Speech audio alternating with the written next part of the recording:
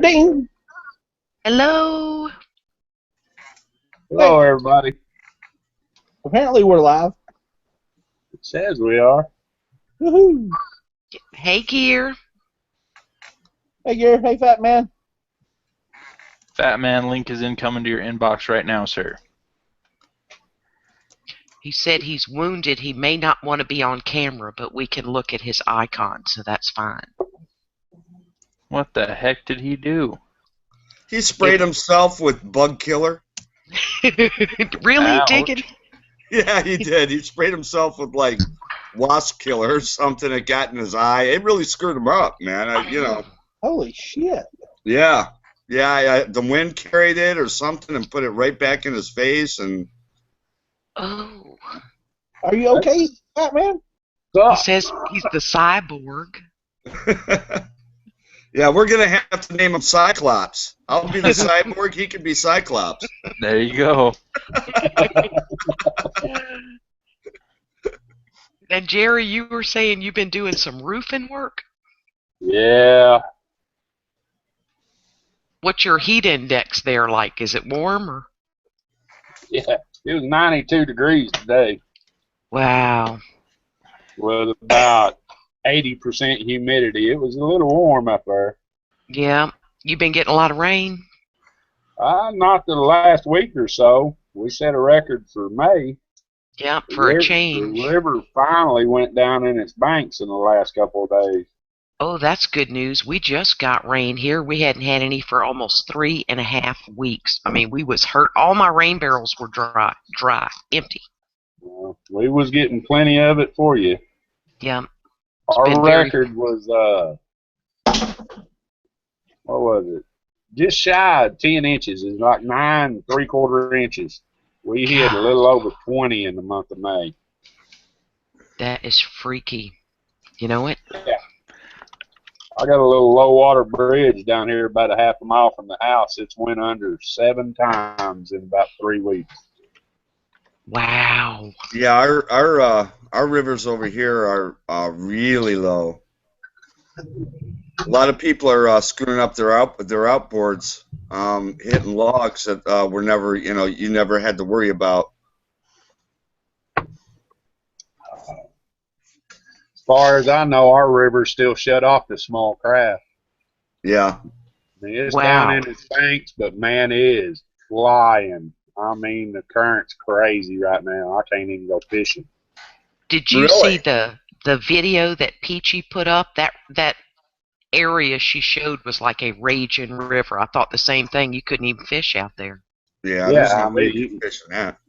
No, you can't keep your bait in the water. It just washes it back up on the bank. Yep. Well, That ain't- those are the things that get people killed. They think, oh, it's not bad. They're sitting on the bank, and all of a sudden the bank washes off, and they're all of a sudden, a mile downriver getting hit with logs. Yeah. You don't play around with something like that, man. No, you do not. They say 6 inches will wash a vehicle off. I promise I've drove through higher than that, but it gets up 12 or so, I ain't driving through it. No. I know one time that low water bridge probably had 6 foot going over across the top of it. Wow. See, that's scary. It's not worth trying to make the dead, No. Yeah. I stayed at my mom's quite a bit, but I still had to come out here, take care of the animals, at least every day or so. A couple of times that I couldn't get out here that day, they had to suffer through the night without anything. Ooh. It tickles me when people are calling, like in the first day of an event, oh, I need diapers, or a snow event. Like, you didn't know it was happening, right? And you don't have enough diapers or baby formula to get you through a night in a Boston snowstorm or an Oklahoma, North Texas big storm been known's coming for like 2 days. Nobody's ready for anything. It's like everybody goes to the store every day.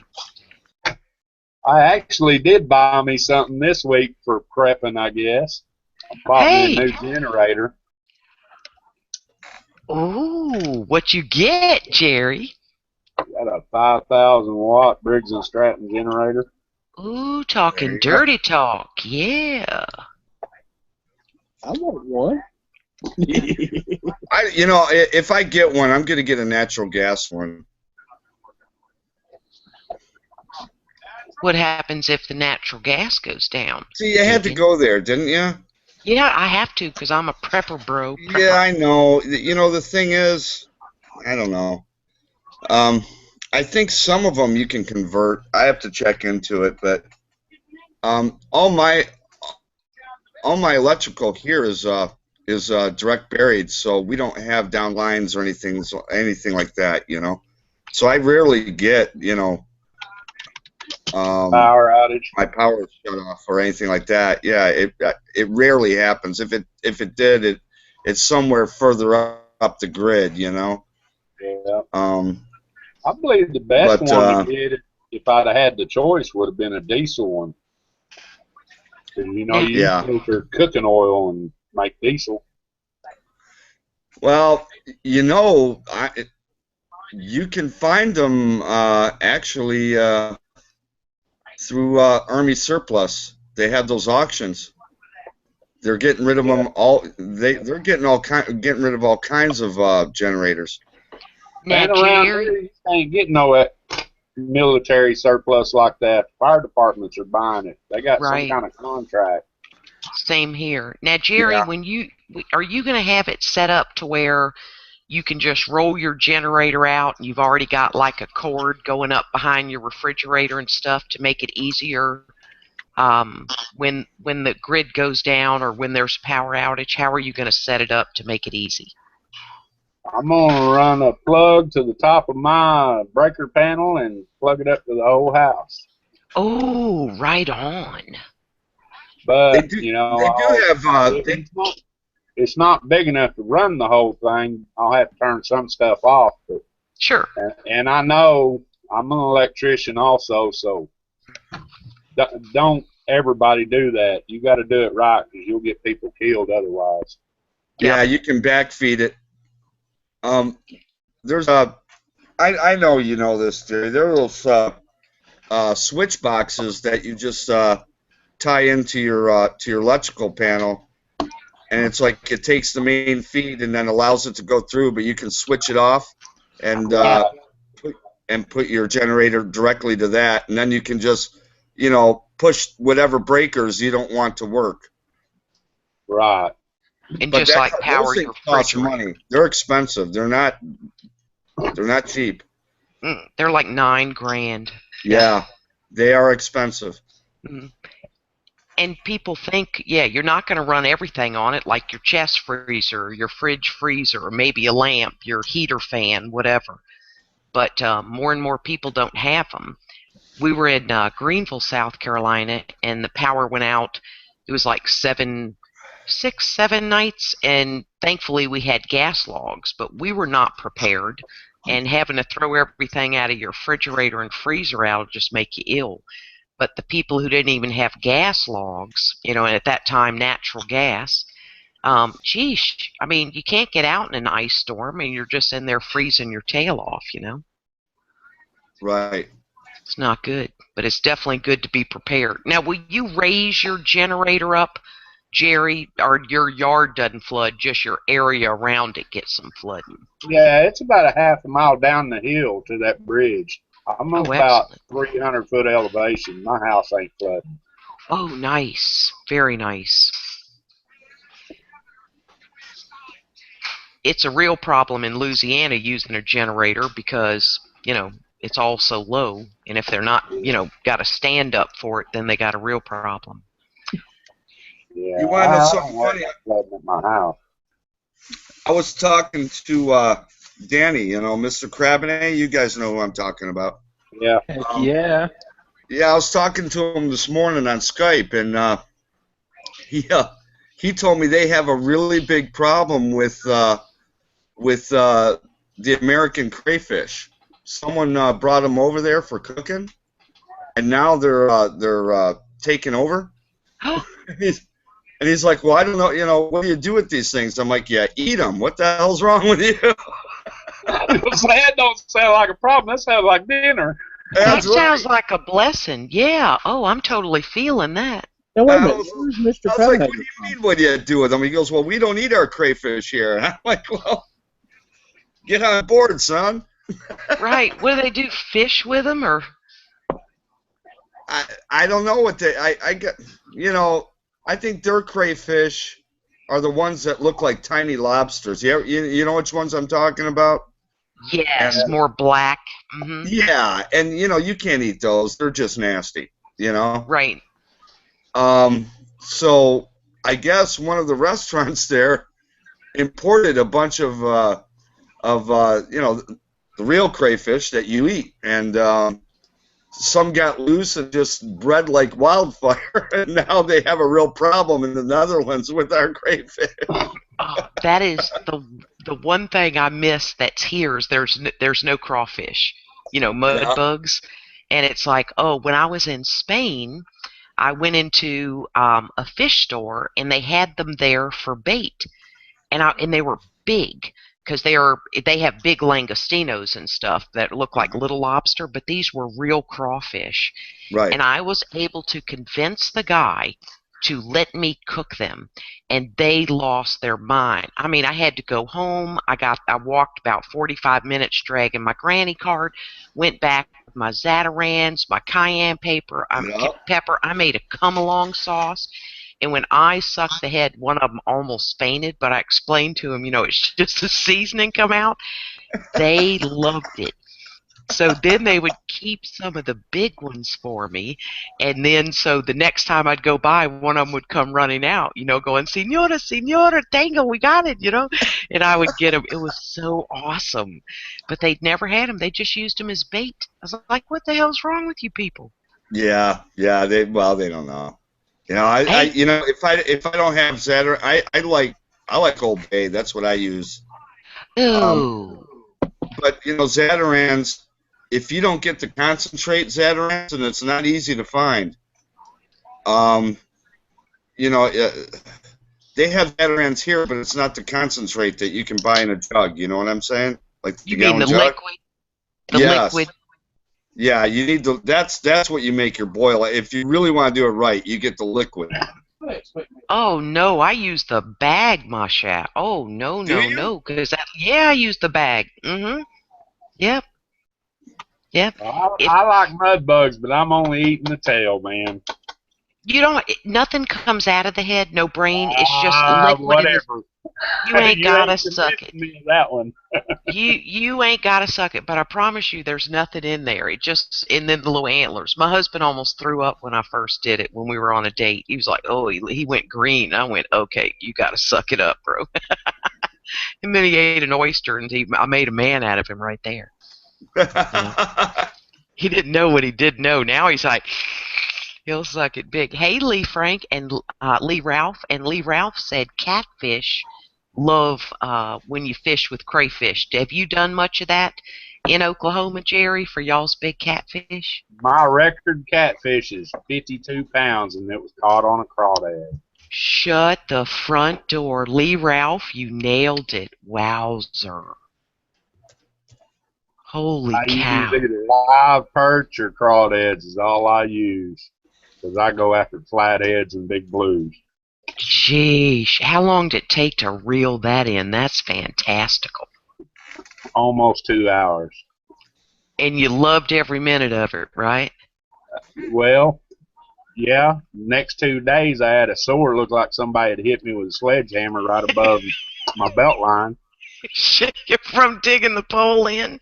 Yeah. Now, do you eat the big ones? Like in Louisiana, we went for the small crawfish for eating. My daddy called them sweet crawfish. Do you eat those big suckers? I really don't know. Like I said, I just eat the tails. It doesn't matter what size I get. Of the crawfish? I mean the catfish? Oh, the catfish. I like catching the big ones, but flathead up to about 15, blues up to about 10. Anything bigger than those is too fatty. They just ain't that great to cook. Okay, that was the reason. I didn't know why. Yeah. Yeah, that's what I heard too. I heard at a certain size you can't, or you shouldn't even bother. Yeah, I get catch and release any monsters to help repopulate. Yeah, that's Yeah. smart. See, we don't get to eating crawfish here. I have to buy them at the store. So they come frozen and all that, and then you got to deal with them that way. But Now, I'd be happy if there were some frozen here. You know what I mean? That's better than yeah, nothing. And especially, there used to be CajunMarket.com, and you could get them sent, in the dry ice, I think is what the ice is. yeah, Oh, yeah, but I think a lot of people don't like crawfish or mud bugs. They don't clean them. You probably know when you get them fresh how many times you got to rinse out to get the mud bug out the mud bug. Yep. yes, yes, And you better clean that vein. yep. You better. I clean it on shrimp now too. It used to be the Oh, crunchy yeah. part. We liked it, but you're scared to eat anything now. You don't know what they're down there eating, man. No doubt, with all the pollution that we put in there. Yeah. Hey, Aerocord USA and Frank Numinous Metals. Y'all got to say that word. Yeah, yeah. I'll tell you what. Frank Newman's Metals. I'll tell you, he's everywhere. But that guy's a good guy. People and people sub up anybody that's there that you're not sub to. I dropped my sub already. Frank, both of you. You dropped your sub, Flint? What'd you say? Yeah, I dropped him a sub already. Dropped a sub already. Come on, get down with the lingo. See, Okay, he's not yeah. saying it in the gangster kind of. He's got to go. I'm down with the sub. That's how you Yeah. got to. Okay, got that now. Okay, only dropped a sub. I'm like, what? I had my finger in my nose and everything trying to figure it out. Well, I've been dropping subs left and right, but that's not an issue. Oh yeah, Google's like just disposes of something. You look at your feed and go, I haven't seen videos from these people in 100 years. And then you'll go and go, okay, it unsubbed me from the Peachy Prepper. Really? That is like criminal right there. Because she's got stuff going on I want to see. Hey, I know we're all pretty much watch some of the prepper channels. All y'all know what aquaponics is, right? Yep. Word. I'm thinking about doing some, but I'm gonna put crayfish in the bottom to clean the tank, along with the fish. Screen them off so the fish don't eat them and stuff, But Yeah. that way I get 2 harvests, and plus, the water stays a little cleaner. I tell My you what. plans anyway. I'm gonna try it next year. Sure. Yeah, I have actually a joke about Frank P. Newman's Metals. My last name starts with a P, so every time I see, in chats, when people say, "Hey, Frank P." or whatever, I think they're talking about me or talking to me, and then I have to wait a minute to see if he's in there and go, "Oh, okay, he's in there. That's who they're talking to." It's funny as hell. Everybody say hey to Sandy's Passions. Hey, Sandy. Hey, Sandy. And Lee Ralph got some tree damage from his storm, Kansas. Yeah, Kansas got a pretty good one the other night. Yeah, I had a pond at my old house. We put koi in there. We put feeder goldfish, and we had a couple of frogs that got that kind of gravitated to it. It was a nice little pond. It was just a little, I don't know, 10 by 10 pond. That you buy the mold for, and you make in your garden. And I'm from the south. My pond's about 2.5 acres. It's yeah, over here on my up here we can't do that. But anyway, so it was a nice little pond, and we had some nice fish in there. And those koi are not cheap. They're like $15 a piece. Oh yeah, the bigger they are, the more they cost. Yeah. So over like a course of a couple weeks, I'm noticing these fish are gone. They're missing. I'm like, what the hell is going on? And I couldn't figure out where these fish were going. And it wasn't a shallow pond. I mean, it would go down to like 5-6 feet, in certain areas. So, I'm kind of throwing it around and seeing if there's, what's going on.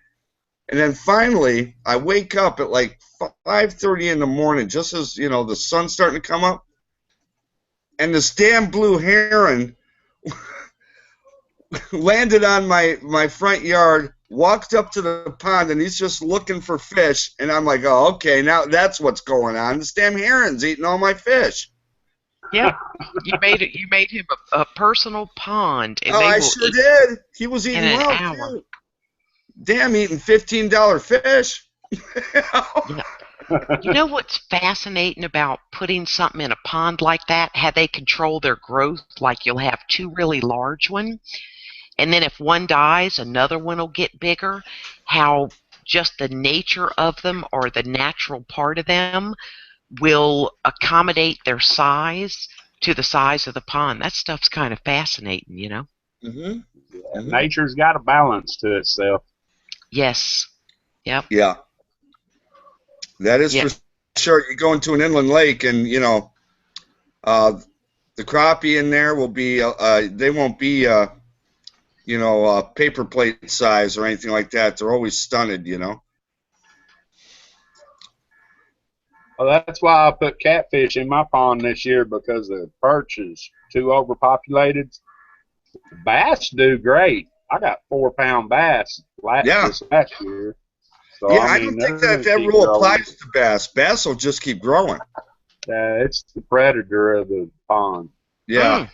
If there's anything smaller than it, it'll eat it. I didn't know that. Dang, you know how your mama says be careful with that BB gun? You're going to put your eye out or don't run with a fork? Poor mountain man got shot in the eye with a BB gun when he was a youngin'. So I'm sure Mountain Man doesn't watch A Christmas Story. Dig it. Oh, God. That is something else. Well, isn't that the running joke of that movie? Yes. I had a friend whose scream name was Running with Scissors, and it just always made me laugh to see it. Remember your mother all your life, stop that. Do you want to put your eye out? I mean, we think break an arm, get some stitches in our skull. You're going to put an eye out. Oh, Lord. Hey, Todd. You know what? To Mountain Man's credit, I love the stuff he does. I love the things he makes. He makes those fire starter sticks, and he's just a good guy. I like watching his stuff. With some mad skills, exactly. Yeah, it's nice to watch craftsmen. Mm-hmm. Yep. Yeah, I got to get back over to his house and take him some more deer horns. I ain't made it yet. I promised him I would. Man, these 12-hour shifts, 6 and 7 days a week's killing me. Yep. We're about 45 minutes away from each other. You're working 7 days a week. Is that what you just said, Jerry? Yes, ma'am. 6 and 7 days. Dang, that is hard. And plus, it's getting hot. Take care of my mom's stuff, and it's been overwhelming here lately. Right, really tired, I bet. And now it's getting hot, which makes you more tired. Yeah, my relief's Tommy inviting me to these chats. See, that's awesome, just to get some relaxed time, you know. Glad to have you here, Jerry. Very. Thank you. Jerry's always welcome. Shot me in the face. Glenn, I'm glad you got your package, but I still can't believe you put that earring in. Man, I can't disappoint you like that. If you're going to send it to me, I'm going to wear it. That almost puts you in a group with Ohio. You might lose your man card. I didn't have one to begin with. It's in my wife's purse. Ooh, Flint, you got a bad storm going? Oh, yeah, it's way bad. Wow. Thunder, lightning, monsoon, rain. I don't know what the hell this came from. Ooh. Hey, so you guys know, I'm locked and loaded. I'm ready to go. Oh, my God in heaven, it's Hellman's. Oh, Lord have mercy. Hey, Frank, you need this to go with it? Huh. Need what? What you got, Jerry? Pour the moonshine. Oh You God, know, moonshine and I mayonnaise. figured. You know what I figured? I was thinking about this. He put moonshine and he put lemon. You know, and the whole thing was alcohol. So I figured I'd combine the two. I'm trying to figure out how I can combine it. And my solution. Here, I'll show you what my solution is.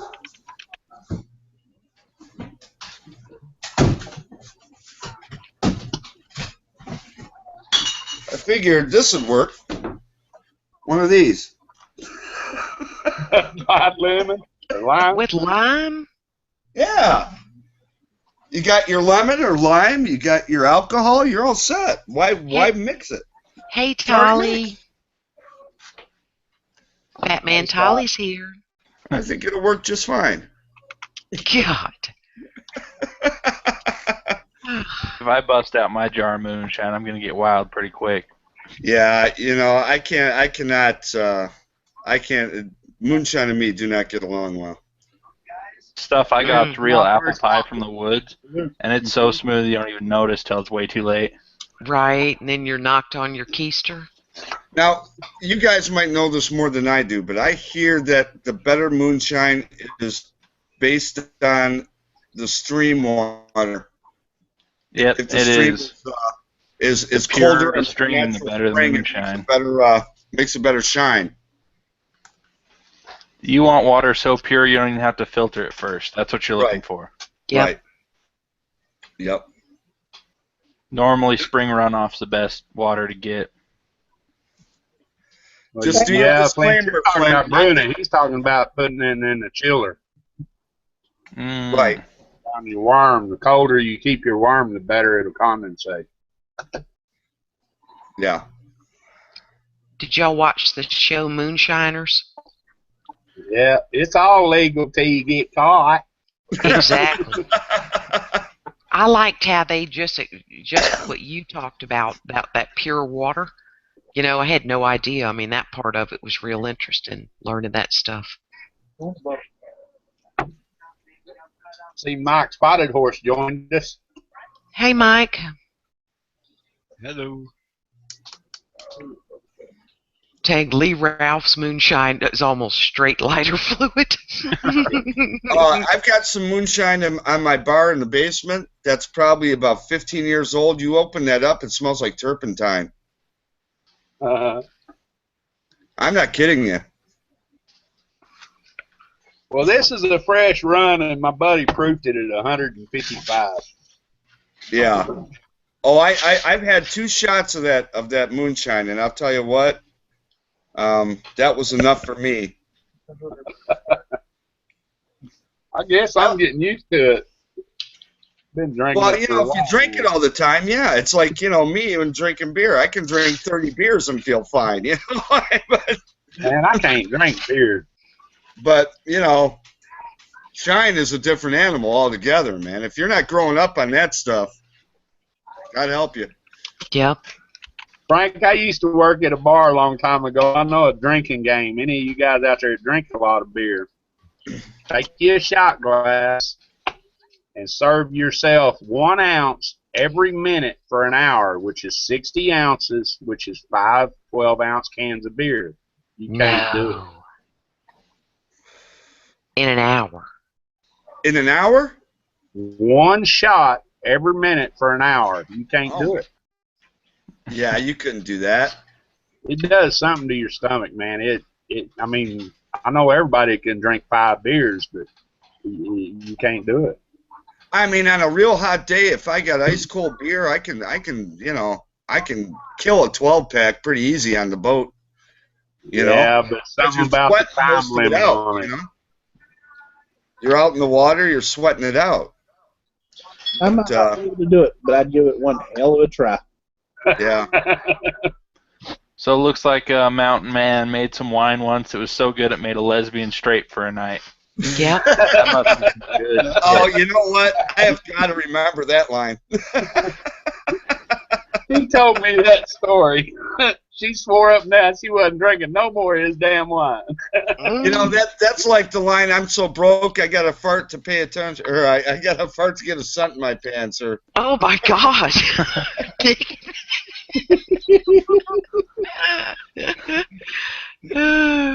That's one of those lines you just got to lock in your brain and remember. That's a good one.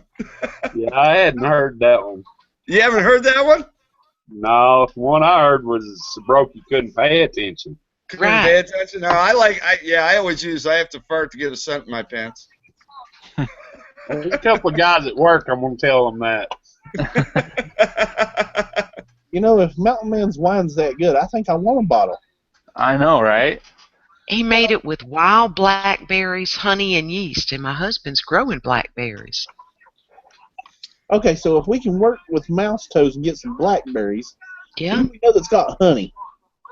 I got honey. Not me, I got ripped off. Well, see, there we go. We can get Mouse just to send it all up there to Mountain Man. He can make it and send it all to me. Yes. Here's the real question, though. Why isn't he in here? I Yeah. don't know. Mountain Man, you want a link? Did you send him a link, Redneck? No. Well, that's why he's not here, Flint. Flint, you know you're the master of the link, okay? Apparently. I'll hook him up. If he wants to come in, he can come in. I want him here.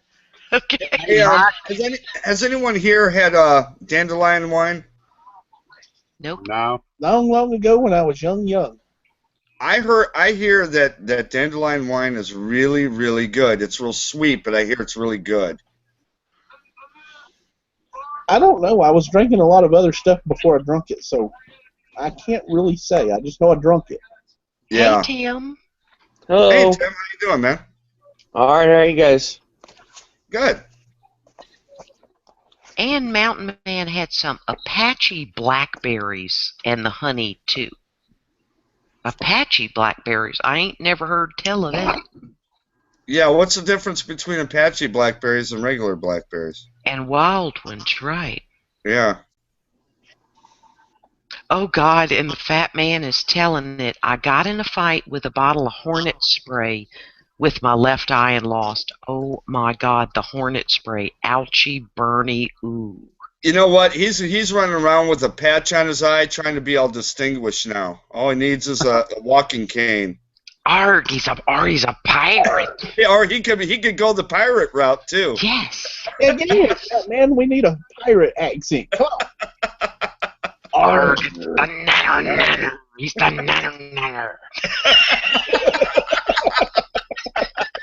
I've got ya, nanner, I do. Arg, nanner. Sorry, I'm 4 years old on occasion. It's okay. You guys talk about the stuff I come out with. You're sitting there. Okay, wait. Mountain Man has like a fan from one of them airboats down in the Florida Keys because he's on his regular computer and it makes a lot of noise, a roaring sound when he's in a chat. Oh my God. We could And have Fat Man told him to put some of that lesbian wine on it, see if it fixes it. We could have the nanner as a pirate in here with this sound Oh, in the background. Jesus, how big is this fan, man? Hey, Tim. Hey, his fan in his computer is loud. I've been sitting there when it went off. No kidding, for real. Yeah. I'm with Lee. That sounds like the graphics card. That is epic. Okay. You can hear it turn on. I'm Mountain sure it's Man. got a bearing going out in it. Mountain Man says Apache blackberries are huge, and they make fruit 2 to 3 times a year. Holy cow, they must be the size of a pear. See, now I just got a picture of Chad in a pirate hat and a patch, walking around going nanner. At the flea market, too, going, I got a better price for me, right? You know what I was thinking? Everybody always sees pirates with parrots. but actually most of them had monkeys. Now I know what he wants the sock monkeys for. Yeah, someone needs. You know what? Someone needs to send him like a stuffed parrot that he can put on his shoulder.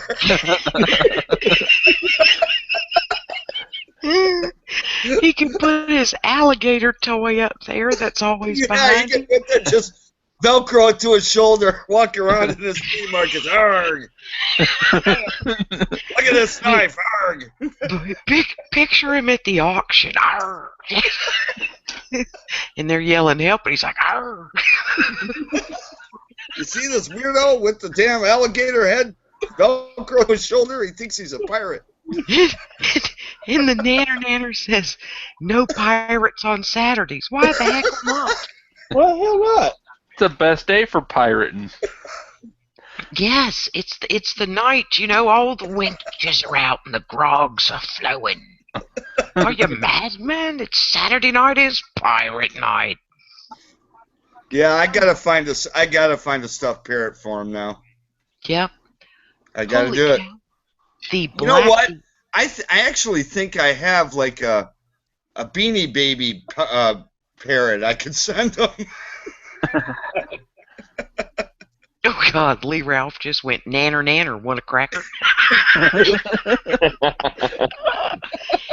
And the mountain man said the Apache blackberries are the size of the average plum. Plum? Sand plum. Oh, that's not a regular plum? No, it's a wild plum. So you don't even know, Flint? Apparently, we have to look up a sand plum to find out how big an Apache blackberry is. Somebody Google that. Hey, they're about big around as a quarter. Oh God, the fat man said, "Bring me your women and the rum." Arrgh. Hey, now I was trying to buy a bottle of rum today. I just couldn't get to it. See? I wanted to get so drunk tonight. No, I don't.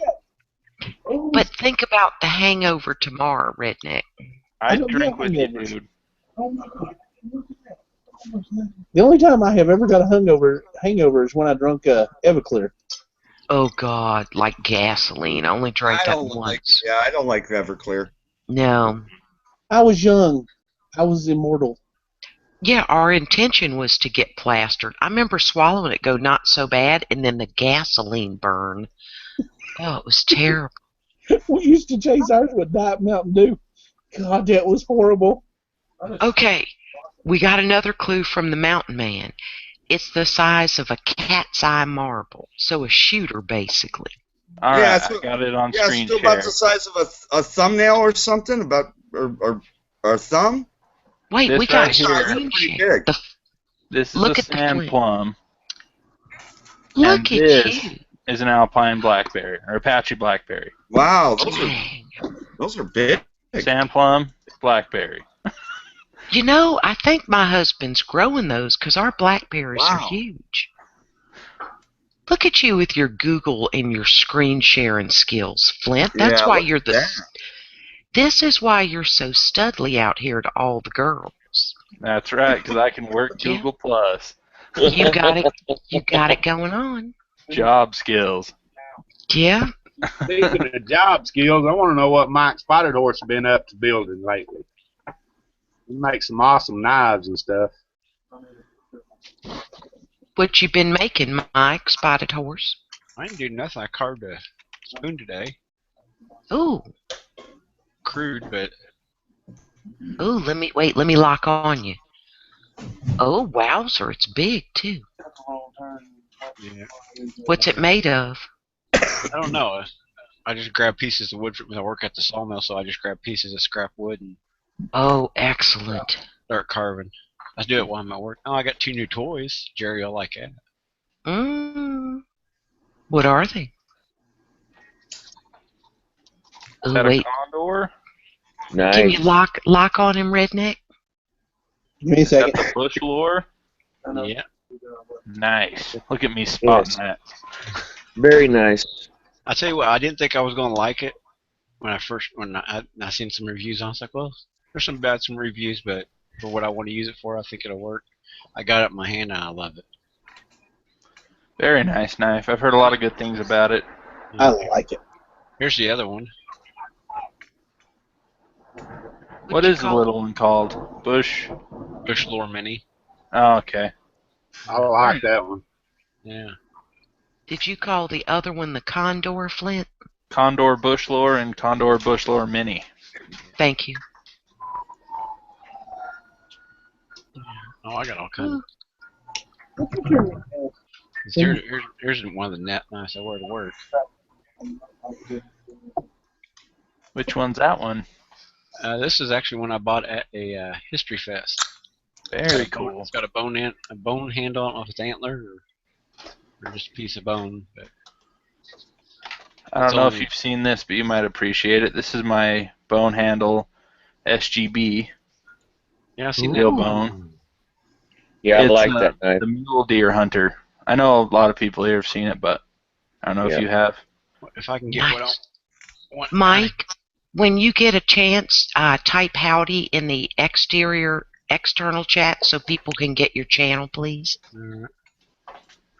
He'll do it, Era. There you go. Alright, here's another one. Jerry's seen this one. Jerry likes this one. Heck yeah. Yeah, I like that too. It's a nice knife. Very cool. Yeah, I've had this one for years. I gave it to a friend of mine and he carved a Eagle into it. That's awesome. Oh, that's cool looking, man. Isn't that Ontario knife work blade? Yeah, this is a old hickory knife from who knows when. Beautiful. But that's mine. Yeah, it's cool when you get someone that can work a handle and make it more personal, you know. Well, the bad thing, I gave it to the guy. I said I just wanted him to fix it because it looked really bad when I gave it to him. Of course, not having the right tools and trying to cobble something together doesn't work real good. And he brought it back to me. Everybody else I worked with saw it before I did, and anybody else he would have done, he did the leather sheath too for it. Wow. Nice. And that's all. He does this all by hand. One solid piece too. Yeah. Well, that's this webbing here. It's leather. It's all one solid continuous stitch. He did it all by hand.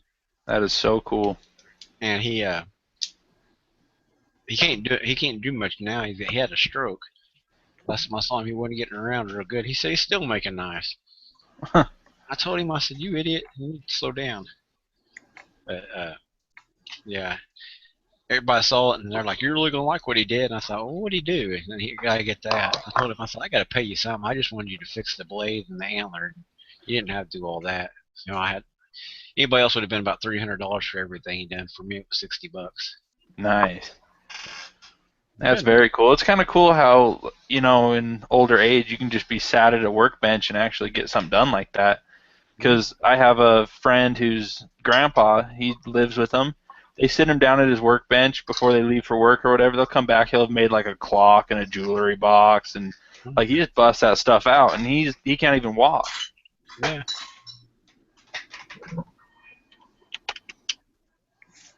Here's this one. Some people have seen this one. I think Jerry's seen this one a few times. That's a nice one. That's I like how bone. simple it is. Yeah, that's just one solid piece of bone. So, just very cool. Yeah, he made a sheath for this one too.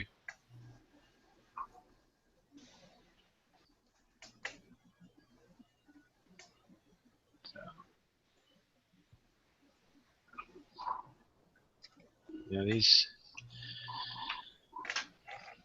I've got my little box of tricks down below there.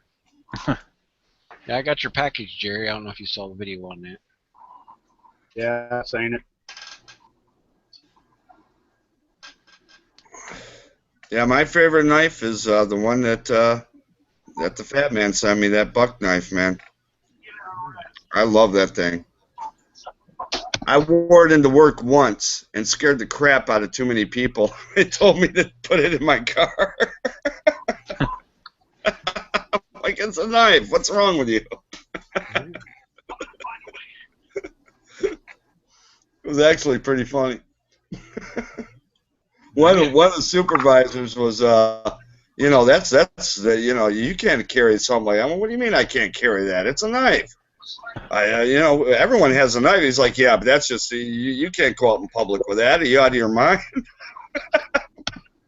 All right, well, whatever.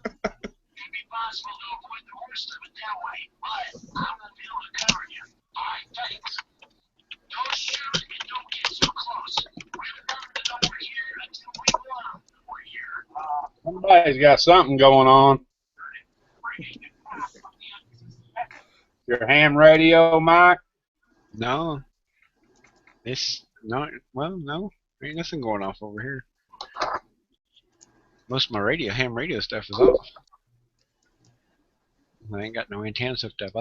We moved not too long ago. I still ain't got half the stuff I need to get hooked up. Part of it's because of the bees. I can't open the window because they've taken over the wood trimmer on the window. And I rent, so I got to buy Honey bees or carpenter bees?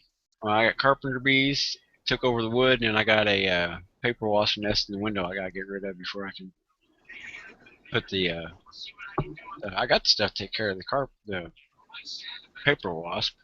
That's easy. I got a can of white lithium spray grease, and I got some WD-40, and I got starter fluid. So I ain't too worried about him. It's just getting out there around them carpenter bees. They don't sting, but man, they hurt when they run into you. Yeah. Waiting for a good rainy day when nothing's out, then I can do everything. I've got everything. I've got the coax actually ran to the window. All I got to do is put a piece of pipe insulator on the bottom of the storm window, drop the storm window down on it, and then open the inside window and do it. But I got to get a piece of wood to jam that top window up so it doesn't fall down, and then another piece of wood to push the bottom window down and lock it in place. Just a few little things. You doing that for ventilation? No, to run the coax through the window. Oh. Yeah, because I got my ham radio stuff. And nice. I just run the coaxes, and I got to run a. Somebody wants me to go post an external. I'll be right back. I ain't as good at all this as y'all are.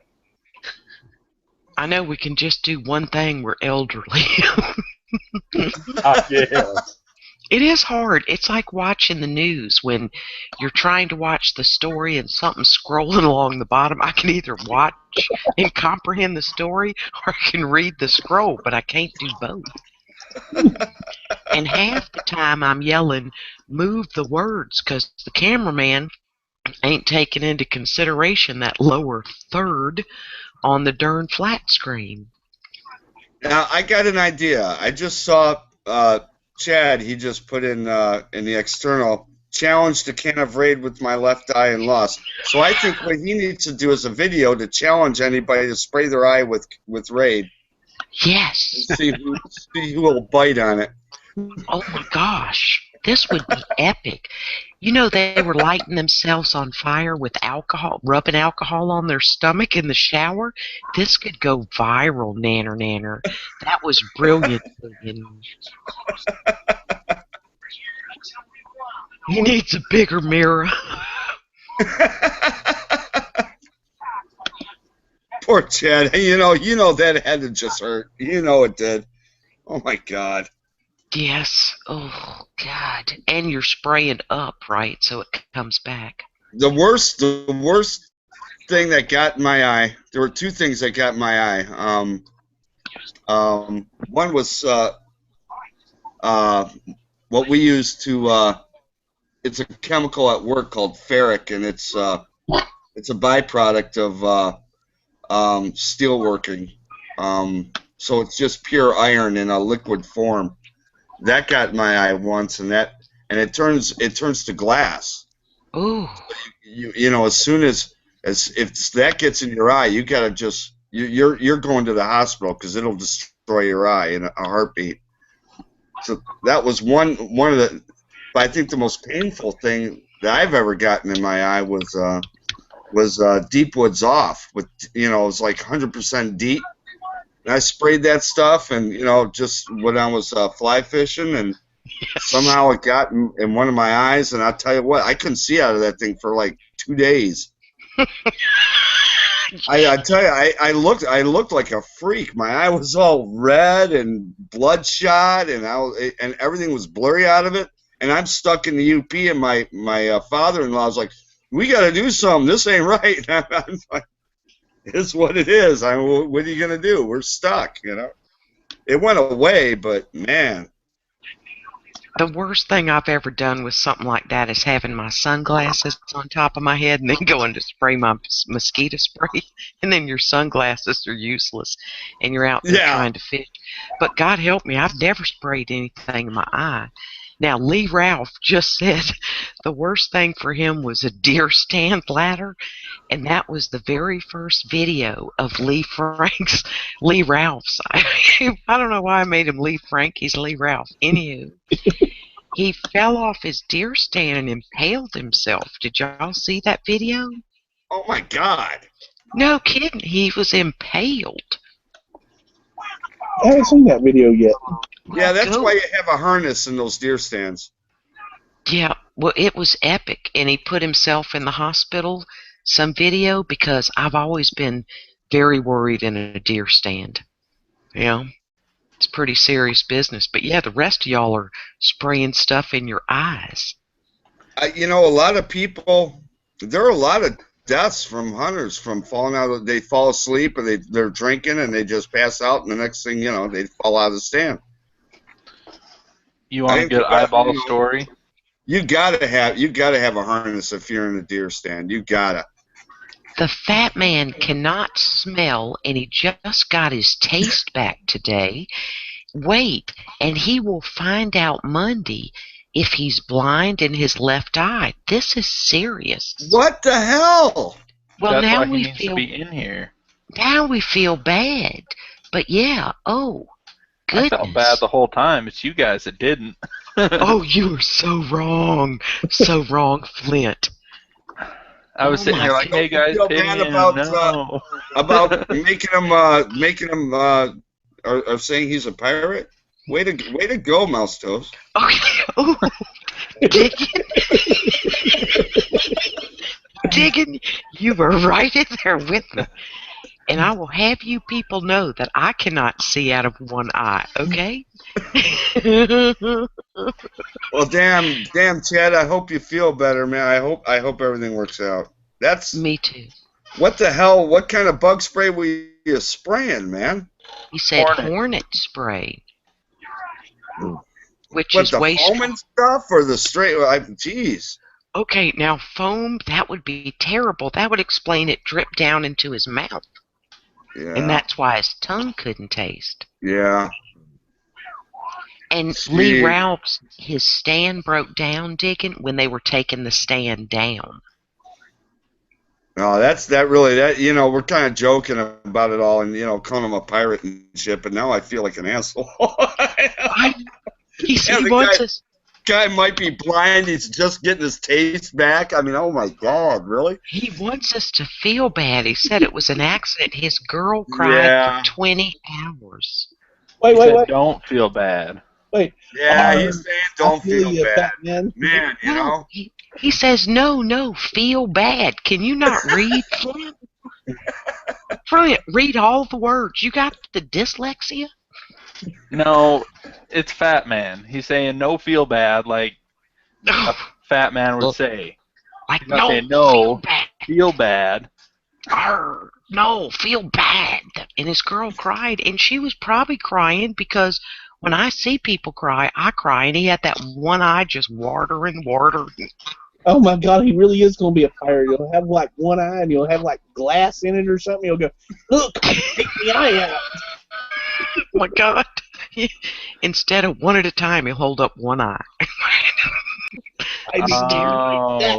His significant other dropped the can. He was standing at eye level to her feet, and it sprayed him in the eyes. Oh, well, oh my God. She should be crying. She dropped the can. Okay, so the lesson here is never stand on the lower side of the hill when your women's is with Holding when your eye aerosol level to cans their full of feet. poison. Right, because girls drop things. Right. Oh my God. No, the It way You sprayed know, me. to make a little bit of light on this, to It be went honest up with his Ha ha left. ha! Do not feel bad. I'm not the asshole. you know, all I'm saying is to make a little light of this, she owes him forever. Word. And wait, it went up his left nostril. Yeah, he's really She, lucky it didn't kill him. and that's Yeah. a 20-foot stream. Oh my God. We are thankful to still have you on this planet, sir. Right, Gimp? Oh my God. Okay, wait now, Fat Man. The only time you ever let a woman on a ladder is if she's wearing a skirt. Oh, redneck. Something about that story don't make sense about it going up his nostril and he's below her on a ladder. What was he doing? Back bends? He probably Well, looked up. You know, and like if he she- saw the We spray don't coming want to and know looked nothing up and about the away. sexual games there, Jerry. Nothing. what did she do? Duct tape the dang trigger down? It must have just, when it fell, when she dropped it, it must have sprayed just right or something. Hey, nanner. Rick Yeah. Thomas just broke it down. In the land of the blind, the man with one eye is king. Arr. Arg. It was the money shot for the ages. Okay, wait. Mountain Man, did you not have your GoPro on your head? This would have been epic. And Mountain Man is interpreting. She dropped the can. It sprayed the fat man in the eye when it hit the ground. So it must have hit the ground on the trigger. Yeah. Okay. Yeah. Oh man, now that would Maybe she still had it in her hand. Well, she must have an arm like Gumby, Jerry. okay. She wasn't on a ladder. Yeah, he never said ladder. I don't know where you guys got that from. He said, like, she was just at that level. I need the mute button. Where's the mute? There it is. Okay, while she's muted, I got an eye story for you. So I work in a machine shop, right? And we always have to wear safety glasses 24/7, just the clear ones. And we have a guy that works on the saw, and he was blowing some chips off with an air compressor, and he blew it. It bounced off something and went right up under his glasses and impaled him in the eye.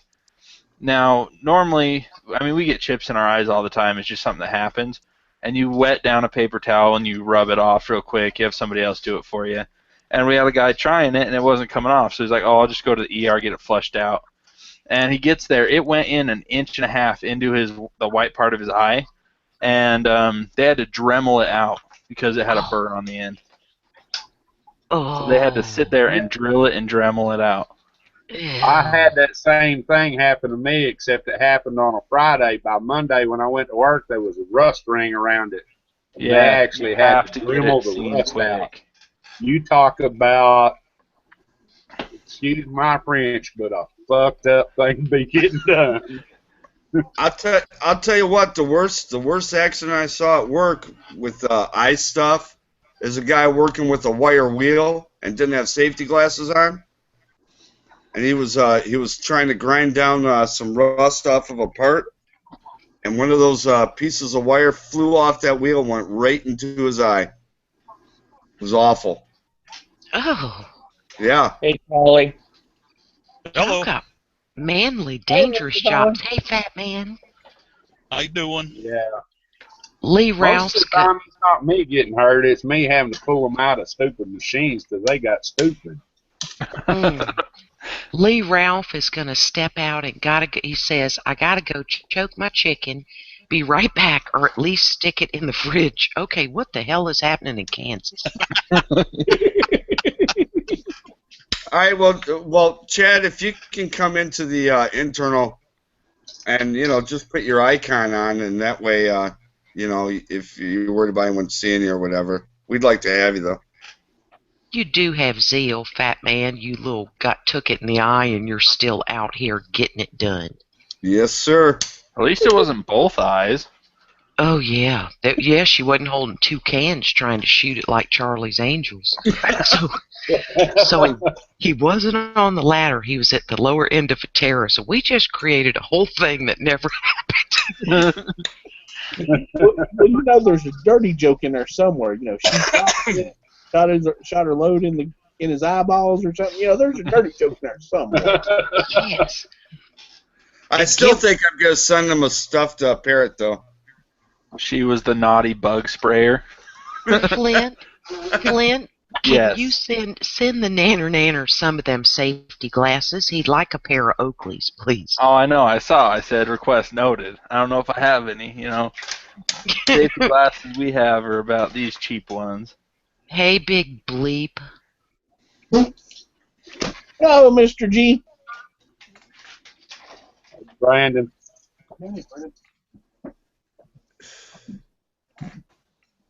No, nanner, I do not want to see that.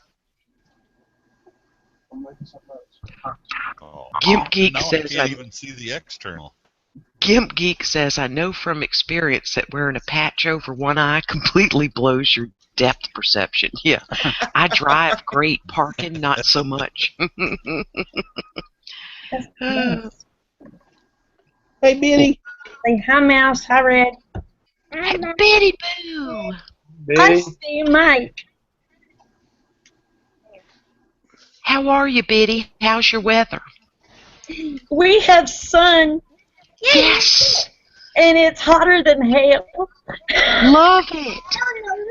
No. It'll dry up all that, so you didn't get flooded. You were getting worried if the water was coming higher. Yeah. Excellent. My you made pond it. was at my back door. Oh, I'm glad. I was really starting to get worried. The pond was all the way to the back door? I'm glad that worked out. I really am. Yeah, the good Lord sent us some rain, so. Yep. A little too much. As we got, Texas got it worse, man. He sent us some sun to dry up some of the rain, I guess you'd say. Yes. Good. Texas got it worse, Jerry. Yes, ma'am. Rick Thomas asks, how you doing, Miss Bitty Boo? I am good. I'm worn out. I've worked my butt off today. In the yard, what you'd been doing? Gardening? No, I was, running errands for one, and then when I come home, I made a milking machine, and then I built a milking station for my goats that I just got, and then I milked my goats. Awesome. And guess what, buddy? Our little goat kept jumping up there, and the mom was supposed to get up there. Now, have you had goats before, Biddy? I never have had critters, varmints. I had pygmy goats, but I've never had Nubians before. So it's kind of different. Because pygmies, I mean, shoot, you can't really milk them because they're little, you know. So tiny. Yeah. And then these bigger goats, they're a little bigger than the pygmies. They're not huge, but they're quite a bit bigger than the pygmies. Now, But what are you going to do with the milk? I'm lactose intolerant, so I can drink goat milk. Awesome. So I didn't want to pay $8 a gallon for a gallon of goat milk, so Right. I got goats instead. That's and interesting. I'm some cheese. Oh, yeah. My sister grew up in Japan, and evidently all they had was goat's milk. And when they came back to the States, she could not stand milk. And, of course, my mother couldn't find goat's milk in New Orleans. And so my sister hated milk till the day she died. She grew up drinking goat's milk. Well, you know, I had never had goat's milk before. And I kept telling the doctor, I said, man, I'm getting sick and I'm bloating up. And I said, and he goes, well, let me do something. And he ran a test on me and he goes, honey, you're lactose intolerant. And I said, no, I love cheese. And he goes, yeah, but the cheese don't love you, babe. He goes, go to the store and buy you a carton of goat's milk and see how you do. I went to the store and I'm sitting here looking at it. I'm thinking, oh, Lord. I get home and I pour it in a glass and I'm like, because it's not a cow's milk. And then I took a big drink of it, and it was like, holy crap, this is better than cow's milk. Can I try it? Can I have some of it? Oh, Now? go. Go get it. What's that? Y'all want an 8-year-old? No. I'll pass on that one. Yeah. Is she a good worker? No, No. Redneck, you gonna put her to work. Hey, Redneck, did you ever figure out what your sink plumbing problem was when you thought it froze in the winter? Yeah, it froze. What was it? Oh, shut up. It was frozen. It froze all the way back to the main line. So Oh, crap. what are you going to do to be ready for next year? Because heat tape's too dangerous. I'm not real sure yet. Well, you need to come up with a plan. Winter is coming, man. I know. What did you have on it? What was that, Benny? What did you have on it? Nothing. Oh, God, no insulation. Do y'all have a Dollar Tree? Absolutely. You know those little water noodles that kids play with in the lake? Hey, Swansea. Swim You know what noodles. I'm talking about? Yeah, I got you. Those little water noodles? Oh, shoot, this sucker would have to be huge then. They're floaties for kids. Yeah, It's like they're a just long piece of they're foam. real long. And you just get enough of them to cover it up. Good idea.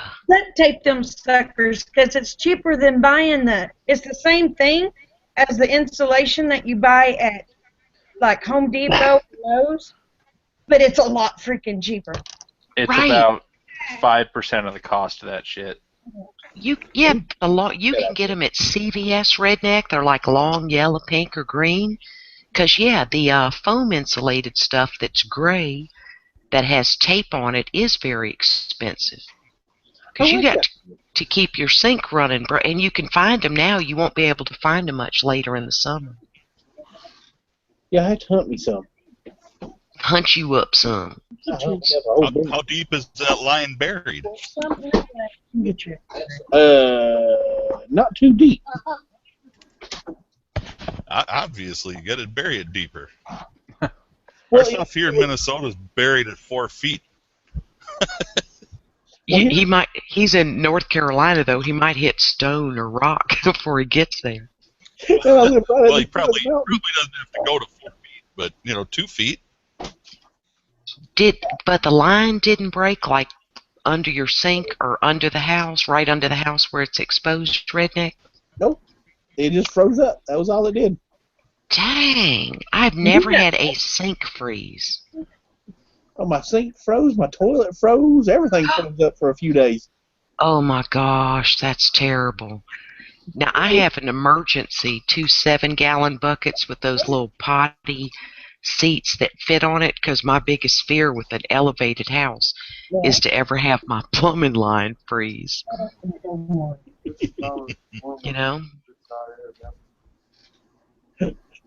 It was horrible. It was not fun trying to use the bathroom. No. Now, Gear Grind 19 said when he buried his mom's water lines for her trailer house, they used truckloads of cedar dust. Get out of town. Never heard of that one. Okay, now Swansea Searcher talked to Justin for over an hour and a half tonight. That was a conversation. He's well. It was great talking to him. So that's good. Very good. It's all good in their hood. Y'all are talking about Justin Richards, right? Yeah. Bones Unwrapped. The one they're doing the fundraiser for. Oh, awesome. Okay, I was thinking 420 Homestead. No. Everybody needs to get over there and look at what's been donated for this second round. I know I've put up a couple of silver coins. Yeah, you didn't leave your sink stripping, did you, Redneck? Huh? Yeah, no. Gear Grind said keep a good stream of water going. You never leave your sink stripping? No. That would have stopped that. This winter, y'all, we're gonna have to like send him messages. We're gonna have to watch the weather in his area and go leave a small little trickle going in your sink because you only got the one sink, right, in your tiny house. Yeah. Redneck, you only got the one sink. I got my shower. Okay, but sink. You have one sink. A sink is not a shower. I know. I got one. How many sinks do you have? A kitchen sink, bathroom sink, or just one sink? Thank you, Flint, for interpreting. I have a bathroom sink, but I use it for everything. As the kitchen, so he has one sink. God Almighty, this was not a hard question, Redneck. I made it hard. Leave me alone.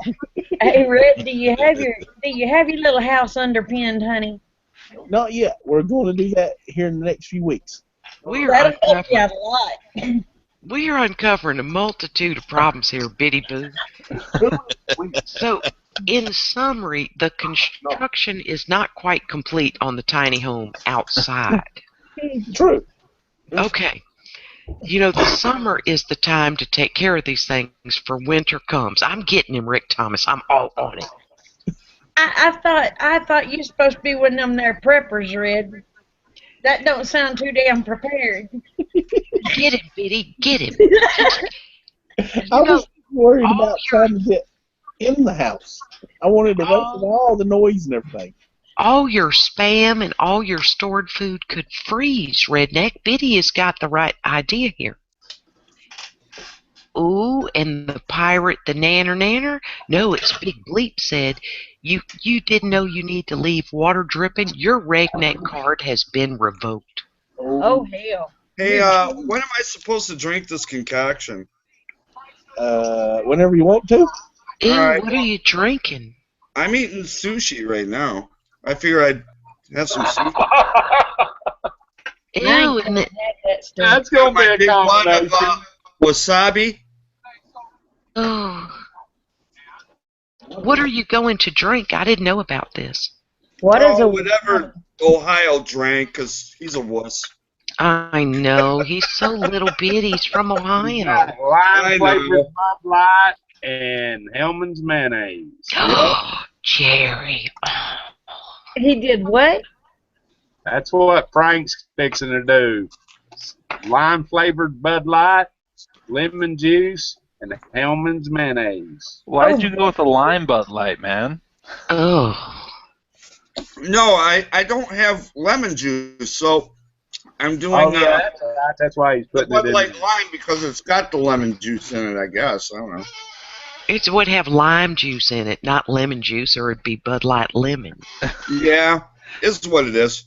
Oh, shoot. Just go get you a Mike's Hard Lemonade and pour in there, too. I mean, you got to know your citrus, bro. Know your citrus. I am not afraid. He's the cyborg. Oh, Heck, I got wasabi all over this stuff. Just, whatever. You can just That'll handle feel anything. I like wasabi. Mm-hmm. Did y'all see the notification about big issue with sushi for real? With some major contaminants? Where'd you get yours, Frank? Not that you, Mr. Iron Gut, it would bother. Okay, I've seen my husband eat bad food and be fine. Did you get it at a grocery store or a restaurant? I got it at Bush's grocery store. Okay. Oh, Lord. But they make it. They make it there. They have a guy that makes it. So. Oh, perfect. Yep, that's so I'm sure instead of not prepackaged, right? No. The guy makes it. Actually, it's like homemade. Peachy's here. Hey, Peachy. Hey, Peachy. Y'all gonna have to excuse me for a minute. I gotta get my dogs in. Go get your dogs, Jerry. Where did Biddy go? Oh, Biddy fell down. And Mike Spotted Horse, he'll be back later. Biddy fell down. You know what I want to do? I want to see Frank eat sushi from a gas station. Ew, why do you want him to die? She's back. You will She's never think sushi at a gas station. Are you out of your mind? But it'd be fun. We could test your iron gut. You know what I would eat in a gas station? Doritos. That's it. Oh. Somebody just kicked me out of here. How did you get kicked out? Huh? It was me, and I'd do it again. Oh. I tell you what, it felt like a size 13. That's exactly what I got.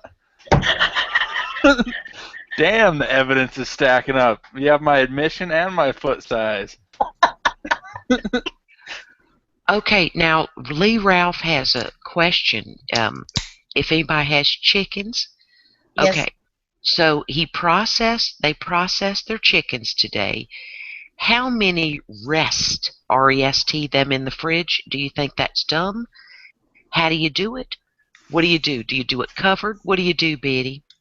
Now, what I do, now a lot of people probably won't do it the way I do, but what I do, because I always do it the way my mama done it, is she'd take a big bowl, and after she cleaned them up real good, she'd put them in a big bowl with water and put ice and a little bit of salt in there and let them sit in the ice box overnight. And then in the morning, she'd get up and process them like canning or whatever. Ah. Does that help, Lee? We got a lag. So. Yeah, that's the way God. my grandma always did it too. Okay, so Tolly seconds it. And Rick Thomas, Biddy, when you went out the room and disappeared, Rick Thomas puts Biddy down. Code 3, Biddy in distress. I tell you what, that size 13 hurt. My God, Tommy's got a home intruder. Look behind you, sir. He's going to rob you. Now, Lee said they're in ice right now in a cooler, Biddy. Does that seem right? Yeah, as long as you can keep them cold. Should they be in a bag or just laying in there all naked? They can be in there naked. Okay. I mean, as long as that cooler's clean. Gotcha. You know, the last time I let my... All right, well, you know what? Not to interrupt, but let me just get this over with. Now, are we taking bids here, Frank, or what? No, this is just for fun. This is because he put Ohio. You have a strange sense of fun, Frank. Really strange. Yeah, I know. All right, so I got my Bud Light, I got my Hellmans, and you know I'm gonna do something different because I gotta one up them. I'm gonna have some jalapeno eggs with it. Oh dear God! Let's spray you. Why don't we spray you in the eye with some wasp spray while you do it? This is horrible. Yeah, the trifecta of pain. Yes. Here's my egg. But we gotta spray. Do you spray Frank in the right eye or the left eye? And we put him and Fat Man together and make one full person. Okay. We need 2 cans so we can shoot one up his nostril. We gotta recreate. Is that enough? Oh dear God in heaven! I don't know. Maybe Maybe more. One more. One more. All right. Now where's the hot sauce? Oh, I have Obey. Not Obey. That's disgusting. Doesn't look like the beer really mixes well with it, but. Hey Tommy, will you click on him, please? I did. Wait a minute. Let me put it to present everybody. Frank, you do know that anything citrus is going to curdle mayonnaise, right? Oh, I know. Oh God, we have the camera froze on him. Everybody get ready. Don't throw up watching. It looks like Caca? I don't know. I ain't got 2 hands. Which do I do? Cover my eyes or plug my... I know. You do like this? It looks like a big glass of like a milkshake. Kind of. Hold it up higher. Oh God. Oh sweet. Oh dear God, that's disgusting. That's a nice glass, though. That's a nice All right, glass. I gotta have hold on. Oh. See, now that egg is just nasty. I know. I'm with you, Tolly. Now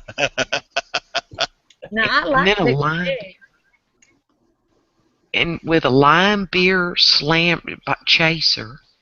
Yeah, but Biddy. Oh God, here he goes. Oh, Ew, ew, ew. Ew, I hope it don't come out his nose. I always hate when that happens. Ew. Now watch, he won't get sick from it, but the rest of us already are. It's not that bad. I don't know what the big deal is. Oh. Says the man with the iron stomach. Cyborg. Oh. Oh. Oh, it's a cloudy. He can't even Needs tell more the beer. nothing. What for the beer, Frank? He said needs I more don't know beer. what he was getting Oh, at. thank you. It's not Flint, that you're a bad. good interpreter. A good interpreter.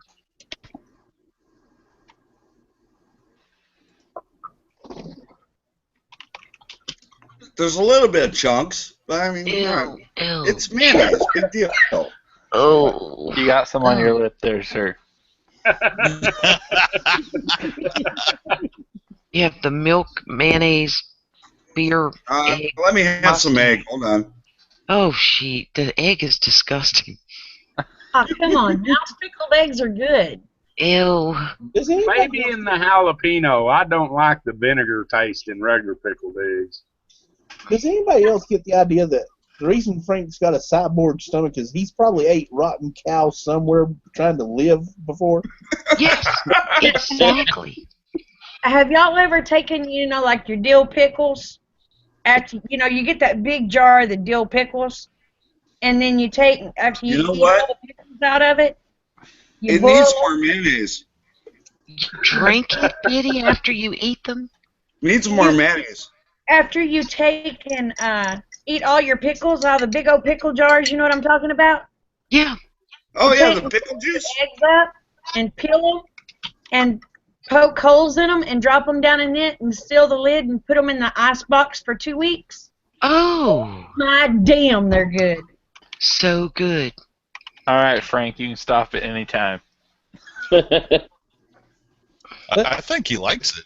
Let me. Really, it's not that bad. I don't know what I'm the big going deal to is. call him Mikey. He likes anything. Yes. He thinks this is a Mikey milkshake. likes it. Wait, let me translate for Flint. He said, "Please stop anytime." Oh God, who burped? You did. Oh. Okay, now that's gonna make me vomit. That's dear. Frank All right, won't vomit. so there I did it. Whatever. Dick and Freedom won't vomit, but the whole audience is gonna yak. So what Ohio did is he didn't mix the mayonnaise up right. He swallowed a globule of it. You think? Well, What there's a happened is he couple in let it there. set Yeah, too but long. I mixed it. I don't know. Oh, he let it set and get See, warm. what Frank did is he mixed it up right there and chugged it.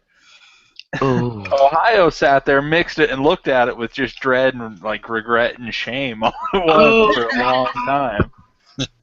Let it clump up. And that like was that. part of the problem. Yeah. If he You gotta just down done it that real stuff quick, right now. The egg might have helped. Yeah, I don't know. I think it's a little bit of the mind over matter. He sat there and worried about it for a while before he drank it. Frank knows he can handle it. He just done it. God, I couldn't do it. Well, it's God. like you sucking them crawfish heads. I couldn't do that either. It's just juice and Oh, that's flavor, good, though. though. It's Yeah, not like okay. chunks. It's not chunky. It's just liquid spice. It's not like they have a brain. Okay, Mouse, I can't do that one. He's still eating. What are you eating? Eggs now, Diggin'? I was eating the egg. Okay, I didn't know if you had more sushi or not. No, well, I might get some more. Oh, God almighty.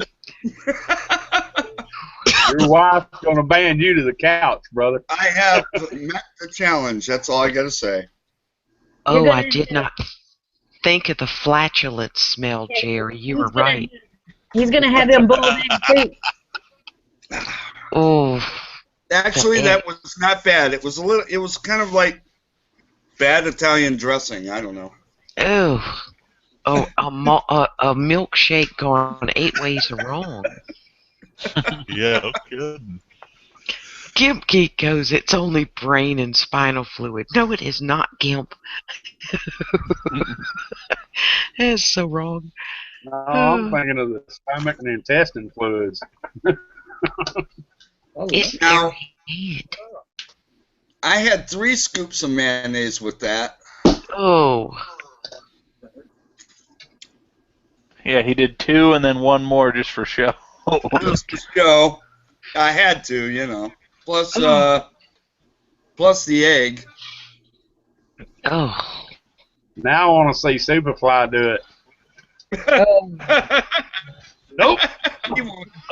He couldn't eat the egg. Now, Super must have a really weak stomach. He may not have been raised on real funky I'm telling foods. you, the juice in those pickled eggs is good. It's a good juice. You know, and really, maybe I'll do a shot of that because that might kill this taste. Because it's got kind of heat to it. Got a little afterburn there? Well, no. The mayonnaise is just leaves a weird taste in your mouth. At least it Maybe wasn't that's near what Ohio's problem was. So, okay, everyone seeing this? Oh, sweet mother of God.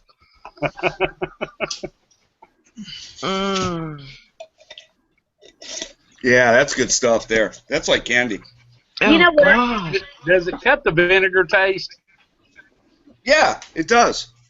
But you see, it's got a jalapeno, so it's got a little heat to it. Yeah, I think I could handle that one. You know, this is kind of making me feel like one of them college kids that you see on TV and you're saying, jug, jug, jug, jug.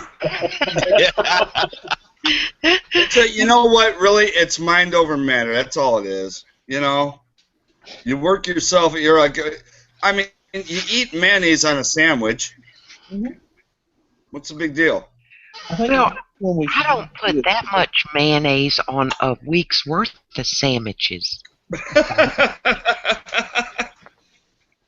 I think the next one we ought to do is get Frank to eat a 26 goldfish. Oh, God. You know, the college kids where they would sit I'm not doing any of that kind of stupid stuff. Yeah, he doesn't need to gerbil up his butt. No, I ain't doing any of that crazy stuff. He'd probably be willing to. He'd probably be willing to roast and eat a heron, however. Yes, I would. Yep. I'm afraid we actually have a season for them here. I bet you do. I wish I had one here. And we go to shoot herons, though. They done ate his koi. Yeah, they ate like 4 of them. I mean, that's big money. Mm-hmm. They thought you bought them for them, you know? Yeah. Gourmet buffet. Yes. He had his own personal pond right there. Frank done became a sushi chef, and he didn't know it. He don't need to go to the grocery store and get sushi. He can make it himself. Would you have to feed your young and redneck? He was hunting up food. Yeah, it's an art to sushi. If you watch YouTube videos on it, you got to get like the right kind of seaweed and all that other stuff. It's yeah, you just can't, get some raw fish and start eating it. Right. But I mean, I eat pickled herring. I like pickled herring. I don't know if anyone else does, but I do. Oh dear God. My dad used to eat that shit. Were you raised on an island somewhere digging where there was no grocery, food had to be hunted up? I mean, no, I just I'll tell you where I draw the line. I will not eat a bug. Screw that. Okay. The chocolate-covered grasshoppers are pretty good. I'm sure they are. You'll never see me eat one, though. When I was little, my daddy would get those pickled pig's feet. Yeah. And he'd sit there and gnaw on them suckers, and I'm just sitting there thinking, oh my God, I know where they've been. Oh yeah, you just I grew up on those too. Yeah, you'd pick them out jar and start knuckle. Yes. Hey, Diggin, Gimp Geek wants to know where you're from. Michigan. Like a state. Michigan. And Rick Thomas makes sushi with smoked salmon. Oh, I bet that's real good. Oh, that's good. Actually, I think I've had that once. Hey, Tony. Yeah, rice, seaweed, salmon, zucchini, and leeks. Oh, I Yum. bet that's awesome. No, Big Bleep. Frank just said he would not eat a bug. He would not. No, no, no. That ain't gonna happen ever. I have eaten bugs unintentionally, but I will not eat a bug intentionally. Oh, them June bugs in May, those are tasty. Oh, Ew, Tolly. yeah. I'll tell you what, you I squish didn't have one of much those. choice. They kind of went in. They kind of went in going down the road on my motorcycle. Oh, no choice. Yeah. No smiling or yawning, huh? You Well, know, if you got hungry, you just open your mouth. Since we don't have a helmet law here in Minnesota, I just Oh, open right. wide. I got hit in the chest with a sparrow one time. So how come this was such a big deal with? How come this was such a big deal for Ohio? I don't get it. because Ohio's a wimp. He just don't want nobody to know it. Yeah, exactly. I mean, he was like, oh my God, and acting like, he just drank, acid or something. Could have been the moonshine. Yeah, but didn't he not stir it? Didn't Flint say he really didn't stir it and mix it? Maybe he got a big globule. No, I said he let it sit too long. Well, he stared at it for a while. Yeah, I don't know what he did. He gave that lemon juice time to curdle the mayonnaise. Maybe that was it. I don't know. This didn't curdle. Well, it kind of did. There were some chunks on the bottom. That's why I put more beer in it. You are so gross. But you have to realize, what do they call you, the machine or something, when you ate that ghost pepper? That's the fat man. He named me as that. Yeah, you're made of wires and stuff. I mean, Ohio's a human, Well, that's arguable too. Oh, Dolly. Oh, I suppose he ain't even here to defend himself, is he? That's the best part, ain't it? Well, we're gonna get in trouble for I'd like him to copyright defend himself a little bit. Yeah, Gear says what y'all did. Ohio thought about it too much. I think he did. I think he was just too worried, and that's what I think happened to Superfly when he did whatever. He thought about it, and then he's holding it in his mouth instead of just drink it, just down it. What's wrong with you? Just get it out of your mouth, Right. Down it and be done with it. You watch the shows like Fear Factor or Survivor when they have to eat something gross, and That's they what have to. I was thinking. Yeah, they have to explain what it is, and they'll get up there and try and hold their nose. That ain't got nothing to do with your taste bud. Yeah, no. So I'm like you. Bite it and swallow. Bite it and swallow. It is a mind thing in those kind of cases. Oh my God! I mean, I grew up on stuff, where you took, intestines and put stuffing in it and made it, stuff like that. So this kind of stuff, what's this? This is just mayonnaise. Ugh. Man, That's how you make good bratwurst, though. It is. You got to have the intestines and make some. Yeah, that's the only way to do it. Yeah, yeah. Man, we were poor. We got pinto beans and potatoes, so I learned to eat anything that was set in front of me. So there's nothing I won't try. Tommy, beans and potatoes is a damn good meal. Not if you eat it 7 days a week for 6 years. I mean, have you guys had deer tongue or beef tongue? Yeah. Now that's very delicious, actually. Yeah. It is. It is. But you know what? It's mind over matter. It really is. Now I don't like preparing it, peeling it. But if my mother would make it, if I have to prepare it, I'm a little bit grossed out, like slapping it down on the cutting board. Kind of creeps me out.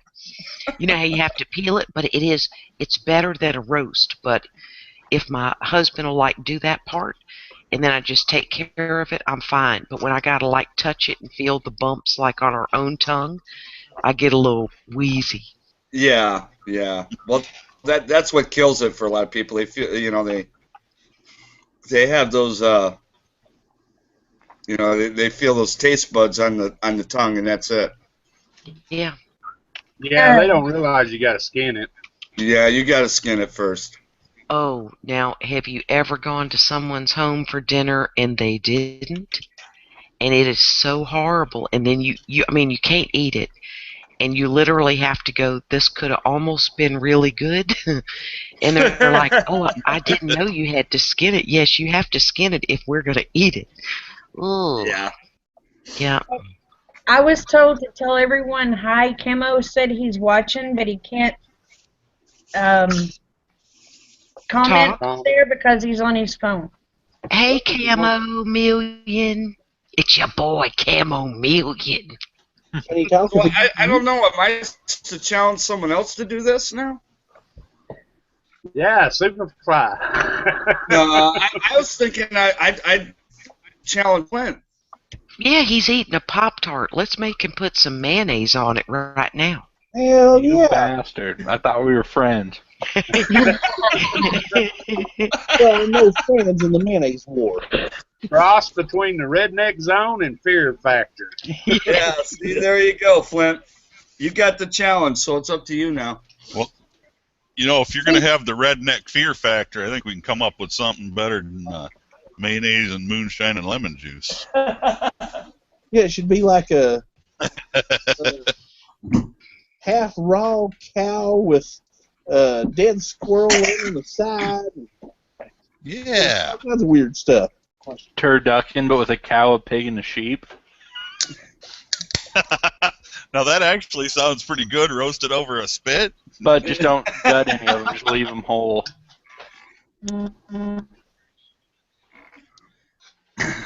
Did Chad leave the external? I haven't seen him for a while. He's getting lucky right now. Maybe this is round 2. It's been a while. Yeah, that's some pity makeup stuff. He can't see; he can only feel with the Braille method. So. All he can do is feel. Yeah, this the Braille method for the nanner. Oh man, you know what? I really do hope everything's okay for him. Yeah, we got him hurt. Yeah, we got to say prayers for real. I didn't know it was serious. I didn't either. I just heard he just got a shot of some stuff in his eye, and that was about it. And yeah, I didn't know it was that bad. It was a 20-foot stream. His girlfriend tried to kill him, Biddy. First, we thought she was on a ladder, but he was at the bottom of a hill, and she was spraying at some wasp, and she dropped it, and it shot a stream up his left nostril and in his eye. So he looks like a cyborg, right, or a cyclops. Cyclops. He'll find.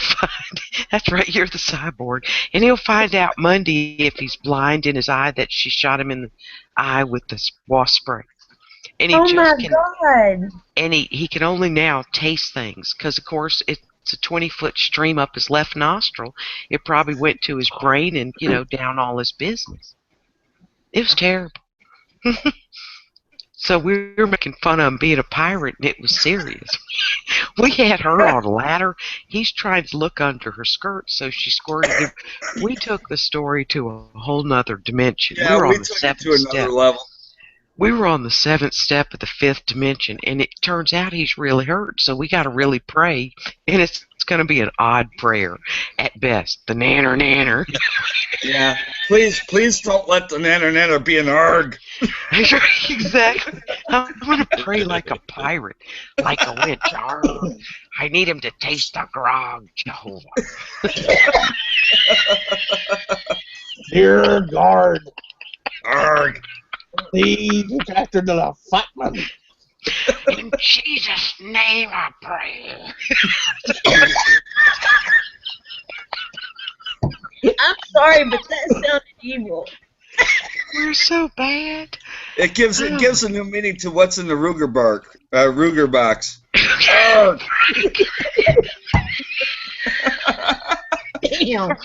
Yep. We're all going to hell. Redneck, fix your camera so I can see more than your left damn ear. What? All I can see is your left ear. You moved your camera some. There, hello, there you are. You're so There's cute. a face. All I could see was a little piece of his ear and some sideburn. and Frank's over here doing Ruger bark. I mean, I got problems. Ah. What's in the Ruger box? All right, guys, you ready? Use your good eye to look at it. Mayo. There's some lemon juice in there. Okay, wait. Lock on Flint. What do you do, Flint? There's my mayo. I have a squeeze bottle, so I didn't want to bring it down. There's some lemon juice in there. I don't know if you can see it. All right. Okay. Budweiser. Oh, God. What are you doing? Wait a minute. Give me a second. He's got a lock on you. You got it. No, you did Dig and Freedom. There you go. I was going to say, holy shit, is Frank doing it again? No, I'm only doing one of that. Now, Mine's not really mixing. Now, Flint, you won't kick me out next time, ha, ha, ha, ha. Oh, that is the worst. Look at that. I didn't say it was enjoyable, Flint. I just said it looked like a milkshake. This does not look like a milkshake at all. Yours? Yeah. This is not looking good, Flint. You sure? You got a dog you can give that to? Down it quick, buddy. Down it quick. Oh. That actually doesn't taste bad at all. It really doesn't. See, it doesn't, does it? No. It hadn't You hit chug it your fast radar. enough, you don't even taste it. But it's going to Look at sit that in your mayo. stomach. Well, we'll see. This is my Yeah. third beer, so I don't know if anything's going to happen at this point. I hope it don't bounce back up and come out your nose. I'm waiting. We're going to That'll hell be with fine. Turn, right? You don't see me running to the bathroom. I'm all right. Rick My Thomas says, nomination's Tommy. He's been sitting there all innocent like, man. It's your turn. no, don't do it, Redneck. I'll do something. I'll take his place. We're going to hell with gasoline drawers on. I've never heard that. We're going to hell with gasoline drawers on.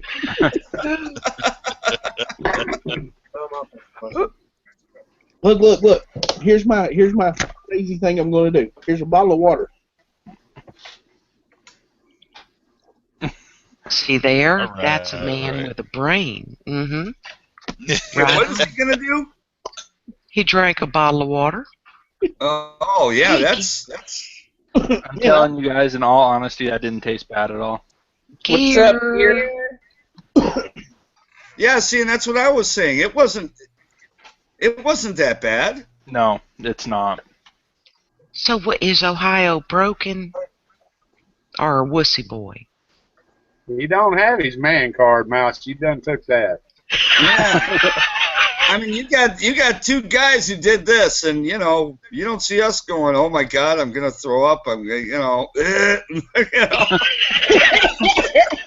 It's all mind games, dude. I believed it wasn't going to do anything, and it didn't. Yeah, see. I will never in my life forget Ohio getting who's our lunatic? Manland to go put mayonnaise in it. I mean, we just all about had a conniption fit, didn't we? Oh, we did. We were screaming at him, don't do it, don't do it. And he did it, and we're like, oh no. That was so bad. I will never. I mean, I will go to my deathbed and think of that and giggle. That is probably the most epic moment captured on film. Besides Ohio throwing up. He vomited. See, I didn't get to see it because it never came through in my feed. Well, it didn't come through, but you could hear it. You could hear all the sounds. Oh. Oh my God, Tony's going to take it to the edge. He's going to eat cold pizza and not heat it. He's a Oh my rebel. God! Don't do it. Hey, Flint, do you know the song "Son of a Preacher Man"? Absolutely. Can you sing a little bit of it? You really want people's ears to start bleeding, or? Yeah. Mm-hmm. Go for it. It's the only No, way. I'm not going to do that. You're not? Okay. No. Okay. He usually breaks us off a little song, don't he? And they were talking about it in the chat room. What? They're talking I mean, about we it. got one. Mountain Man is talking about it because he's the son of a preacher man, and Rick Thomas is typing out the words, the only man who could ever love her. So I thought you could That's sing. not the right words, though. Okay, well, why don't Who you could ever sing it? teach me was the son of a preacher man. Well, it That's don't the sound word. right. Sing it, and then we'll know it's right. I ain't gonna do that. He always sings to it. You can't rap it or nothing. You always sing. I don't know what you're talking about. I've never sang in my whole life. Yeah. You break off the gangster rap all the time. I don't know what you're talking about. He's had 3 beers, ain't he? And he's lost his memory. That's it. I've heard him Here's get number 4. Here's number 3. After number 5, we'll talk that about number it. 4 is going to go a lot faster than number 3 did after he drank that. Oh yeah. Oh Well, I yeah. still got half of number 3. These are 16-ounce cans. Whoa. Yeah, you got the big ones. They were on Otis has sale. got his axe. But honestly, Flint, that wasn't bad, was it? No, not at all. I would do that again, actually. Yeah, see? But That's wait. why I put another scoop in there. I was like, really? This is nothing. Are you kidding me? But wait. Mayonnaise doesn't have flavor. But you don't know what it'll do when it sits in your stomach. It's not so mayonnaise. much. Yeah, Yeah, but you it's eat egg mayonnaise and all oil. the time. It's egg and oil, not like a soup spoon of it, people. You people must make tuna fish to where it's swimming in mayonnaise. No, I mean, I like mayonnaise, but, it's not like something I eat every day, but what is it? I mean, what really? Mouse. Hey, Mountain Man makes a good point. That's a woman song. It's a woman singing it. You should sing it. See, we got someone watching our back. Y'all ain't right. Hey, Oh, my Mouse. goodness. Yeah, that's like asking us to sing "Total Eclipse of the Heart" or something. Really? Oh my God. Like a virgin. Yeah. What were you gonna say, Tim? Did you see who's in here with us? Do I see who's in here? The Yeah. axe-wielding murdering clown. Yeah, I saw Otis. He held up Otis. Be friends. That'd be- Now thinking on it, Flint, that's starting to hurt. What's starting to hurt? What I hurts, keep Bert? getting kicked out. Oh, I'm sorry. That one wasn't me. That was Frank. Biddy's in, Biddy's out, Biddy's in, Biddy's See, out. Frank's not telling you this, but he really doesn't like you as much as I do. Okay. Hey, now if Oily I was, kicked you out gently. Magnus. oh, that's lovely. Is that Logan? Or Oh, is it Matt? Logan? Yeah, he's been out here with me tonight, aggravating me. Mm. I said you were getting robbed. You did. You sure did. I Said don't- watch out behind you. He's going to rob you. Yeah. He's been trying to steal my liquor all night. I was. Little bastard. Yes. Tell him to buy his own. Well, that's what Mouse told him to do. Yes, I said, you got, stand up, be a man, and buy your own liquor, and then you'll drink less because you're not getting it free. Don't, Gear, you were kidding me. You have on a mask now. Oh my God. He's a He said liquor. I barely know her. Oh God. Oh my God. Hey, Brant. Oh, Mr. Brent. Oh my God. Oh, God. Oh Lord, Jerry Pruitt's offering to give away some silver if he gets the watch count up to 25. Hell yeah, he is. Tear it up, folks. Tear it up. Okay, now, who is it always go? It's Ohio, so I'm going to do it. Come on, guys. Share, share, share.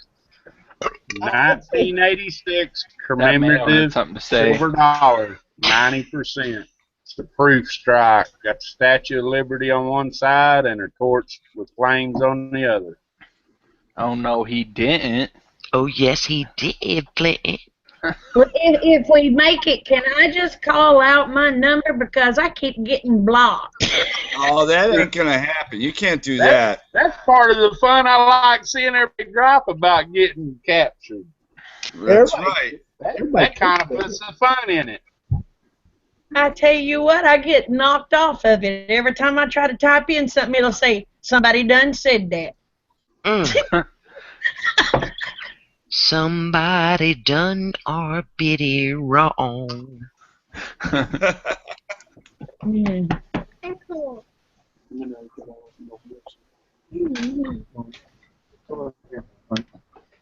There's a youngin' running around in a blanket. Listen to Mouse Toes bringing out some B.J. Thomas. 92 degrees outside, and she's wrapped up in a blame blanket. Well, you know. Go. Hey, Gear, I got something for you. It's cold in the house. We have the air conditioners on. Oh, shit. Zombie. If I was to run across that in the dark, I'd probably pass out.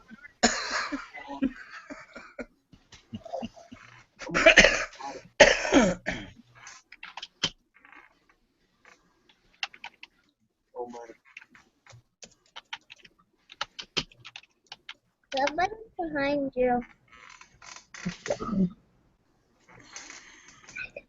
Who's behind me?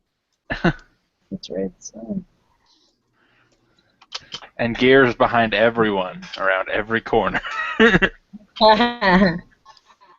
that's the part that scares people.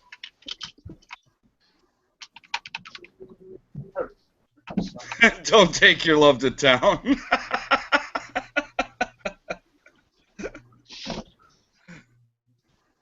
I won't make a long trip home.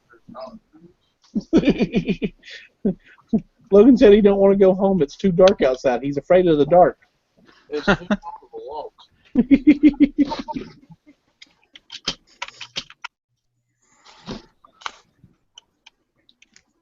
Well, it just got all quiet. What happened? I think everybody's staring and trying to get it up. Yeah, I think people are trying to share. I'm not. I'm just quiet today. I figure Flint's about ready to puke all over himself from drinking his mayo and stuff. And no, it's sitting fine. well, shoot, that's no fun. Somebody should have added some hot sauce and. Well, Frank did. He ate a jalapeno pickled egg. Yeah, see, I went up to it. I ate the egg. I had sushi before. I mean, come on now. Got any crazy shit? Hey guys, I ain't very good at this multitasking, so when we get to 25, somebody let me know. Hi, Commander. Got a glass one? Oh, I ain't very good at it either, Jerry. I don't I even. can do it, but it just takes me a couple of minutes to get back and forth. I know we'll get there. Everybody knows there's silver coming. It only takes me seconds. I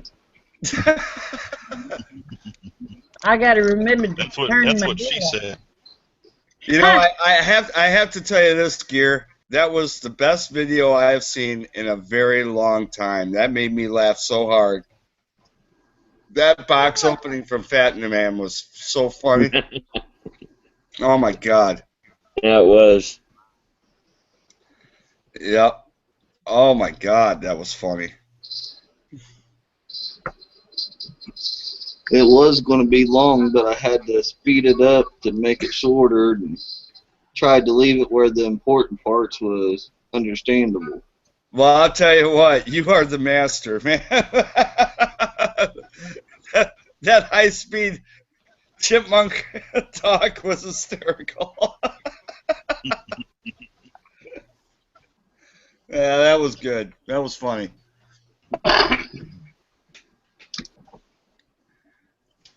I wish I knew how to video edit like that. I don't edit any of my videos. I just put them out however they show up. Yeah, yeah. Same here. I don't have the technical know-how. don't take much. I know you can do it through Movie Maker. You can speed up Yeah, that's all I use. Yeah, I know you can do it through that, but the problem is I use an iPhone, so to convert the iPhone to Movie Maker takes like 2 hours, and then to try to edit it takes Movie forever. Maker doesn't just import from Apple. No. If you have like an Android phone or something like that, it'll download real quick because it's already in the format.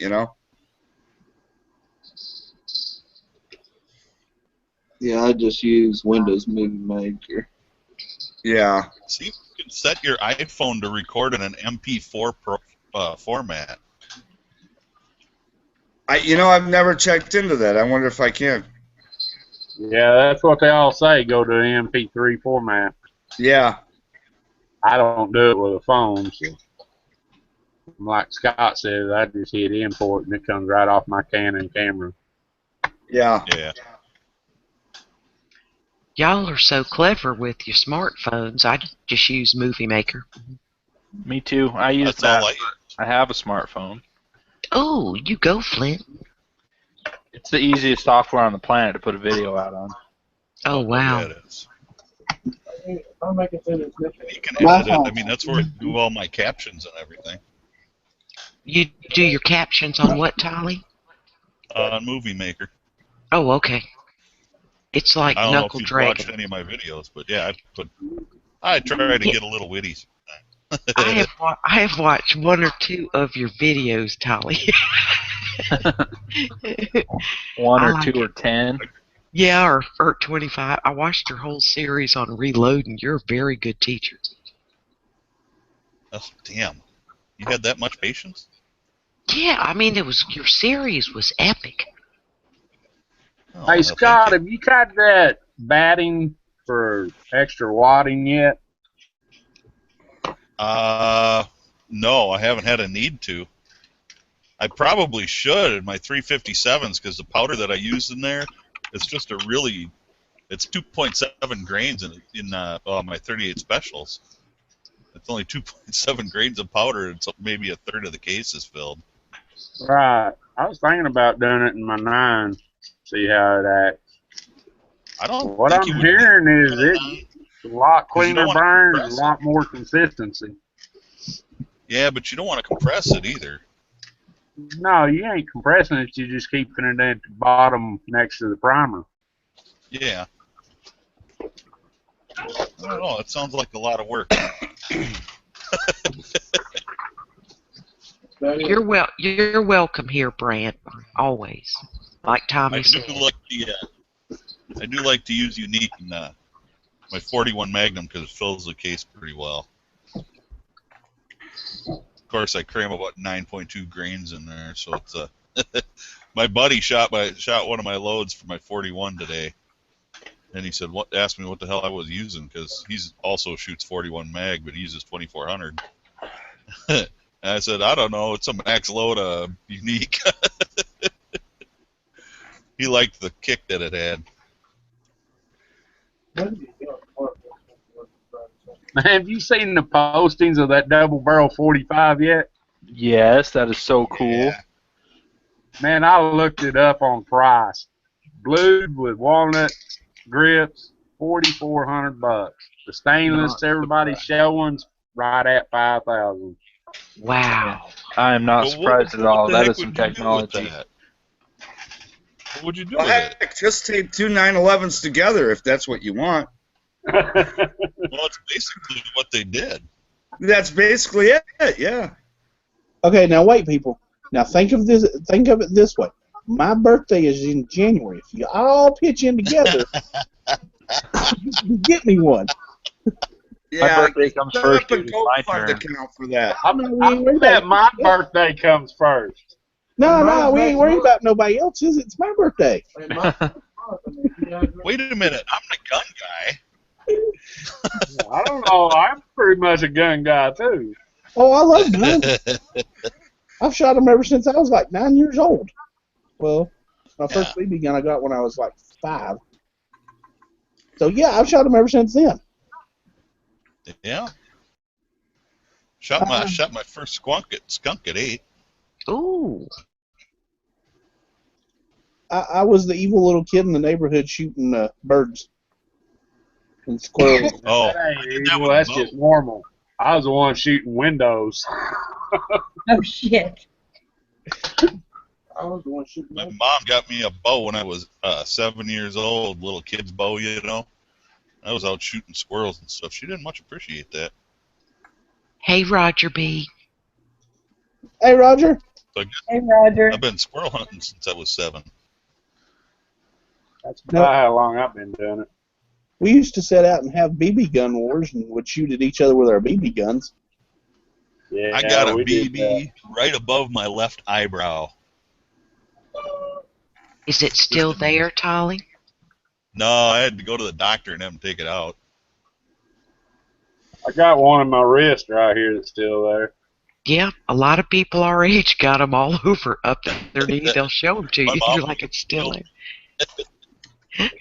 Me and my brother would always wear those. Y'all ever remember those old pleather? They weren't real leather. They were fake leather jackets they used to sell. Yeah, we call that pleather. Yeah. Me and my brother used to have a couple of them. We would wear them. They repelled BBs very well. Yeah, we used to wear them big old olive drab trench coats. Most of us, our dads was in the military, so we wore those. Why it's in my wrist, not in my arms or back. Your coat protected you? Yeah. Those would have been nice to have had. Really quick, guys, while there's a break, I have a shout out for Roger B. That guy is really a good dude. When I did my contest, he won a prize and he forwarded it on to Jesse. And the message he sent was just awesome. So Jesse at Southpaw Bushcraft. But he was talking about how he's been really lucky in life to have what he has, you know, how he's got a family and he loves them all and stuff. And it really got to me, you know. It's just he takes what he's got, you know, and he doesn't take it for granted. He knows what he has. And, you know, the prize he won, he's like, that's the first one I've ever won or whatever. And he forwarded it on. He's like, you know, I got what I need. So he's a really good guy. Go sub to his channel, please. And when she read that note out, it was, man, I had to get a Kleenex. It was made her smile. It made my whole day. Yes. Yep. It was brilliant. That was true joy on her face, and her aunt said it was all she could do not to cry filming it. Yeah. It's just nice to see someone get so touched by that kind of gesture. That little girl will always remember that. Not little girl, you know, young lady. Well, you know, that's kind of the point of doing all that, you know. You know, you just want to touch somebody else, someone you don't even know, really, you know. Yep. Okay. Yeah, Well, I think that's half the fun. Yeah, well, and when it's, you know, if you don't need something, you know, why not pass it on to somebody else? Exactly. Wait, who? Yeah, I mean, you know, Tim's doing that stuff for me. He's sending me your wallet. Now I got to figure out how I can do something to him and get his address without him knowing it. Start hitting up everybody. Do you have Tim's address? Do you have Tim's address? I think that's what I'm going to have to do with Peachy, where Flint won the coin a couple of weeks ago. It was definitely not me, I don't think. Or was it? Yeah, because you gave it to Peachy, and I told her to send me your address, and she never sent it to me. Huh. Yeah, I'm still waiting for Kojo to send me his address. Send the address, Peachy. Oh, Kojo said he wasn't going to send you his address because he didn't need anything. He said he was giving it to be nice. Well, he can pick someone to pass it on to. You take that up with him, sir. Yeah, maybe in the after chat we'll talk about that one. Yeah. I need a spot to listen to my basement. It kind of surprised me at how people are about stuff like that, you know. And I did that to help me get some more money for the family. And you know, I don't have a lot of money to spare, but I guess they call it a talent, but Well, I'm yeah, sitting you here, do. you know. I'll tell you what, Tolly, there was only like 27 people in the external, and we raised almost Yeah. over $300. So Yeah, you it know, was that was awesome. pretty cool. It was very cool. Yeah, I hate that I missed it, man. I passed smooth out over at my mom's that night.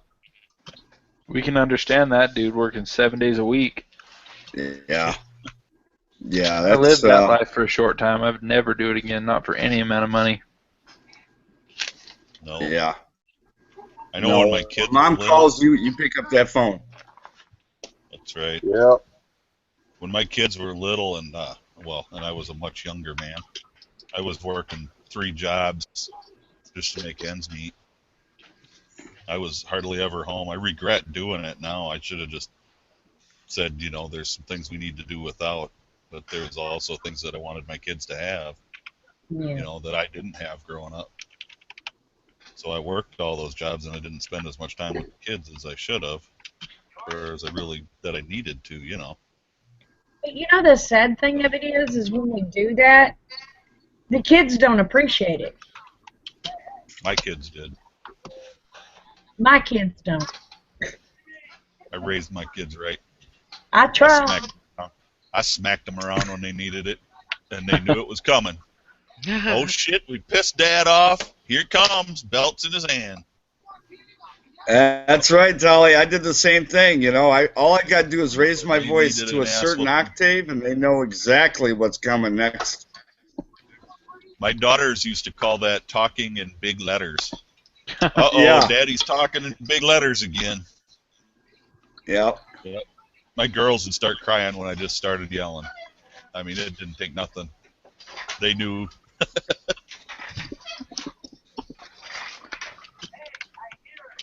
Yep, I'm sitting here making wallets tonight because I'm sending some out. Yep. Yeah, Making I those remember already. I did all kinds of things when I I gotta get them started anyway. Well, between projects. when my first daughter, when she was just born, I was working 2 jobs and I was scrapping. I was doing everything I could to just bring extra money in because my wife wasn't working because you know, she just had the baby. You do what you got to do. That's right. Here, I'm gonna tell you what my weekend job was, or one of my weekend jobs. I would go in at 6 o'clock in the morning. Now, keep in mind, I live in Minnesota, and I would make ice.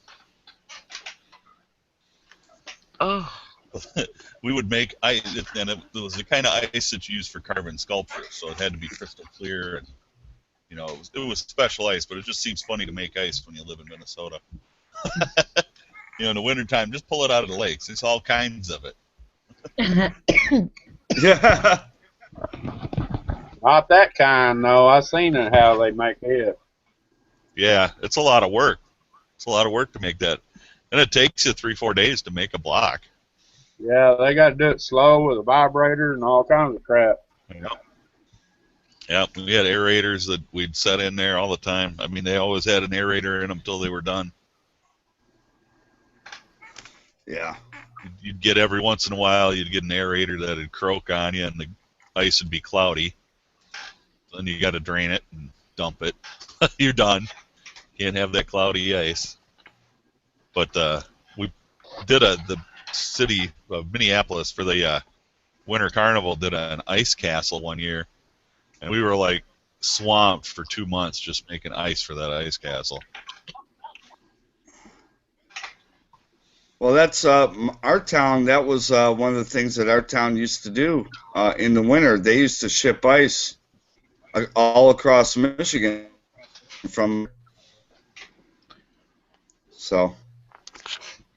That's kind of cool. Yeah, they had a huge. It was almost like a warehouse right on one of the main lakes here that the railroad went to, and they had crews that would go out there and cut blocks of ice and roll, put them in the warehouse, and then when the trains came, they put them in the train cars, and it was a big deal. I mean, this is back in, cool. 1880 or, early 1900s, before they had refrigerators, and they had like, the block refrigerators, you put a block of ice in the top and cooled everything down, Yeah. I want one of those refrigerators. I have one of them. I have one that's been converted to a dry bar in my living room. Oh wow! Yeah, it's kind of cool. I want one so bad. They had one for sale at the garage sale the other day. If I'd have had the $500, I'd have grabbed it. But if I'd have had $500, I'd have had somebody else's drawers on. Yeah, they can be up there and you know what? They're not that expensive. You can find them for $150, $200. I mean, but if you want to restore it, it'll cost you some money. Yeah. Yeah. But they are kind of cool to have. I mean, it's a good, good thing. People look at it and they wonder what it is, and then when you tell them, they're like, "Ooh, that was an old refrigerator." It's kind of cool. Well, this one they had, it was beautiful. It was in good shape, but my goodness, I couldn't afford that. Well, they restored the whole thing is what they did. I mean, mine's restored probably about 90%. But what they did is they lined it with felt on the inside and put glass shelves in there, so you can put your bar glasses in there, and where you would put your block of ice on top. That's where we put our bottles, for upstairs, So it's actually a pretty cool idea,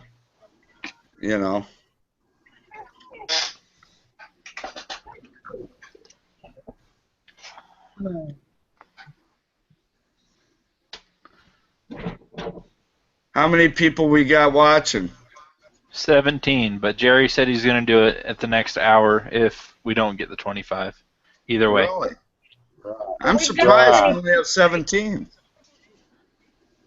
I know, 2 of us drank mayo. We need to. Yeah, what the hell? Are you kidding me? We got 22 likes and 8 dislikes. So does the dislikes count? I haven't refreshed in a long time. For me, it still says 16 and 0. You know who did the 8 dislikes? Whatever. I don't care. That's what I say. Whatever. If that's what you got to do to make your life, fun for yourself, go for it, I guess. I don't know. Yep. Thrill yourself. Yeah. The only time the dislikes kind of irk me a bit is if I'm doing a support video for somebody. Yeah. Right. Yeah, no, that's happened to me, and and they do that just because they know it's going to upset you. Well, that doesn't really upset me. It just kind of pisses me off. Yeah, I guess it upsets you know what I mean. I guess it upsets me. Yeah. Yeah, that's exactly why they do it. The best video I saw for that was Jonesy. He did a video for Memorial Day for some buddies that he lost, and someone gave him a thumbs down, and he went off. What kind of dickbag was do that? That's what he said. He was like, if I could figure out who you were, I'd come out there and I would just twist your neck off. I thought it was great. Shit down your throat. Right, man. You know what? Yeah, I wish they'd take away the anonymity of that. Yeah, no shit. See, that's the thing that I think that's completely wrong about YouTube. When you post something, it comes up as your name. I think, if you get a like or a dislike, your name should post. Yep. Yeah. And that would stop all that. It's a very easy fix. Yes. Yeah, it is. I mean, if I do something that somebody really dislikes, I wish they would tell me so I could try to fix it the next time or something. Right. Instead of just hiding behind that wall, you know. And Well, they and won't tell you nothing. They just hit dislike. Right. And Sometimes then they ain't even had time to watch the damn video. They right, just you're like, hit okay, I dislike. got dislike. Why? What is it that they don't like about it? So if I did something wrong, let me know or whatever. But you know, you get the thing is you get people that just do it just because either they're jealous or I don't know. There's a lot of screwed up people out there. I don't know. I don't know what their motivations are. Well, and for one instance of you have no idea, could have been seeing you in a chat, something you said, the way you swallowed, made them angry. And you know how some people just don't like some people on site? Yeah. Or, like I do cooking and canning, I get the most vile private messages from Really? chick channels. Oh yeah, you're gonna kill people, you're so stupid, Oh my you can't God. you can't cook worth anything. I bet you're a big fat pig. That's why you don't show yourself. I have a countertop tripod. Okay, I'm trying to show the food. Right. Right. It's It ain't about me, it's about the food. right. It's sort of like, I get mad when I'm watching a video. I go, show the knife. You can just see a part of it. It's like, hello, angle down. I want to see what they're doing. It's usually interesting. Well, But you yeah, know what? I think some of the best videos I've seen with cooking is Peachy's, because yes. she's just, this is me, this is my kitchen, and yeah, you're gonna see, towels and jars and things like that in the background, and I don't care, and you're gonna see me smoking while I'm doing it. I mean, she's just, it's just like, as real as you can get, It's real life. It's why me and Redneck like Noreen's Kitchen.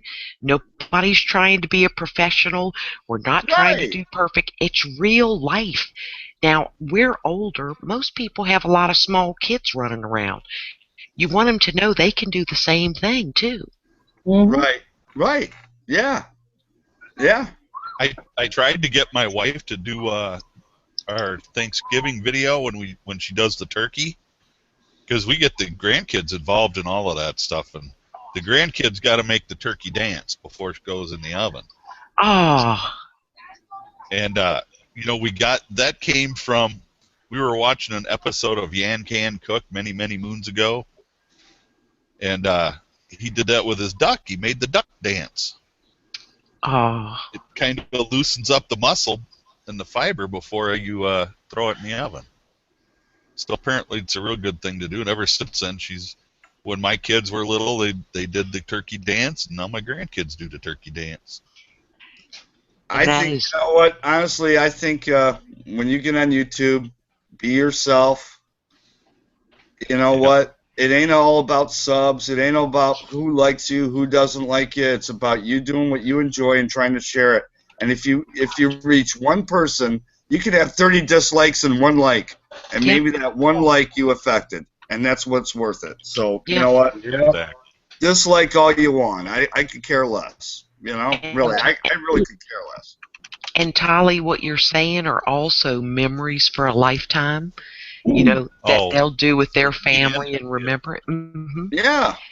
But I'm with you, Dick, and we just do what we do.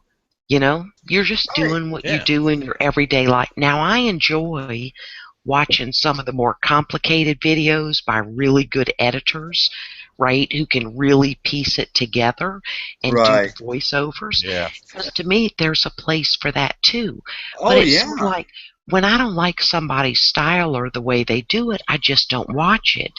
Or if they're long-winded, I can still drag the fast-forward button, but I just appreciate, and the ones who criticize never have videos. Right. Right? Or they're a troll account. Exactly, yes. So it's like, you set it up and let your lens get frosted up. You try to figure out, or like all of us have had, in the middle of something, our battery died, camera shut off, and we had no clue. Right. I had that happen the other day. That so sucks. Oh. Yep. And you're just cooking right along, and you're like, dag nabbit. And I answer a lot of questions in private messages, but some of them just go, wow, really? Seriously? A little person with the name of Mouse Toes upset you that bad Right. over like roasted bell peppers? Your life must be so Oh my blessed. I would love to walk just an hour in your blessed shoes, thinking, man, you're either that or they need a colonic, you know? Oh, I know. I think that's funny. I mean, how many millions of people are on YouTube? Yes. Yeah. Well, I had one to go off on me, and it was because I showed the calf that the pit bull had got a hold of. Yeah. And they were pissed at me because the pit bull got a hold of it. Well, shit, I didn't do it. Right. And they went mouthing me because I said, I won't have a pit bull in my place, and that was why. And oh my God, I got in trouble. I didn't say I hated pit bulls. I just said I won't have one. Right. Your personal opinion. Mm-hmm. I mean, I Like, love them. They're beautiful dogs, but my gosh. I grew up with a pit bull. I mean, that was one of my first dogs. And the one thing you got to know about a pit bull, they're probably the best loving dogs you'll ever have. They really are, but they're protective as hell. right. Yeah. They do. If you're gonna have a pit bull, you got to make sure that that they have, a fenced-in yard or something, because anything comes on that property, they're family all the way. They will protect their family to the death. They're ride or die, aren't they? Yes, they are. They're like a German Shepherd, Lee Ralph points. And actually, German Shepherds bite more than pit bulls do. Yep. Yes. The problem with the pit bull, it doesn't let go. Right. I was driving through a neighborhood and there was clearly a dog attack. If you will take the top, say, off a water bottle, who the heck don't have water in their car, and pour it in their nose, that's how they let go of the bite. It's like they can't or they won't, but that'll do it. And then they don't reattack you. Lee Ralph just pointed out, he goes, he knows about bad mixing up videos. Forget to push the record button. And you're just jabbering along, right? Doing your thing, touring your garden, and then you get back into upload and you got nothing. You're like, seriously? Really?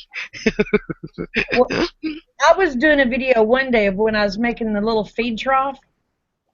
Yeah. And I had on a pair of shorts, and a bee flew up my short leg and stung me. I didn't know if I said a wordy dirt or not. Oh. I went through it, and I said, oh, thank God I didn't cuss. Listen, Peachy gets so into her, she'll trip over a dog, fall on the floor, flour will go flying.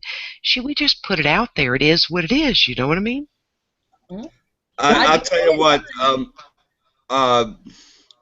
My wife had what you call a tuxedo cat. The black and white cat. Mm-hmm. Well, we have 3 dogs.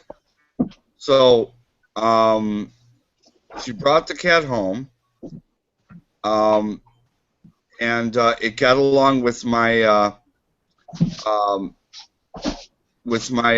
Siberian Husky, fine. And my other dogs, it got, and then we lost 2 dogs because they just got too old. We had to put them down. So it's just the Siberian Husky and this cat. And then my wife was all heartbroken. She wanted another dog. So she goes and gets this black and tan coonhound as a puppy. And, great dog. I mean, the dog's just an awesome dog. And as a puppy, it got along with the cat fine. But as it got older, it started getting more aggressive with the cat.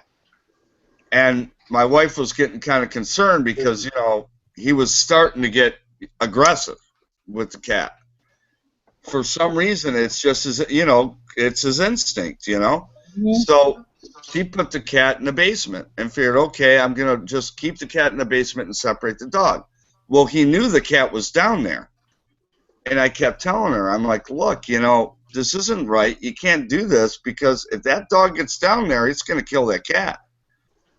And no, he wouldn't do that. Well, lo and behold, I get a call My neighbor calls me. You got to get home right now. Your kids are crying. Da, da, da. What went on? They went down to the basement to get to get a movie, and the dog got down there, and the kid tried to. My oldest daughter, tried to hold the dog, but at that point he was 110 pounds. Drug her down the stairs, grabbed the cat, and just completely annihilated it. Annihilated the cat. And she didn't, she has blood all. You get home. All right, come home. She's on the porch, all, distraught, blood all over her shirt. I go downstairs, and yeah, the cat's just gone. This dog, he did what, his breed does. I mean, that's what that breed does. So I had to bury the cat, everything. It was awful. Dang. But that's some breeds you can't mix with cats. Right. You can't. Yeah. I'll stay with my black labs. Yeah. See, labs are good with cats, and it's the breed. It really is. And you see, even my husky. If I were to let my husky out, she'll hunt mice and moles and all kinds of things. She's a hunter. But she got along with this. But a coonhound's they're bred for hunting. I mean, that's all they do. They hunt. Who they are, right? Who they are. And she didn't. My wife didn't know what she brought home, and I kept telling her, "So you know what? Oh, it's." They said it's only going to get 50 pounds. I'm like, are you kidding me? Look how big his paws are. His paws were huge. Yeah. And that thing, like I said, right now, that dog is about 125 pounds. He's a big-ass dog. Mm-hmm. I mean, he's a great dog. He's very protective. Wonderful family dog, but you can't have him around cat. There's no way. You cannot have him around a cat. Well, we went out. I have a Great Dane Mastiff mix. I heard my husband's out in the yard just laughing. And I thought, what in the heck is going on? So I walked out there. Blue has my cat. And he has that cat by the tail just swinging it round and round and round. And here I am screaming, and Rick goes, shut up, he's got a blue go round. Oh. Yeah. Yeah, my mama dog's about 60, and this puppy's only about 4 months old. He's probably 20 already. He's going to be bigger than her mama. Hey, LJC. LJJ. I can't talk. LCJ. Thank you, Jerry. Now, I'll tell you what, pretty much, I've had a lot of dogs. I've had black Labradors. I've had 2 black shepherds, black lab and shepherd mix. I've had 2 of those. I've had a pit bull. I've had a chow mixed with a tan lab. But honestly, the ones that stick in my mind the most are the ones I have right now. This coonhound and this Siberian husky are the smartest dogs I've ever had. They're unbelievable. If you want a family dog, I wouldn't get a Alaskan Malamute. If you want a husky, I would get a Siberian. Here's you a family dog, Frank. Huh? There's you a family dog. Dalmatian? The pug?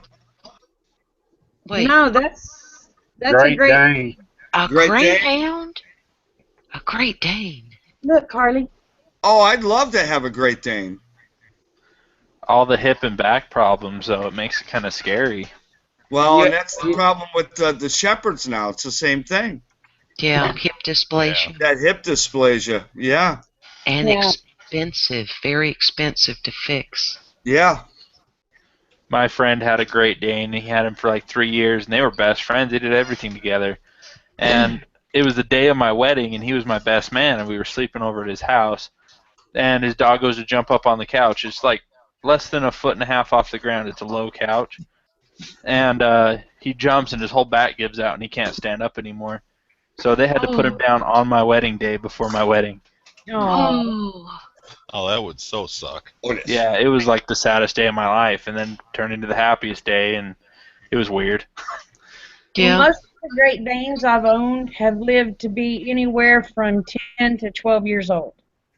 And, Wow, Biddy. but I take a big care of them. Yeah, I've got a Mastiff Lab mix, and she's over 100 pounds. I don't know how much she weighs anymore. She's getting kind of fat. Now, the funny part about my coonhound, see, this is him right here. His name is Otis. Does it fit? Oh, it fits all right. Otis like the hatchet. Come on, Otis. Come on. Hey, Otis. Get in there. That Otis goes boom, boom. Yeah. This one goes. Yeah, he's my boy. We got a hatchet and a dog sharing the same name. Yep. I've heard of a dog named Hatchet. Oh my God. Read that book a couple times. That was one of my favorite books as a kid. Well, I'll tell you, this is what impressed me about this dog, because I work nights, you know. If I'm not home, he won't go upstairs, because all the dogs, usually if I'm home, they'll come in our bedroom and sleep with us. He refuses to go upstairs. He'll sit on the landing of the stairs and sleep there if my wife and my kids are by themselves, because he wants to protect them. Oh, that's amazing. And that's just pure instinct. Yeah. So when you're home, you're the alpha, right? You're the protector. Right. But Right. So when I'm home, he's okay. He's like, all right, I'm gonna go in, in the room with him. But if I'm not home, he will not go in the room. That's amazing. Yeah. Yeah. My dogs are both always in our bedroom at night. They come Yeah, in and there ours and they are just usually make sure. too. But like I said, if I'm not there, that's what he does. And my wife, the first couple times she called me. She goes, I think he's sick. He won't leave the landing. I keep calling him up, and I'm like, honey, he's fine. He's protecting you. That's why he's laying there. He's on duty, isn't he? Yeah. He figures, all right, Dad's not home. This is, I gotta watch the fort. Wow. See, he's a sentry on duty. That's amazing. So, nobody gets by him to get to the family. Right. Yeah. Right. Well, God help anybody that walked in that door. Oh. God help. Both my dogs are Sally's about 80, 90 pounds, and Zelda's over 100. I pity anybody that just tries to walk in my house unannounced. Yeah. With my wife and I ain't here. It's great when people knock on the door trying to sell stuff, because he goes crazy, and they're like, it's okay, and they leave. Yeah, the Jehovah's Witnesses usually turn around when they hear my dog barking at them coming up the driveway. I mean, it's worth buying them the food just for that, Yeah. Well, Harley weighs probably about 175 pounds, and Blue weighs about 186. Wow. Damn, that's some big puppies. Yeah, that's some big bags of food. I was thinking that's a big feed bill. Yeah, we go through a 50-pound bag every other day. Mm. My dogs are on a diet so they don't get fat. Right. I go through about 50 pounds a week. Oh, hey, Rick Thomas is saying something about a blue tick hound. Rick, just so you know, if you want a blue tick, check out all the people that there's a different community out there that are coon hunters, and they raise dogs to hunt coons. What they will do, they will sell their runts out of the litter or give them away. So if you get in contact with your local coon hunters that raise blue ticks, you might be able to get one of their runts. Awesome. Pretty cheap. What's unique about a blue tick hound? I'd never had any experience with that till I moved to Greenville and the girl across the street had one. It's such a distinctive dog. I mean, madly talented, protected her kids, really good dog, very smart, like Rick was saying. And when her house was for sale, I would take the dog, because it weighed like 80 pounds, into the backyard. And I heard a guy yell through the screen porch. He could hear it barking. Is that a blue tick hound? Such a distinctive bark. Isn't that interesting when somebody can pick an animal up from the sound of its bark? Mm-hmm. And he was a hunter, and he said, "Oh, I've always wanted a blue tick hound." Yeah, they're cool-looking dogs, too. I'll see y'all later. I'm getting pretty tired here. I'm going to have to go to bed. You done made me yawn twice, Tolly. Yawn. I can't help it. I'm tired. Because you work hard. Good to see you, definitely Tolly. appreciate you coming by, sir. I went outside a lot.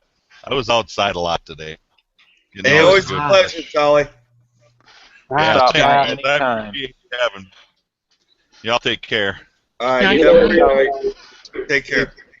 Yep. Have a good. Oh my God, you freaked me out, Gear. I'm telling you, we need here a little added room. So when poor Tally's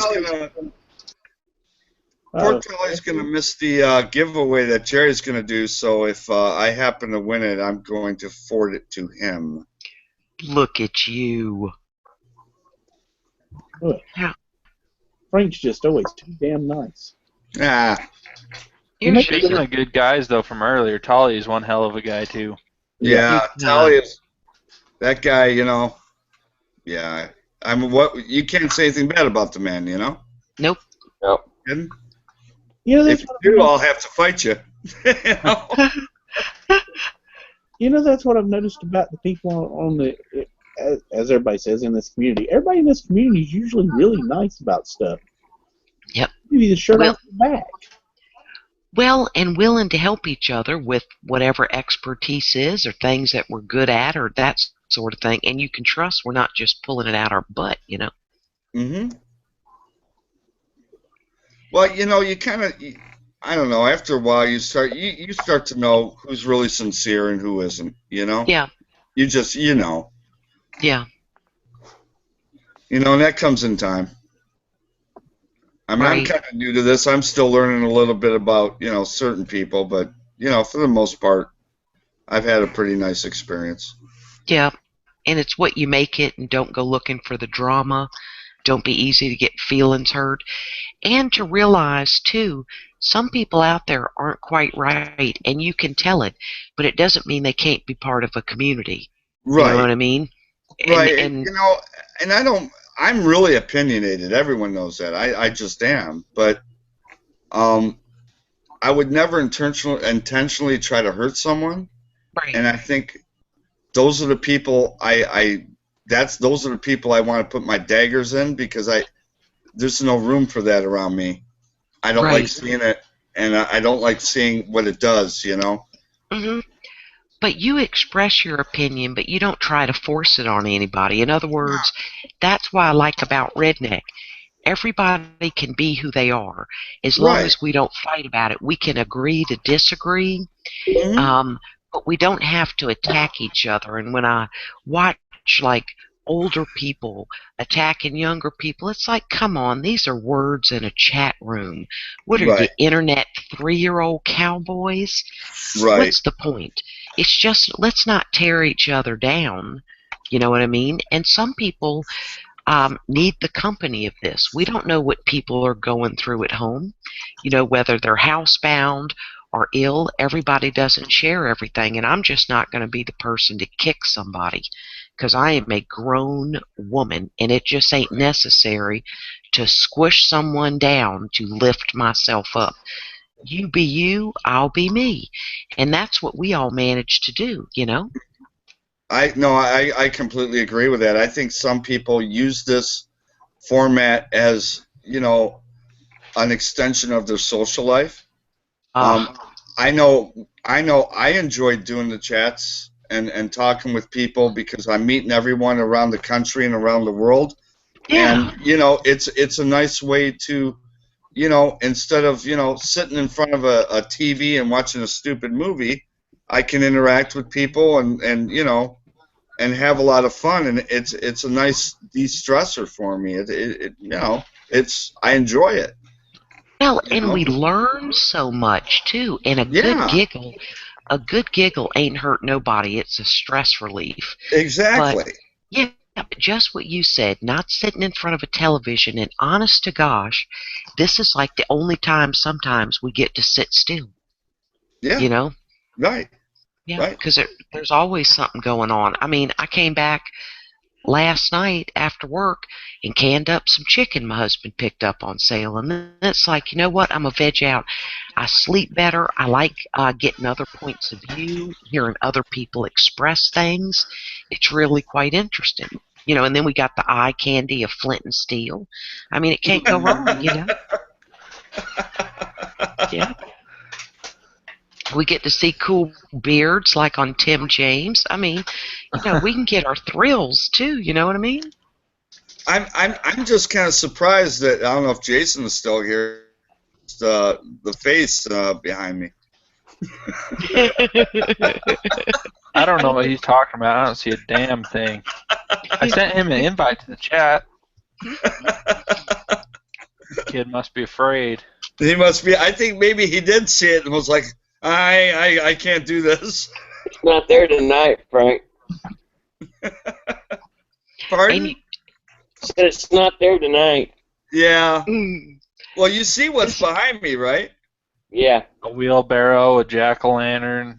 Them sexy garage windows I love. Yeah, I love being in Frank's garage.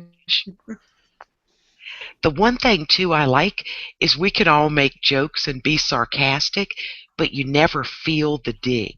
You know, I say sarcasm could be the language of cowards. Y'all are just funny.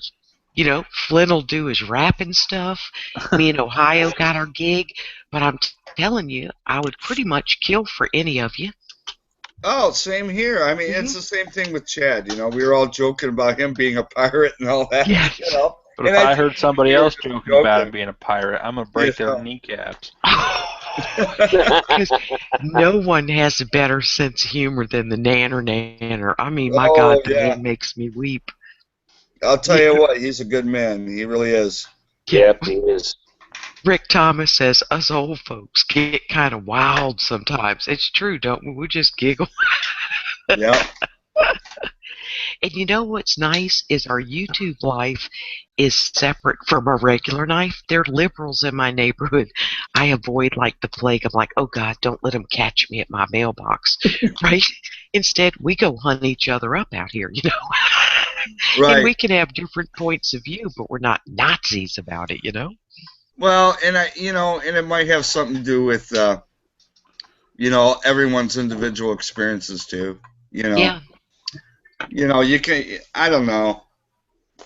When 20 years ago, I don't know if I'd be good for YouTube because I was just way too opinionated back then. Now I've had kids and I'm dealing with that and watching them grow. You just kind of slow down and start realizing life is a little bit more than just wanting to fight life. You know what I mean?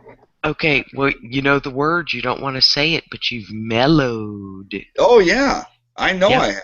I have.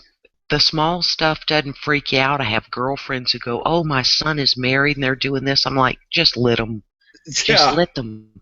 It's their life. Quit controlling it. He's taken a wife.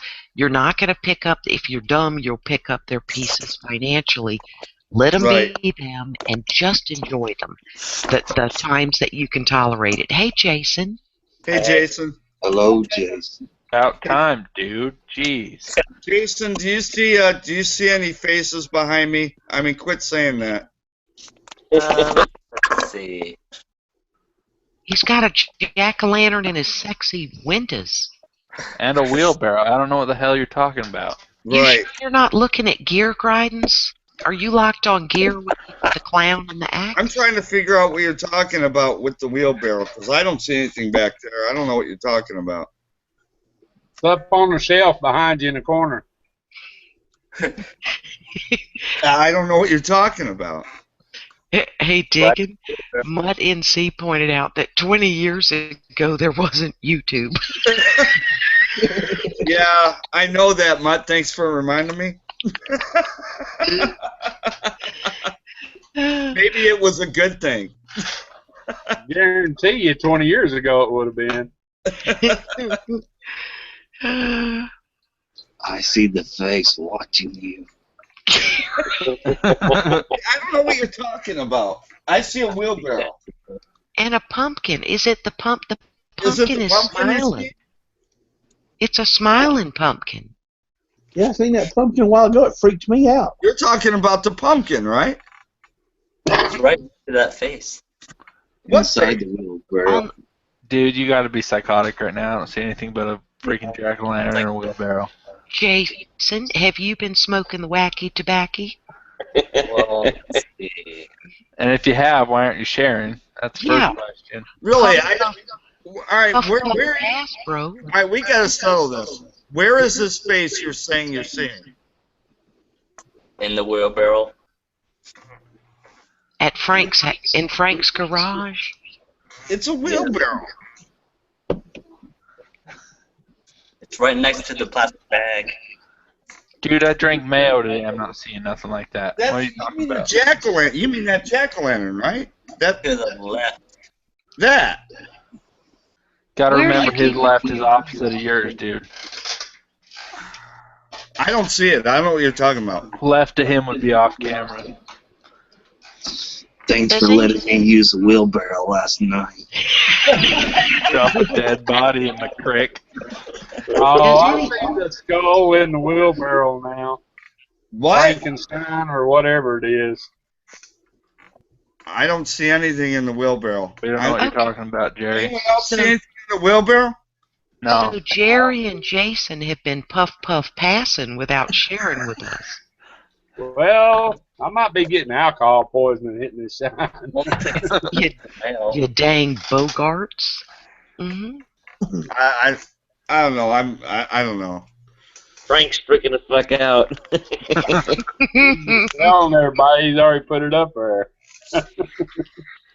Usually Redneck licks the gas go in the external. Has he let it going in the internal? Apparently tonight I have. How the heck is gear upside down? He's an editing genius. He's an editing He genius. is. It's Control Alt and then the down arrow. Night LCJ, night LCJ. Oh, it's the rotation. Look at you, Rick Thomas, with knowing things. What the hell do you see, Lee Ralph? I don't understand what's happening. Yeah, I don't either. I don't get it. Yeah. I'm serious. I see a wheelbarrow in the jack-o'-lantern. That's all I see. Oh, how are you twirling yourself around, Jason? I just have a down arrow. I'm on my phone. I'm just pressing that from vertical to horizontal. Oh, I forget smartphone people have things. Yeah. It actually looks like Gear's just spinning the camera. Tell John good night for us, Peachy. Tell John good night for us, too. Night, John. Good night. Good night, John. Okay, now Gimp Geek sees it. It's in the bass of the shield burl. What the hell? Okay. All right, so Gimp Geek, Jerry, and Jason are puff passing. We have been bogarted all night. Wheelbarrow. He sees the bass in the wheelbarrow. Okay, there's fish. Yeah, All right. I don't. You know what? I don't see anything in that wheelbarrow. I don't know what people are seeing. Okay, Lee says it's in the bottom of the wheelbarrow. Well, we're looking at the bottom of the wheelbarrow. These people cannot spell.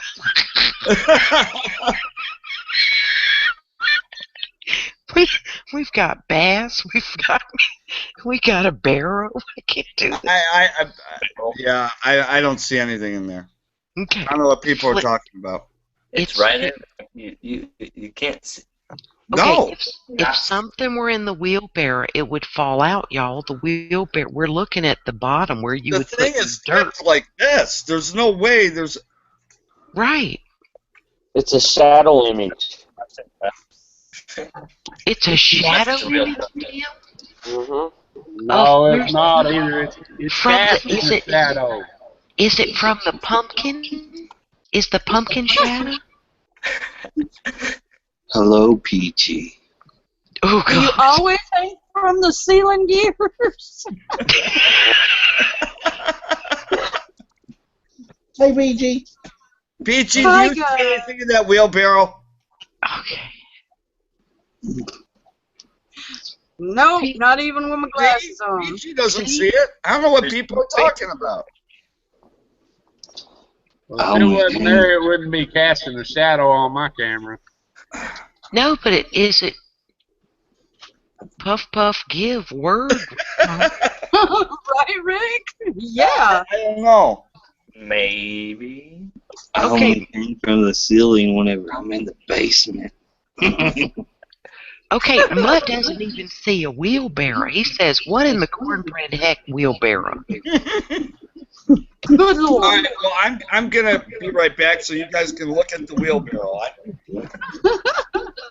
John said, "Thanks for the night, everybody." Oh, good. How you doing, Peachy? Oh, damn, are we there yet? Yeah, I know the feeling. Was it hot there today, Peach? It was 94 here.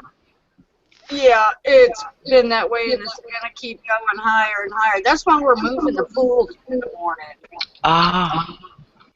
Got about 3 or 4 yards of sand dumped in the front yard. Oh, shit, I made it. Yeah, you got a bad echo, Peachy. Okie dokie. Gust and Bill girl.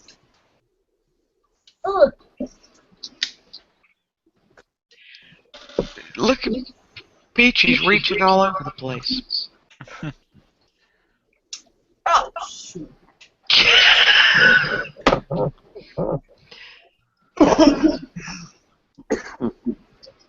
Okay, so apparently the gas is working very well because Mutt doesn't see anything. Well, we have to wait for Peachy because she's giving us an echo. I'm on the computer?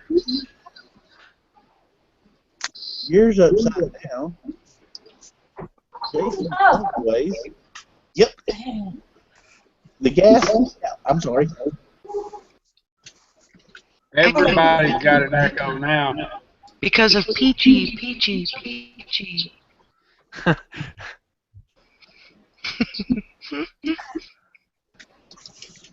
Peachy, what in the heckle are you doing? Sunday. Get out from over here, please.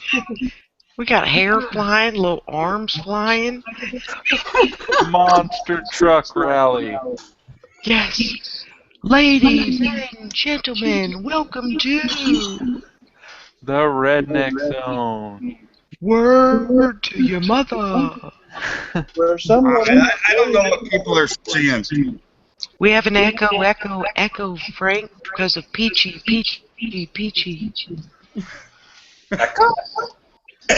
Peachy's always causing an episode. An echo. And she's muted. And we have the echo. Welcome to the Redneck Zone. Do not enter the basement.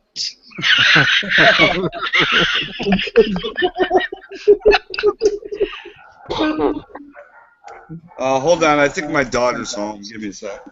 Okay. Lay down the law, Frank. This cat just went in the basement, all kind of weird stuff. Lay down the law. You're crazy. I Gear love when needs the to see her garage. in the basement real quick. I love when the garage just opens. I know. It's like. Okay, now why do we have the echo now in Peachy's mute?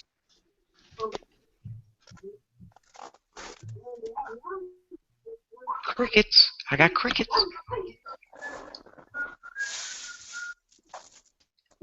I don't know. I just checked mine. I know it's muted. Right. Now, whose piece of wood is that showing? Jason? Jason. Okay. See, it was stuck on him and he wasn't talking. I don't hear it now, do you guys? It was Jason. No, we don't have an echo now. Peachy, Okay. It was Jason. It was Jason. I get down there and try and figure out how to hook all this up. Our girl, It was Jason's fault all the time. she was innocent of all charges. She had hair flying, her little arms flying. It was that Jason. Because remember how, Flint, didn't you teach us that, or Ohio? The icon that stays up there is the person with the echo. Yep. Yeah. Oh, goodness. Hey, Frank, I have that bracelet, and I also have a couple bracelets that are from the Fuck Cancer campaign. Yeah, you got that too? Yeah. Yes, sir. Yep. I got it in pink and blue. I don't know what green. people are talking about. I don't see a damn thing. Now listen, Diggin' Lee Ralph just said the reason for the echo, it's that thing in the wheelie thingy. I don't know what people are saying. Maybe only special people could see It's a it. wheelbarrow. It's just a wheelbarrow. I don't know what people are saying.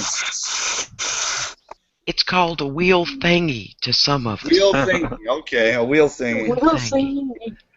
These people are creeping me out tonight. Yeah, it's like I call people it are the grocery getter.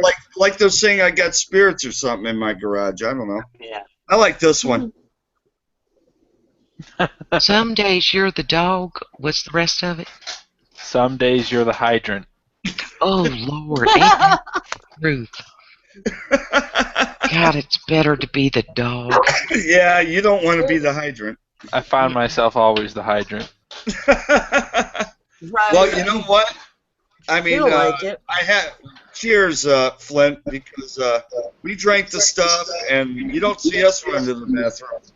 Nope. Jason, will you mute yourself for a minute, Pop? I already exited out of it and came back on. But, Okay. No, just we're going to see. See, we didn't have an echo. But you gave us an echo. Yeah. Right now, so I don't know if that is him. Maybe it's the spirit in my garage. Maybe. Let me check my basement. Oh, God. Don't go down there. It's not me. I just muted. You guys are still echoing. Okay. Tim's been here forever. It's not him. Yeah, I'm on my phone. Tim never causes trouble. No, it's Right. When he does. Peach is usually the common denominator when it happens. No, Peach is muted. I'm muted. It's probably Did that have an Tom. echo? You just lost like 10 sexy points. Do you know how many women are going to just be so sad over that now? I was telling you, it was too much pressure to handle anyway. You could have muted your microphone and no one Do would have you known understand you what had it. mayo does mixed in beer and lemon juice? Do Well, you you even said understand? you said it was nothing. It wasn't anything. Well, I told you once it sat there in a while there was going to be things happening, but you said, Well, "Oh my no." problem is I drank 3.5 beers on top of this. This one's almost gone. This is 4. And it's 16 ounces. We know. We got all Yeah. the facts from you, bro. We remember. I am completely sober. I remember everything that's happened. Making sure. Glad somebody does. That's right. I No am kidding, right? focused. Can you imagine Mouse with a couple of beers? I can't imagine her with one. No. Ooh. Ooh. For her, that's like 7 thimbles full. That's too many. Yep. You know what I'm doing? Is in here, man. My favorite thing is to take a sip of my husband's icy cold Corona or a Moosehead. Just that first sip, but anything after that's like, ugh. Constitutional silver dollar, and not constitutional commemorative. I lost my pop top. Digging. Lee Yes? Ralph has solved the mystery of the wheelbarrow thingy. He believes that the stuff he did in the 70s does cause flashbacks. Yeah, it must, because, I don't know, I just see a wheelbarrow. I don't see anything else. Okay, Flint, why are you digging in your beer can with a chopstick, Sugar Pop? It's not a chopstick, it's forceps. But I donate all of my pop tops to Ronald McDonald House. I thought there's ramen noodles in it or something. And if I lost one, I would be sad for the rest of my life. Okay, wait. So why does Ronald McDonald what with a pop top? Okay, did you know that a pop top from a soda can has almost the same density that the entire can does? So they take all those cans, trade them in, and it's a big donation for their house. Do you guys all know about Ronald McDonald House? Yes. Yeah, you're talking about just the tops. But why are you just doing the top with your force? And why do you have... I popped it off and it fell in. Is this your gynecological room or something? No. You know what? My dad works in surgical equipment, so when something gets damaged, they throw it away. But it's like, it's not surgically sound, but it's still a good tool. So he just has multiple everything at his house. So I just stole one of these. I have a couple, actually. So, Flint, you're basically the guy that we have to battle when we meld detect with finding all these pop tabs. No, absolutely not. You can find all the pull tabs you want. I'm not going to go digging for them. I drink enough beer. I can supply what I need. No, what I'm saying is you're losing the pull tabs. No, I find them all. I just dug one out with forceps. You saw it. Okay, but why don't they take the whole can? Because you know how much space whole cans take up compared to pop tops? Well, not if you smash them on your forehead like a man.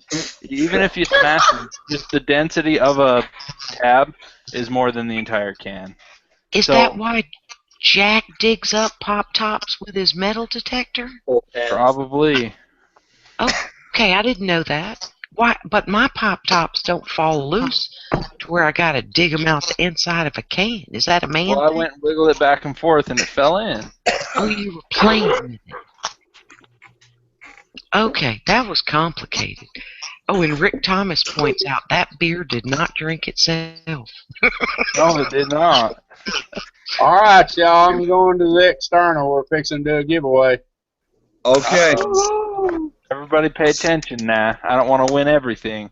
If Ohio was here, I'd have to say, focus, focus. Okay.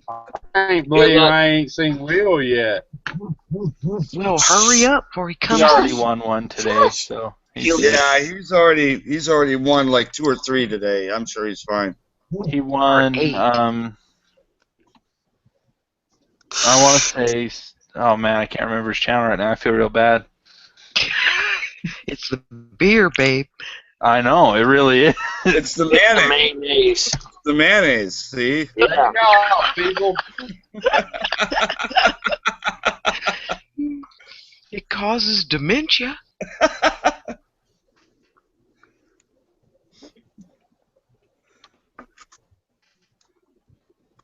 We're going if y'all didn't hear me. Darn it, I just closed external on accident looking for that guy's channel. Good luck, guys. Did I tell you to focus?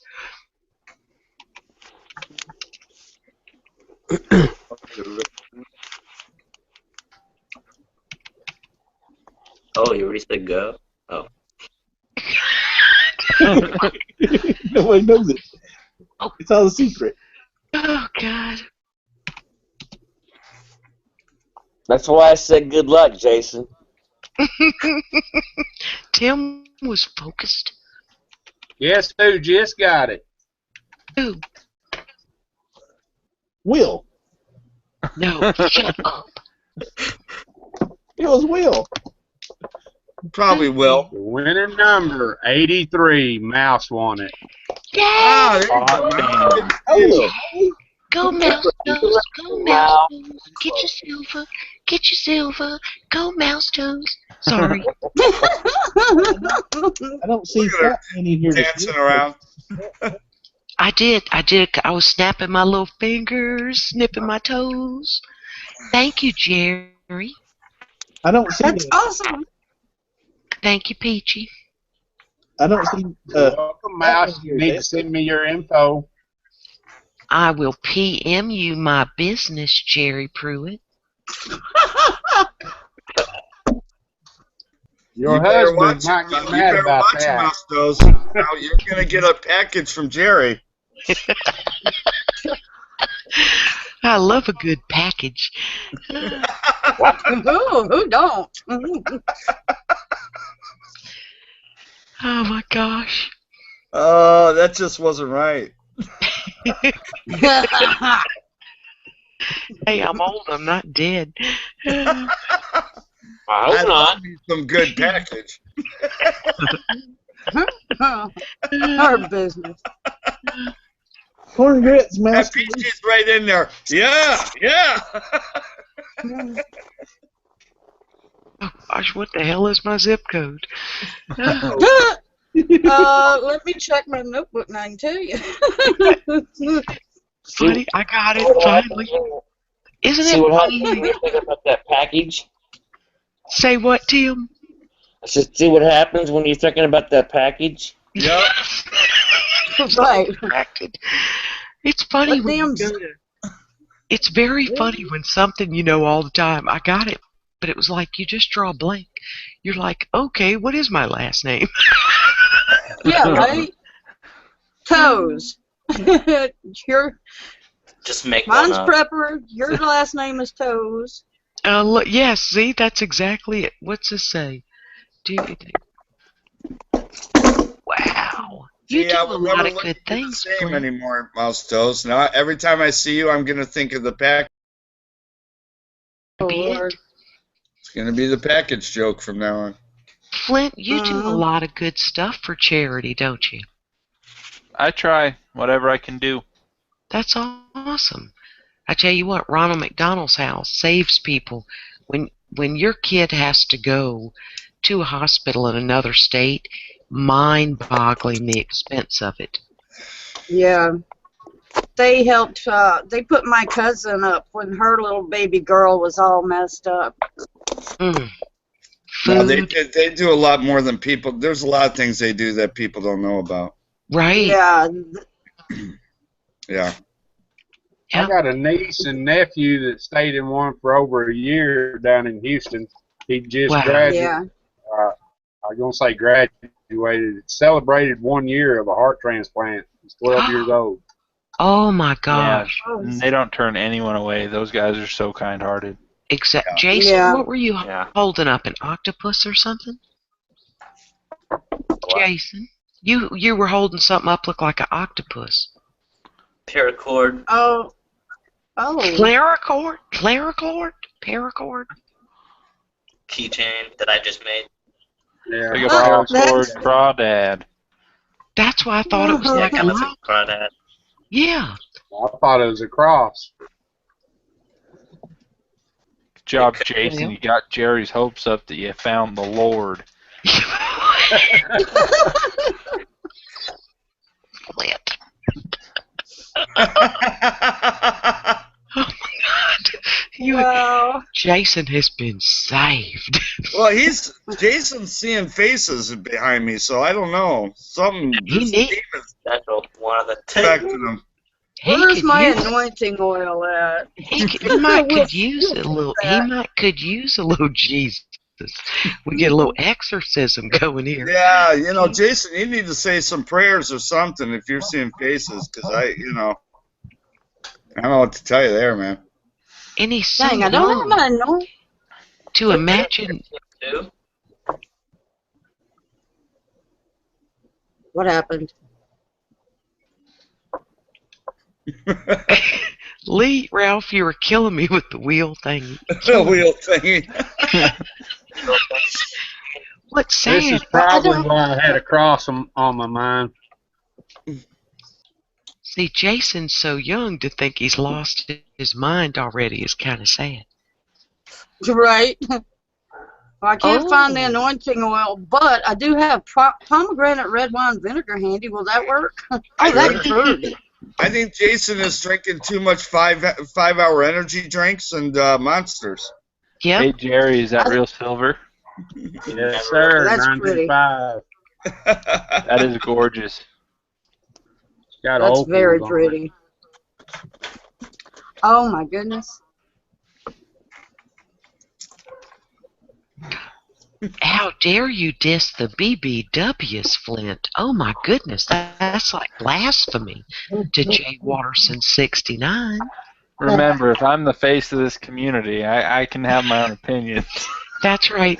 You're right. Right. You're the stud. You're the stud. Yep. The hottie makes the rules.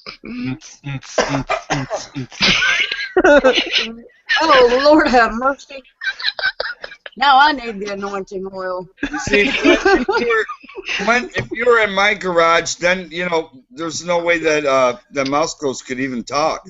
I know, right? I'd be so busy licking my monitor, I wouldn't be able to have a conversation. Oh my goodness. With those sexy windows and you in there, woo, I'd be sprung. Sprung. What song is that? Baby's Got Back? Oh my God. Yeah, and the boys get spread. Well, and I can't. All those beers Flint had have affected me vicariously through this channel. Gretchen It's Wilson. smell-o-vision. The mouse is getting high on fumes. Yeah, in the Puff Puff Pass of Jerry and Jason. Is it Gretchen Wilson who wears her jeans too tight to watch the young boys get sprung? Yep. I think that's where I heard that. Flint knows the country songs. Hell yeah. I've heard of a contact buzz, but I've never heard of a in-chat drunk. Oh, I've seen in-chat drunk, trust me. Well, apparently Mouse copped the alcohol or something. Yeah, I did. I couldn't say things. I'm tired. I have a real job now. I'm like, oh my Lord, this is hard. You and poor soul, I wouldn't know what that's like. Listen, I hadn't worked in 1996 or something. I'm just trying to get a camera, work, and it was 94 degrees today. Ugh. God, this heat is going to be ugly from now till October. We didn't get an Indian summer. We went from chilly. Jason, tell me you have pants on, sugar. Who's standing up? Who's standing up? Oh, it's Flint. Okay. All right. Well, I was hoping for... Okay, no boxers. Damn it. Okay, I thought it was Jason. I was like, Jason, sit down. Oh, you know what? I got a funny story about that. When I was Skyping Danny this morning, he clicked on and he forgot that he was he didn't have a shirt on or anything. He pops up and I'm like, whoa, what's going on with you, Danny? Oh my God! And he's shutting everything off. Did you ask him if he was mad still? Oh God! No, he came back out. He was all dressed. He was like, "I'm really embarrassed." Damn! I'm glad I wasn't in that one. Oh my God! Oh, it was funny as hell. It was so funny. We would have died, Peachy. Good night, Rick. Hey, Biddy's back. I put on my shirt for this one. Oh God! That was funny. I can imagine your face, Diggin. Would have been hysterical. I just sat there and laughed, and I'm like, "What is going on with you?"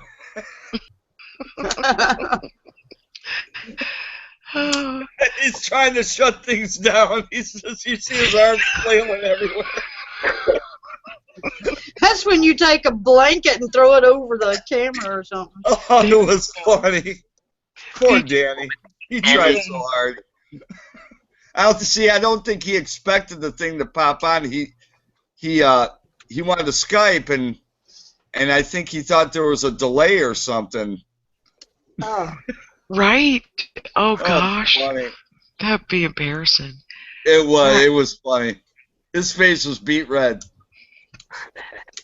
Well, I am going to head to bed because I have to work tomorrow, which is Sunday, which is so exciting. And Gear, try not to do strange things in the basement, okay? Have a good mouse Thank you, Gear. I'm just hoping you're doing what he's doing. I'm just hoping he don't knock on my door in the middle of the night. I know it. Good night, Tim. There's ways of taking care of that. Good night, Tim, and Jig. Goodbye, y'all. Sleep well. Night, Mouse. Wow. Goodness gracious, in the morning. Wow. Well, there goes the salt of the earth. Yeah, it's just funny, though. She's talking about hot guys and packages, and she's got to go. Yeah. That explains it. Gotcha. Good. Yeah, there could be some more meaning to her leaving a little early. Uh-huh. She had to go check her mail. Yeah. Hey, this conversation's wrong. Y'all talking about my sister. You don't live in Arkansas. It'll be all right. Oh, God, my stomach hurts. Oh. I'm telling you. I really do. I think a mouse toes is a sister I never had. But I was always meant to have. Right? Mouse Toast is great. She's good people, man. She's just good people. Yeah. Funny as hell. Yeah. She's fun. I like it when she gets wound up on everybody, when she gets, when they ain't quite right with her, and she just gets wound up on them. Yeah, she does. You know what? I'd hate to be on the wrong end of Mouse Toast. I really would. I'm sure that will put you in your place, but fast. Man, she grew up in New Orleans. Heck no, I wouldn't want to fight her. Nope. She whooped my ass. Oh, shit. Bless you. Goodness. She'd be like, well, alrighty then. Yeah. Oh, Lord, what do I have that I can... What do you have that I can take home with you? Somebody's got an echo again. Oh, it's probably my... What about now?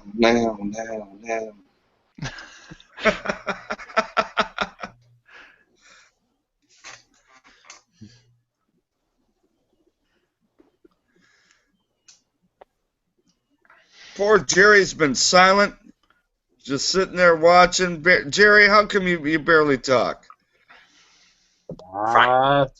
Pretty tired tonight, really. Just enjoying the friendship of everybody. Well, it's always a pleasure having you, man. It really is. Do you want to drink mayonnaise? No, I prefer not to. He's not going to go for that one, man. Well, I hope work is a little lighter for you, Jerry. I know you've been working your butt off recently. All year, man. It's been crazy. Yeah. I've got more overtime in the last 4 months than I have in the 10 years I've been there. Yeah, same thing's gone with me. It's just like every day they keep calling me, and if you pick up that phone, they're going to talk you into it. So I ignore it. Sometimes you just got to have a break, Yeah. Yeah. Well, I'm glad you got your mom's roof done, and you don't have to worry about that. Maybe you'll have a little breather, Yeah. Well, it's dried out enough. I got to mow my yard tomorrow. I mow about 3 acres here. So. Right. But that 54-inch zero turn chews it up pretty quick. Well, when you got that much acreage, yeah, you have to have something that big. The 2 lawns I do is about 1 acre. I do my grandma's whole lawn, and then I do mine. With what?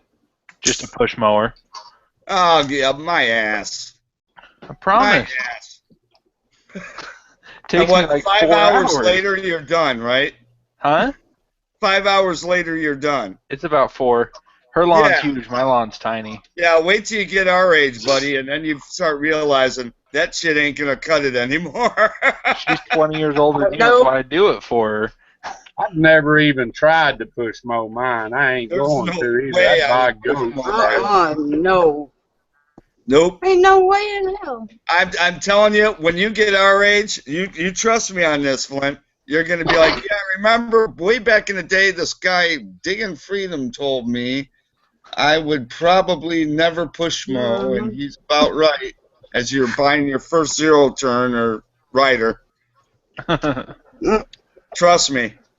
My lawn's pretty tiny. Well, not really. For the area I live in, it's pretty big, but hers is huge.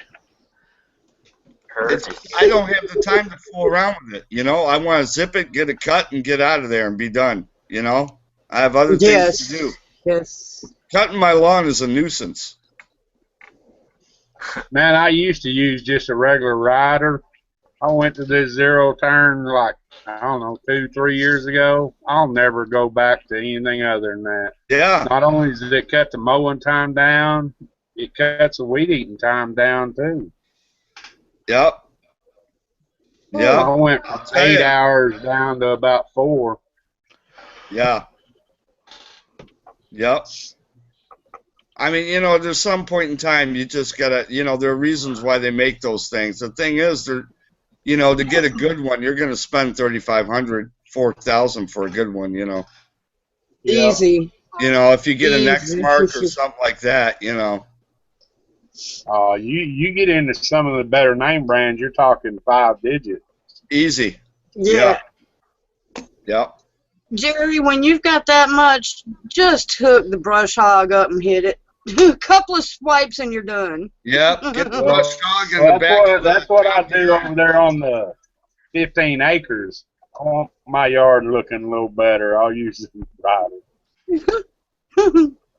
Mother gets so pissed at Daddy because he's got this big brush hog and he'll back it up under her clothesline and in between her grass. Mother's out there having a stroke. Don't hit the grass! Don't hit the grass! BT, my zero turn's only 6 inches smaller than my brush hog. Oh, wow. Got a big haul. You know what? Those zero turns are nice, though, man. I wish I had one. I love mine. I just got a Craftsman. I got a 64-inch Craftsman. It's got 3 blades, 3 big blades on it, mulcher. It zips it pretty good. It's a 30 horse. Yeah. But I'd love to have a zero turn because you can just do anything with those things. They're nice. Oh yeah, they're just so much faster than a regular rider. Oh yeah, yeah they are. And they cut even. You know, you can go full tilt and it's still going to give you the same cut. The only thing when you first get one, you'll start tearing up your yard a little bit because you know, turn too quick and your tires will spin out. I mean, I'm figure you've been on like a Bobcat or something. Oh yeah. The dual drive. So you're turning one backwards and one forwards to turn real sharp. You'll tear your turf up. Yeah, it'll dig in. Yeah, I can see that. Yep. Yep. It don't take long to figure out how to stop that. Right. Well, you just slow down when you're going to do that turn. Swing a little wide. Yeah. Echo again.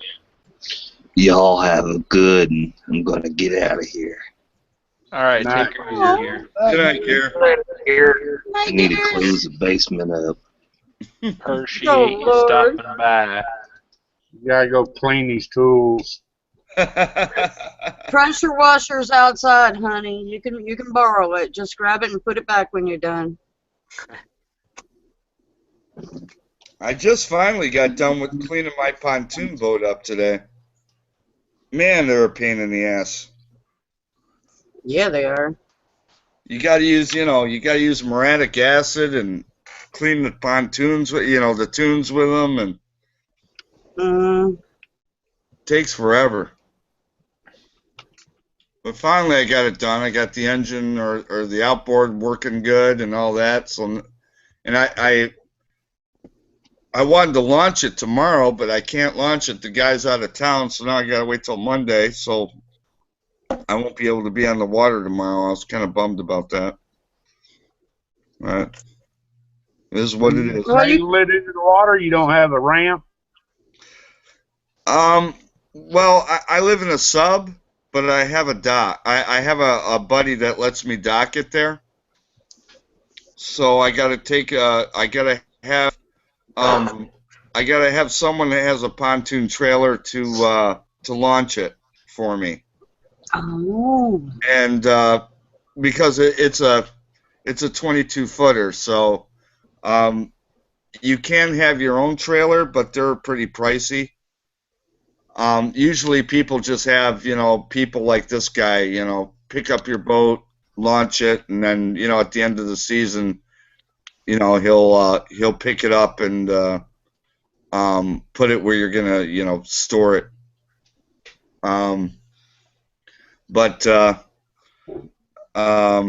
Yeah, we have a marina that you can launch it at. But, yeah, my sister down there in Texas just brought back the old bass boat I sold her. So I just got it back this week. You said yours is a 22-footer. Mine's a 21-footer. Yeah, see, you know what I'm talking about. When you're getting into that length. I mean, I could tow I had a 20-foot Sea Ray power boat before I got the pontoon. And that was a great boat, but the problem with it was it was a deep well. So for these lakes, it's not meant for these kind of lakes here. This is meant for deeper lakes. That boat anyway.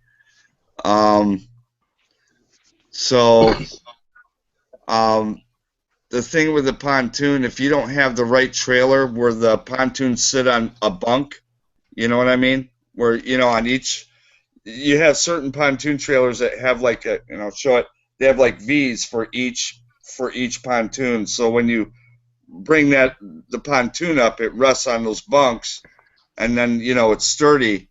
If you don't have one of those specific kind of trailers, and you get the regular kind that just goes in the middle and the thing rests on it, you can't travel with it. You can only go short distances, because if you take a turn and you don't know what you're doing, that thing will flip right over. So, and they're expensive. Like I said, to get a bunk trailer for a pontoon, it's like $3,000. Couldn't you make your own? No. I mean, I guess you could, but, it'd probably be cheaper to buy one.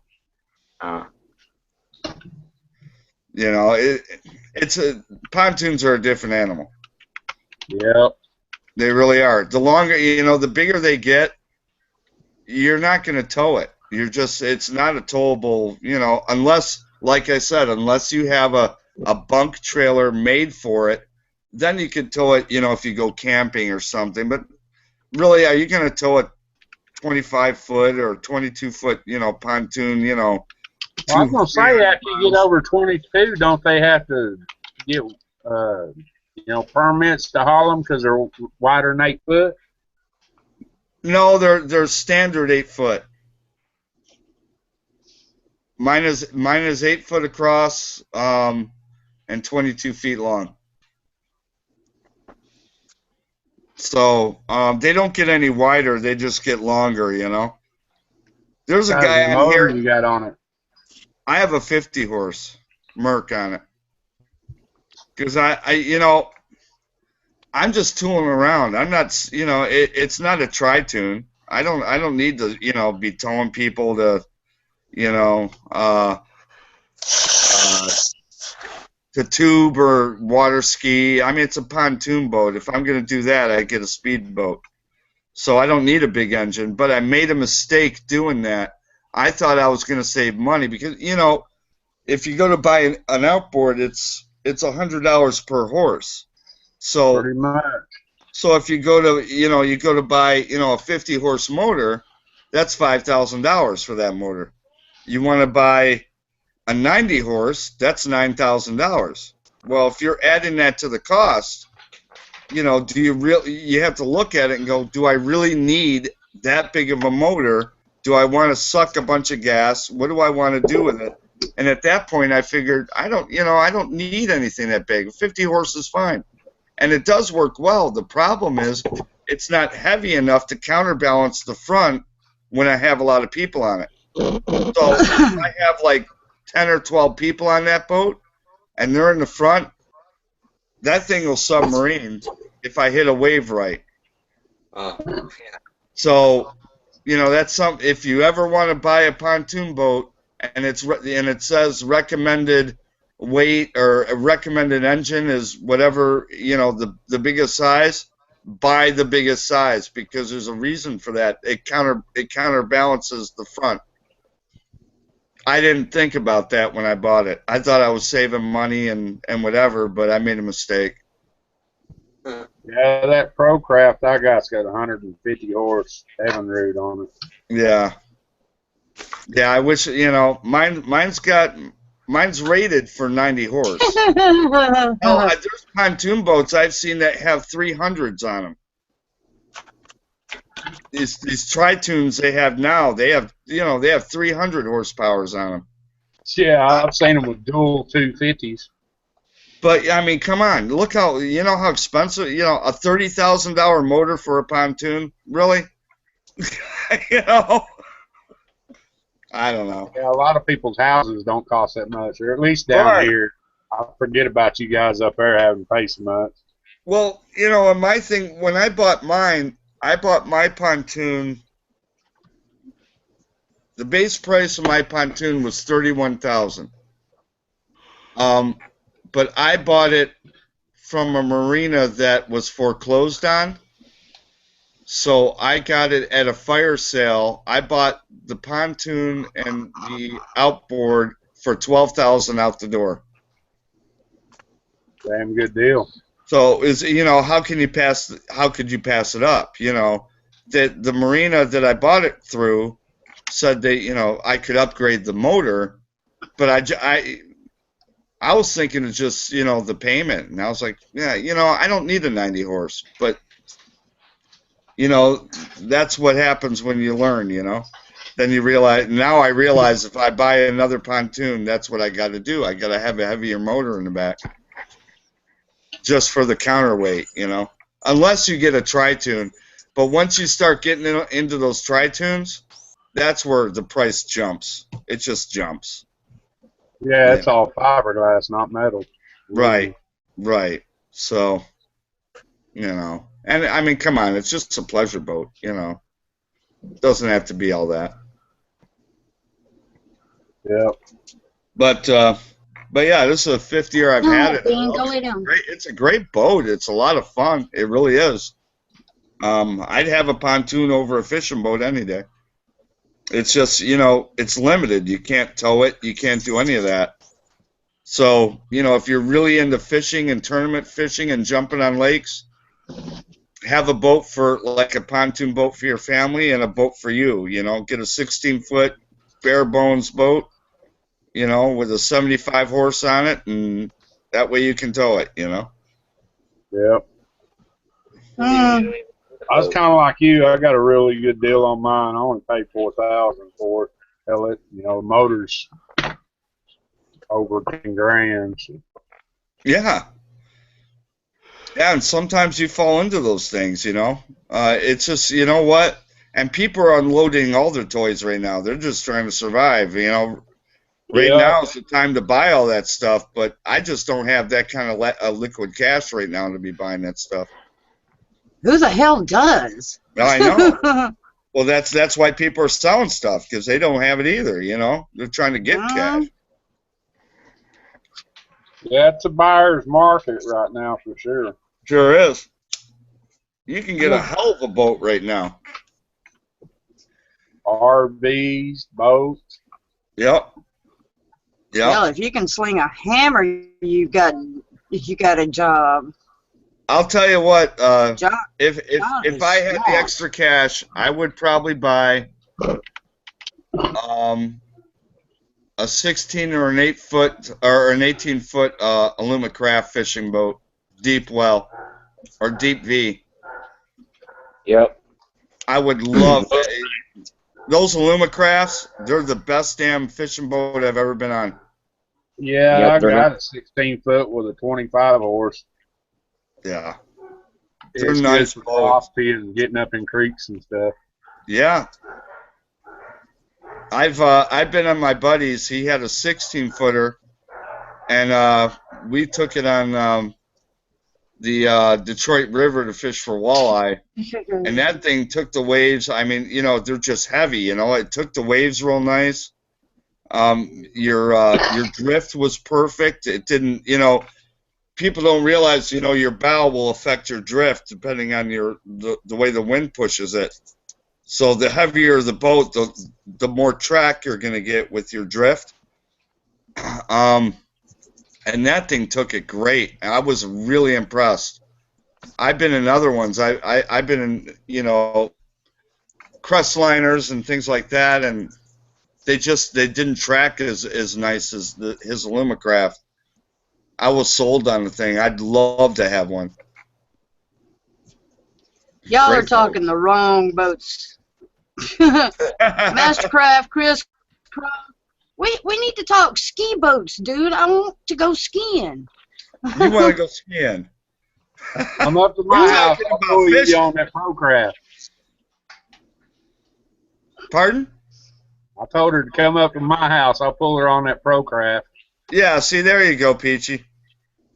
That'll work. If it's got a motor, it'll snatch me out of the water, no problem.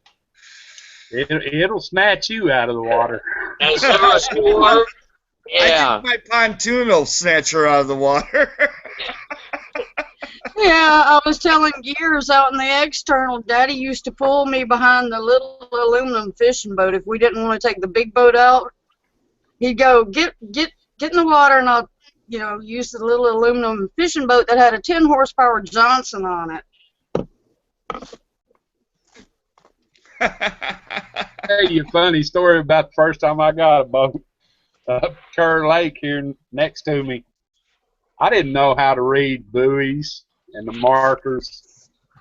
Man, we were up there with a bunch of kids from my sister's school, and I'm out there pulling these kids in a cove on a rubber inner tube, right? Oh. All of a sudden, it was like the Twilight Zone. I looked over, and everybody was pointing. He wants you. I mean, like 100 people all at once. I go to the bank, walk over to the game warden's truck, and he said, "You know you're doing that in a no-wake zone." Oh. He let me off, man. He gave me the book on how to read them and shit. He was nice, but man, I could have gotten in bad trouble. Oh, you know what? Yeah, you got a free pass. Wow. Probably because I went up there and talked to him. You know, I didn't stay out there and make it. He was waiting in line to launch his boat and come get me. Oh, well. Good night, Gear. The external, he just announced he was finally going to bed. Yeah, finally. No, Well, don't kill anybody. I grew up on the lake, so. Make good choices. Wash the basement good. Clean out basement. Yeah, Michigan Timberwookie is asking if there's any bow fishermen. You guys ever bow fish for carp?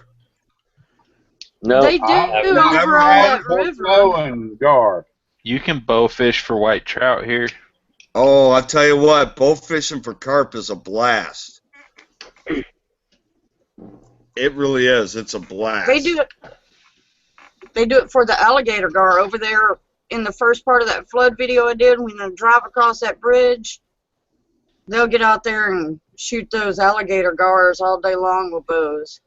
I went with a couple buddies, and it was kind of funny. In the river, we get a lot of carp in the river at certain times of the year, and this one guy's never did it before, so he was kind of along for the ride, and you do it when they're spawning. That's when you're gonna fish for them because they're closer to the banks. And we bagged, I don't know, 6, 7 of them, and they were about 12-pounders.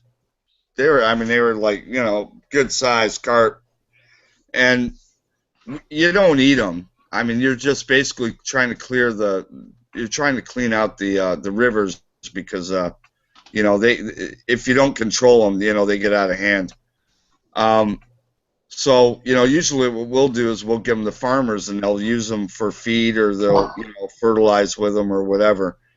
But this guy, he's sitting in the boat, and there's all this blood, and one of them let loose with some of their eggs, and the other one had sperm coming out, and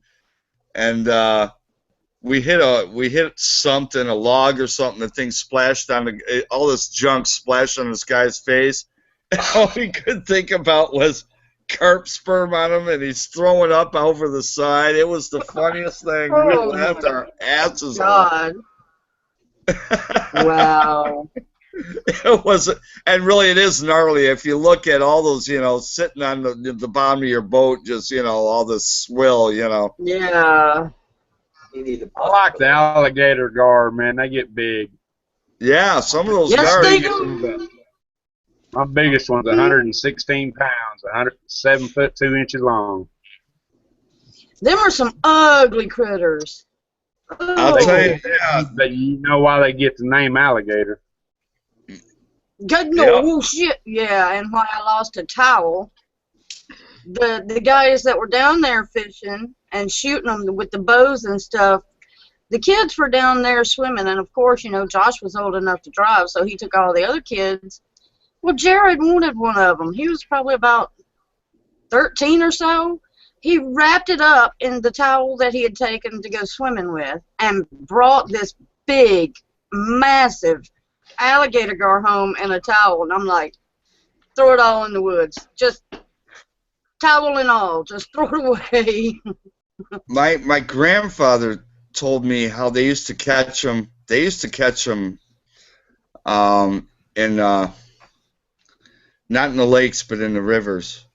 And he said what they used to do is they'd take an old hemp rope, unravel the hemp rope, and tie like 7 hooks to the ends of it, and just kind of put some bait on there just for attractant. But what these gar would do, they'd go after it. They'd start twisting around, and that rope would get entangled in their teeth. And the hooks would just kind of wrap around, the sides or whatever, and that's how they use it. They didn't use lures; they just used rope with hooks on it. Huh. We use rope around here with no hooks. With all the things, with all the ends coming out like that. You know what I mean? Yeah. If you take cotton rope and fray the end of it, they'll get their teeth hung up in it, and they'll stay on it. You don't even have to have a hook. Yeah, and I've heard that too. I've heard it looks like a shad flapping in the wind, that feathery rope. Mm-hmm.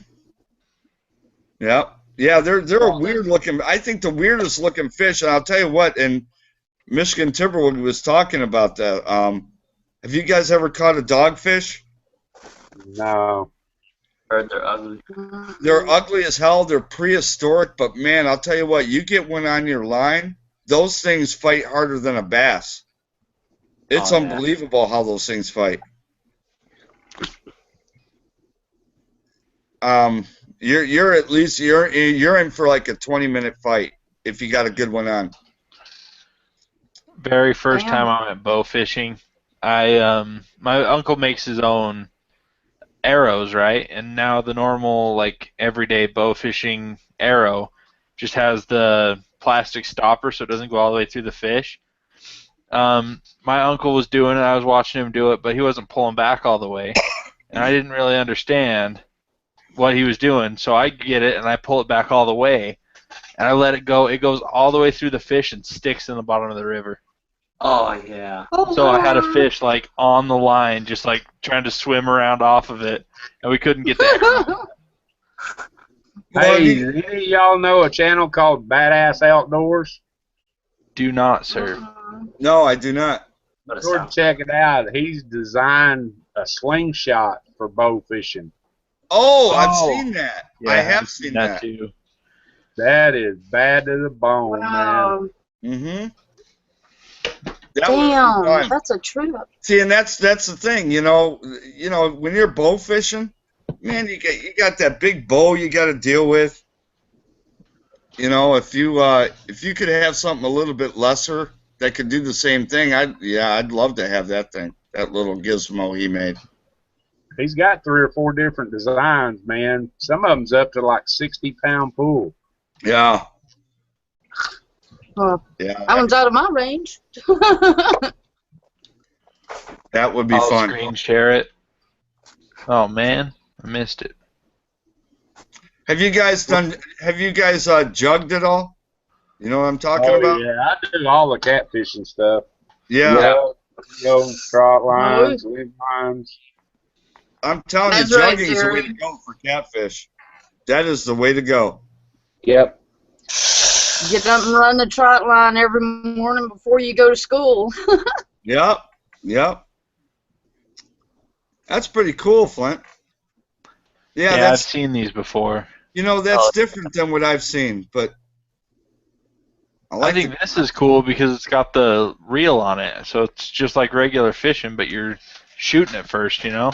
Right. Yeah. The one he's got, it doesn't show on there. See how it's got the 2 bands going back to the pocket for the shot? Yeah. He's got them. They're double bands on both sides. They're crazy looking. Huh. I would Kinda much like this. rather fool with something like that than taking a bow. Yeah. Oh, yeah. You can mount the reel on it and everything. Yeah. That's pretty Oh, cool. that's pretty sick. Look at that. Yeah. Oh, Badass damn. slingshots.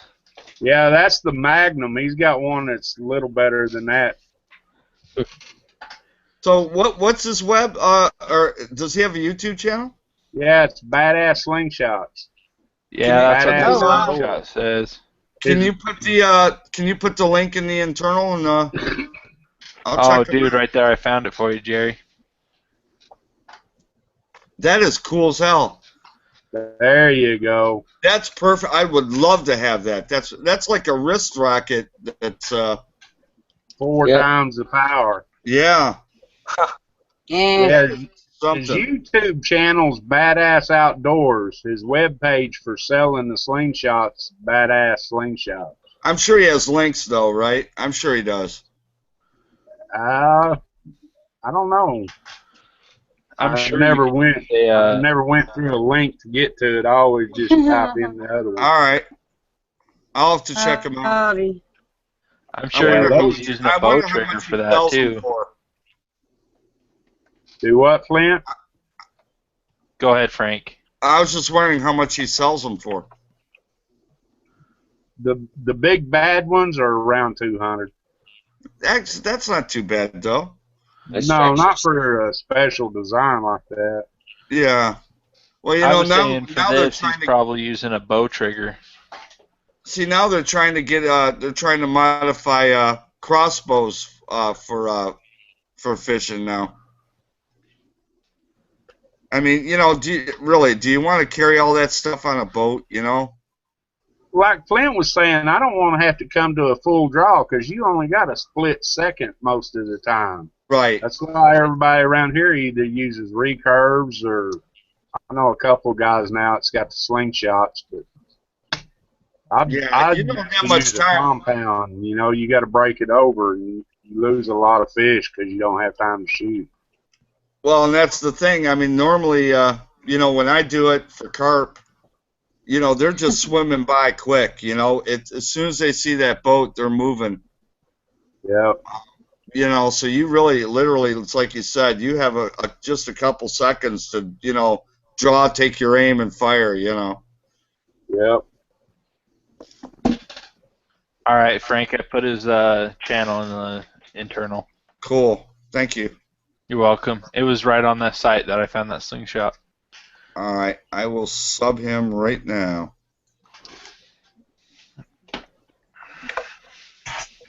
Yeah, I'm gonna check his stuff out. And He's his channel cool, name is too. actually Sam Wood. Yeah. Yeah, Sam Wood. You know what? And you know what? I'll support anyone that comes up with an idea like that. I think that's a great idea. You'll like him too. He likes eating a lot of the exotic stuff. He'll Yeah. show you how to clean the gar, and he's eat all kinds of like poisonous fish, like the lionfish and stuff. Tell you the websites to go purchase it and all that stuff. The one fish I like catching them, but I hate dealing with them to clean them, and but there's so is Great Northern Pike. They got the wide bones in there.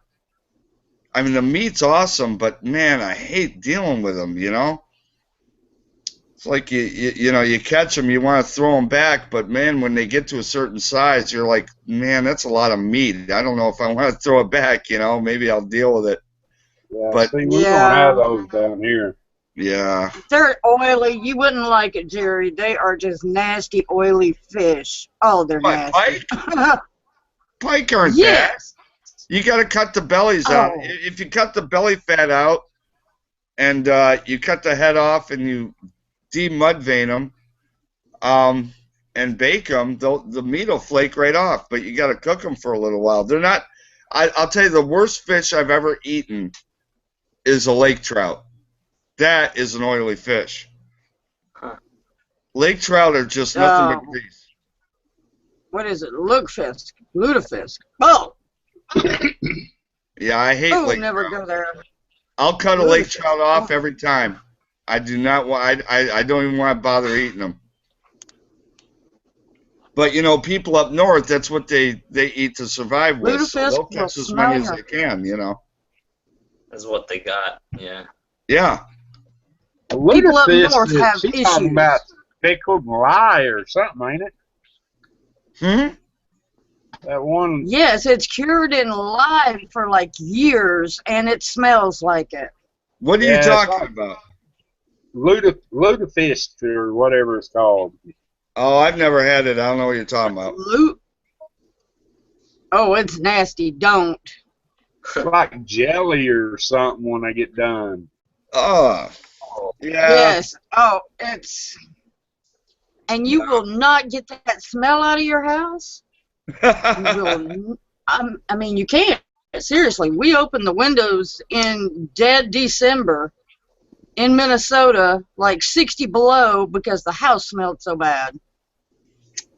Yeah. No, I like the fish I like to eat, I like to eat brook trout.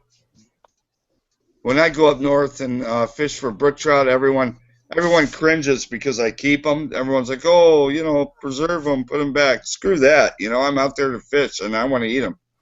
I can't, if it's legal limit, you're in my creel. That's the way it goes. But I like eating bass. I like eating perch. I like eating bluegill, crappie. And the whole thing about those fish, they're not fatty, especially the bluegill and the crappie and the perch. I think that's how they got the nickname panfish. Yeah. All of them they're talking about, except for the bass, are like the best. Walleye, brim, perch, crappie, trout. Right. They're all a panfish. I mean, I'll tell you what, walleye is some of the best fish you'll ever eat. I love walleye. We We only have a couple of different places we can get those here. Yeah. Real I can deep get them lakes. in the river here where I'm at, but you got to fish for them at night. Nasty. There's Give a me a couple of cane big pole, deep a line, lakes. a hook, and I'll go catch my own. I mean, catfish. You know, as far as oily fish, catfish seem very oily to me. Yeah, if you get the big ones, they are. Yeah, yeah. And like you said, if you leave that belly meat on you, you'll only want one piece. It'll Right. turn your Yeah, you stomach gotta cut off. that belly meat off. You know, when people are like, "Oh, that's meat." No, that's garbage. You gotta just cut it off and. That's bait. Friday night catfish. Pretty much. Yeah. Well, Yeah, I don't like them Friday night catfish because most of that ain't catfish.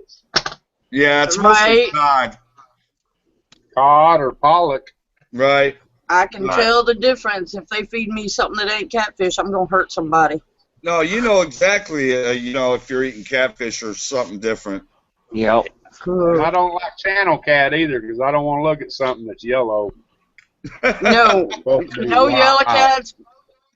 See, Channel that's what cats, we no. have up here. That's why we all we have here are channel cats. We don't have. Oh no. You know, we got 4 kinds here. We have the bull cat, which is, we call it a mud cat. It ain't worth eating at all. Oh, we have the same thing called a bullhead. Yeah. Yeah, they're garbage. Yeah, they are. Then the channel cat, some people eat them. I don't like them. And then your blues, they're all right up to about 10 pounds. And then they get fatty. And your flathead's the best. It's solid white meat. They're good up to about 15 pounds. And then they get fatty. Yeah, see, we don't. Daddy's got 2 catfish ponds. See, we don't have that up here in Michigan. In Michigan, all we have are the bullheads and the channel cats. That's all we have. And the channel cats, I don't know how you guys prepare yours, but, you know, we basically, if we catch one and it's, 10 pounds or whatever, if we feel like eating the damn thing, we'll take a nail and nail the head right to a tree. Oh, I've seen that before. And then, cut each side and then take a pair of pliers, and that's how you skin them. Boots down. Done. I can do that. It seems a trick about making it a little better for you. Instead of killing it by nailing its head, just hook it through the bottom lip like you'd run a stringer through or something. And then don't cut all the way through, but just cut down to the spine right there at the edge of the tail and let him bleed out. Right. It'll make a world of difference on you. Well, And I wouldn't keep a channel cat over 5 pounds. I mean, that's what we'll do. We'll bleed them out. But I'm saying to get that skin off, you can't fillet that skin off. You got to peel it off with a pair of pliers, Yep. There's a special pair of pliers for that, too. Yeah, the only way you can do it is nailing its head to a tree. Really, honestly, it's the only way you can do it. We used a 2x4, but a tree would work in a pinch. Right. We always did to a tree because we just thought it was fun. Yeah. And then what we do, But Daddy's got 2 catfish ponds. We'd leave the carcass there for the coons, Let the coons come in the middle of the night and eat. Yeah, I got the board out back nailed between 2 trees with great big hooks in them. That's what I hooked the catfish on instead of nailing their heads. Yeah. Yep. Yeah, but you see that, like I said, we normally didn't keep a lot of channels unless they were decent size. Maybe we might, but so it was few and far between that we would. We normally, if they weren't, if we were catching a lot of bass and perch, we'd throw them back. Just like the white suckers, you're not gonna keep those. You're gonna throw them back. Yeah. Oh no, we can't. If all I had was channel cat around here, I'd probably leave them alone. Yeah. Those white suckers, Frank. We went gigging for those. They were running upstream one time, and we had to sneak onto the property backwoods 4-wheel drive in, but we got buckets and buckets of them, and Mother canned them up, and I swear to God, you couldn't tell it wasn't pink salmon. Well, you know, some people it was love good. suckers. You know, it all depends on how you make them. But you know, I'll tell you how I eat fish. I deep fry them. I fry them in cornmeal and whatever. And suckers, you know, for us up here anyway. I don't know. Some people like them. I don't really care for them. I wouldn't cook them and eat them, but they were good canned because they looked and tasted just like salmon. And you know what? My grandmother told me that that's what they would do with suckers. They would can them, and maybe you know, maybe canning they're different, but you know when you're catching, trying to make that too. Now, canning up some fish. Michigan Timber Wookie's telling me that we do have flatheads in Michigan. I've never run across a flathead. I've never run it. I've only caught channels. What do you use for bait? I don't fish for them. Well, flathead's a predator. You have to use live bait on a flathead.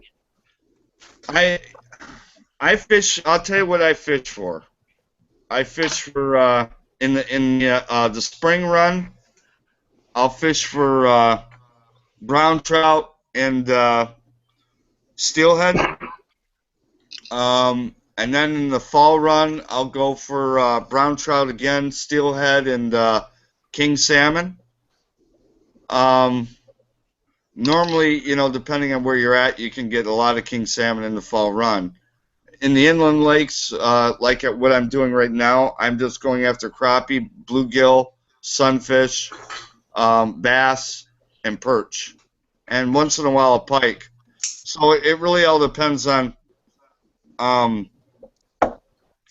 you know, the type of bait you're using for those kind of fish. You know, if you're going after bass, you're going to use something different than if you're going after, you know, a bluegill or a crappie.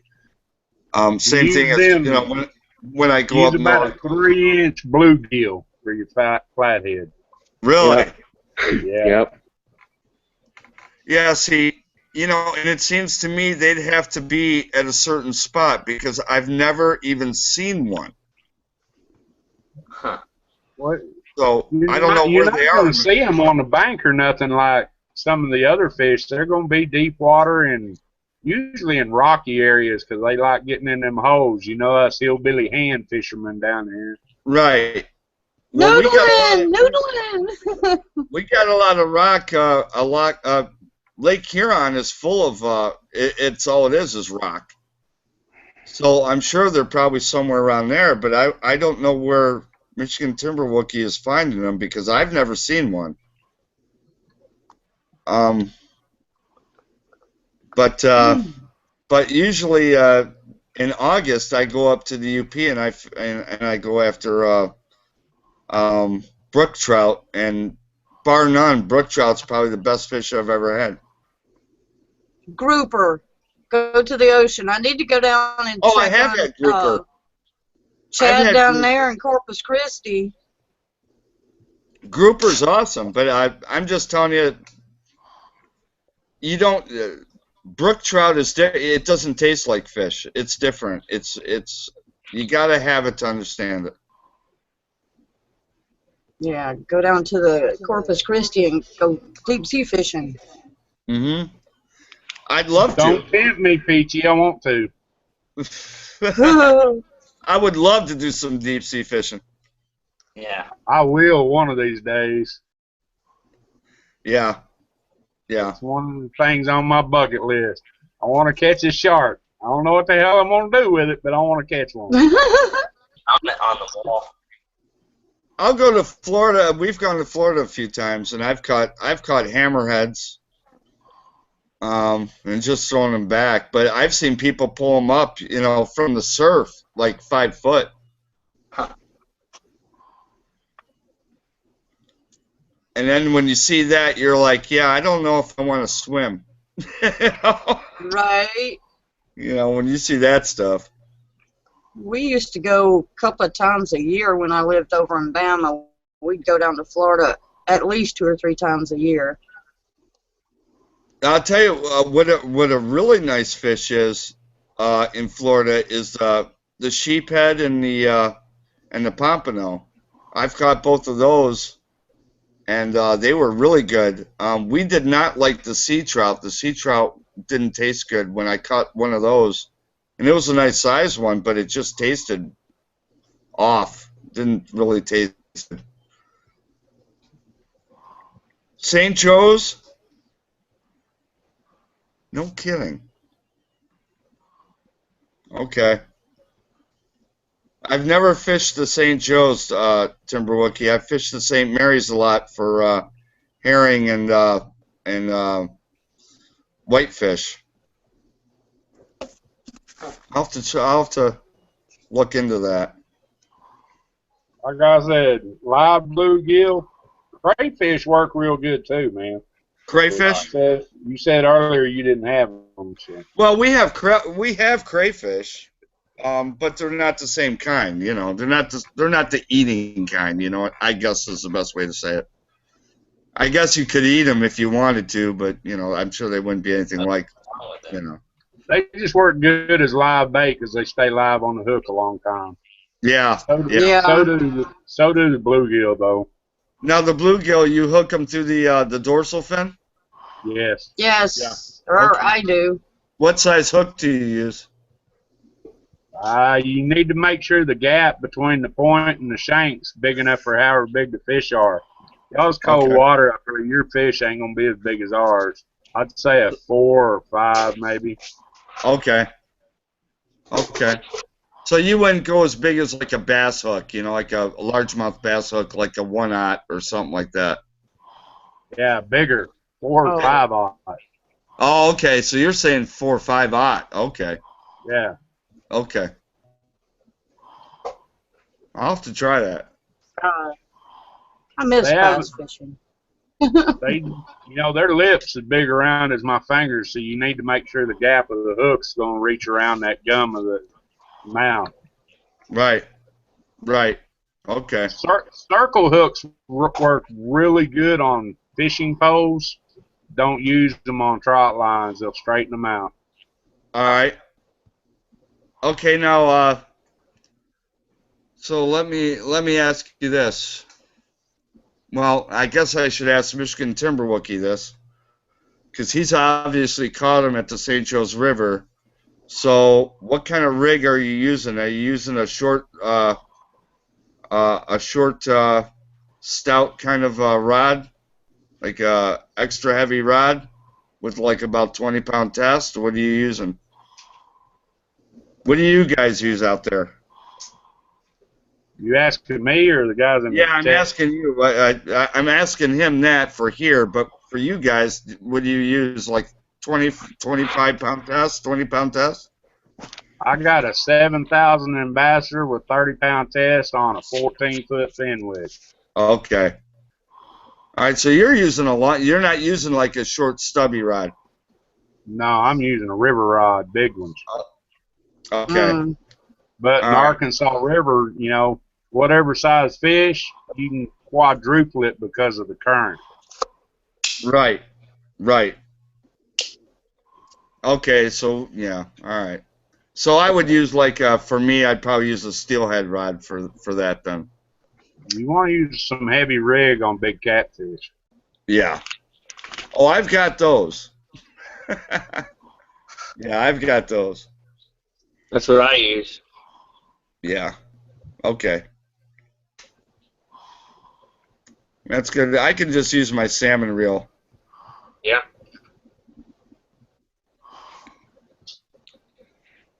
Yeah. I'll tell you what, catching a king salmon is, I'll tell you, oh, that's some fun there. Yes, it is. I went to Alaska in '92. I caught a few of them. Yeah. Oh. I hooked into about 10 before somebody told me I needed to use a steel leader or double up the line. Right. It broke off. Well, yeah. I mean, Down here in the South, ours don't have teeth. Well, The ones here do, but we use spoons or what we call squid. Once in a while we use plugs, but I mean each one is like that long. I mean Yeah.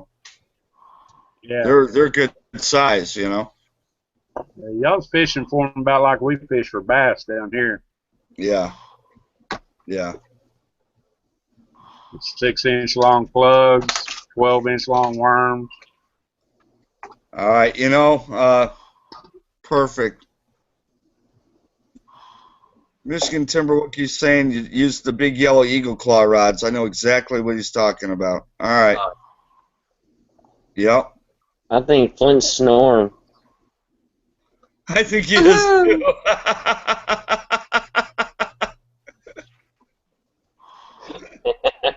The mayonnaise put him out. Yeah. Yeah. That's strong. Well, at least it wasn't me for once. I had to look to see if you was muted. That's right, it too. Oh, I've been in some of those chats where you're snoring away. It's funny as hell. I usually always make it off air. No, I've been working around here listening to y'all talk. Well, we don't have a problem with talking. That's fine. Talk away. See, and see that's part of the problem. That's why I'm getting back to the whole thing of having a fishing boat. When I had my fishing boat, I could just go anywhere I wanted to go and go fishing. But the problem is, when you have a family and they want to enjoy the water too, they really can't in a fishing boat. Right. So What are you you talking kind of about? have to pick your poison. Pete, you get 3 people slinging lures out of a 16-foot rod, somebody's going to get hooked. Yeah. Yeah. 16-footer is really designed for 2 people. You can't have more than that. Right. Yeah, but see, we always fished right off the dock, mostly. Or at least Mother and I did. Daddy would go out in the boat. The little Trilene big game. Yep. The old Trilene big game. 40 pounds. No, what is that stuff that I brought some down from Minnesota because it's like good for everything.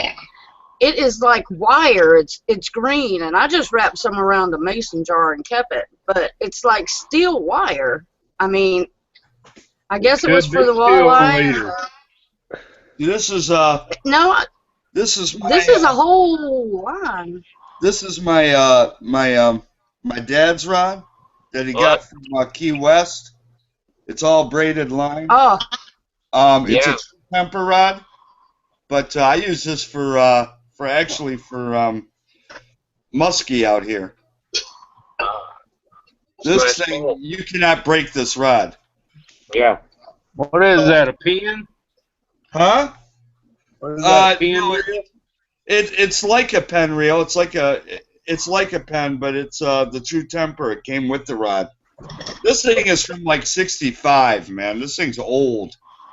But I'll tell you what, there's I've caught probably 30 muskie off of this without a hitch. Is that wood? No, it's fiberglass. Oh, fiberglass. Yep. Bass for 7,000. I've probably caught 5,000 catfish with it. I'll tell you what, for muskie, I'd rather fish with a fiberglass rod than I wouldn't want to fish for muskie with carbon. With a carbon rod, IM6 rod, because they don't have a lot of give, Right, you shatter it. Yeah, and we use fiberglass has big more forgiveness. We use big fiberglass rods on the catfish too. Yeah. Yeah. And what people don't realize, and this is the thing where people where the rods will shatter if it's really, really hot. If it's like 90 degrees out and you're fishing with an IM6 graphite rod, they get weaker. Huh. So you get a big fish on, and your rod's really not, it'll snap a lot easier. Yeah. Heat really affects those rods.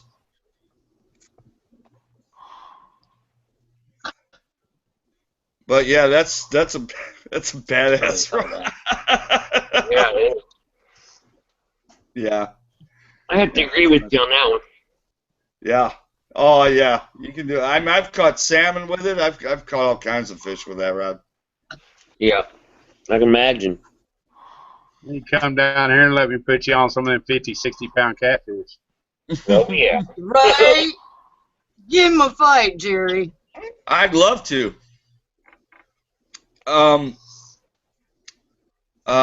What I'd like to get, what a lot of people up here in Michigan fish for too, are sturgeon, because some of those things will get 8 foot long, you know. Yeah, I'd like to catch a sturgeon. Yeah, I would too. I would too. That's a prehistoric fish. Oh hell yeah! I mean, I would. We don't have them in Missouri.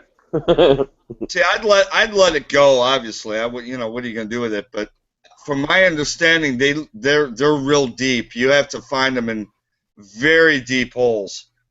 You know, 100-foot holes. You know, in the river. So you really have to have good sonar equipment to find those deep holes, and that's where you would find them.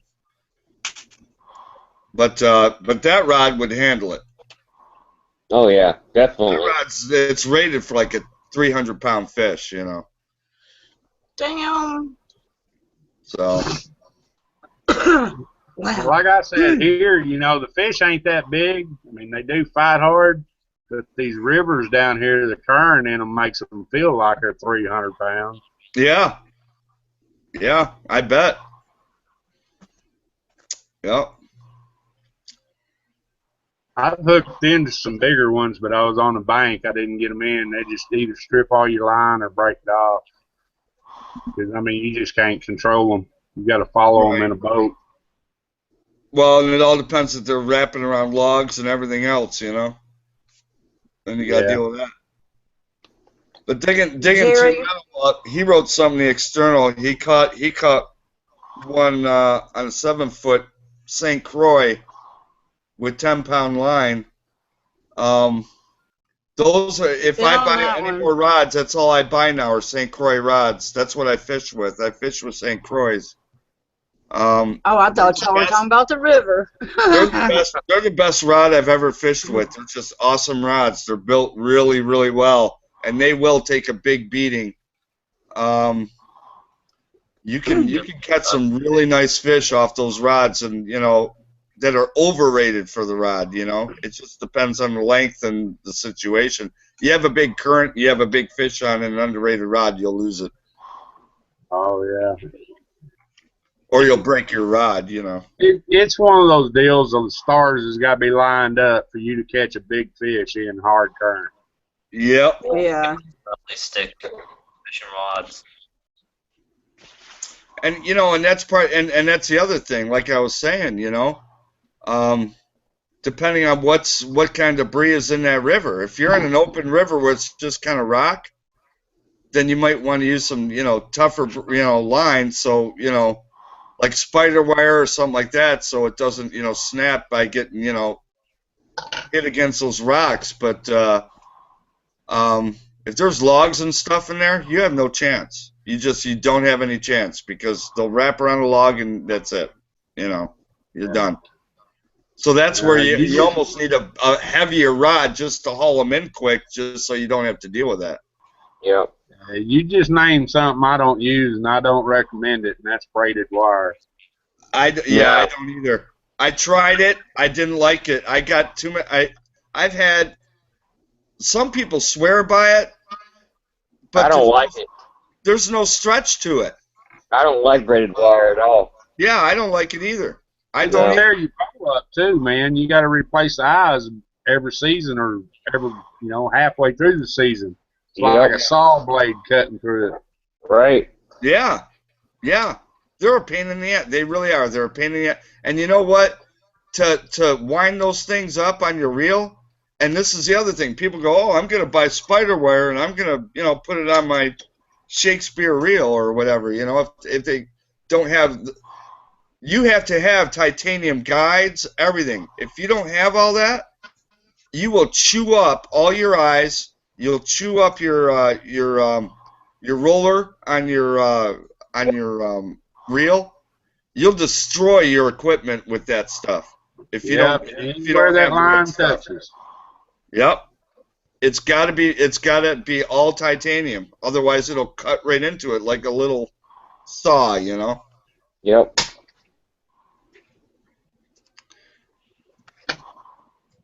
Yep. Yeah, I don't care for it. I like Trilane. Some people like Stren. I really have had better success with Trilane. I was gonna say I don't want a name brand, either Stren or Trilane. Trilane's my favorite also. Yeah. If they don't have it in Trilane, I'll buy the Stren. Yep. Because they're pretty much the same, you know. But that's all them off-brand like Eagle Claw. Yeah. All that other stuff. Man, that's junk. You get what you pay for. I like Trilane. You're putting it on a Zebco 202 for a kid to go jerk some perch out of the creek or something's one thing, but you're really a fisherman, you ain't gonna be having that on your pole. No. I've used Trilane for quite a while now. I use it all the time. Yeah, that's about all I use. See now, a walleye tournament pro told me what to do with those lines before you put them on your reel. He said what you do is you boil water, and after it boils, you kind of let it, kind of cool down for like 5 minutes, and you drop that whole spool in that hot water. Not where it's super hot, but it's, just before. You put it in there, you let it soak for 3 minutes, take it out, and then put it on your reel. Because what happens is that heat erases the memory of that spool it's on, and as you're winding it on your reel warm, when it starts to cool down, it attaches the memory to your reel. So you'll have smoother casts, and you can cast a lot further. I'll have to try that. I've done it, and it works. It works. I have been able to cast a hell of a lot farther doing that trick.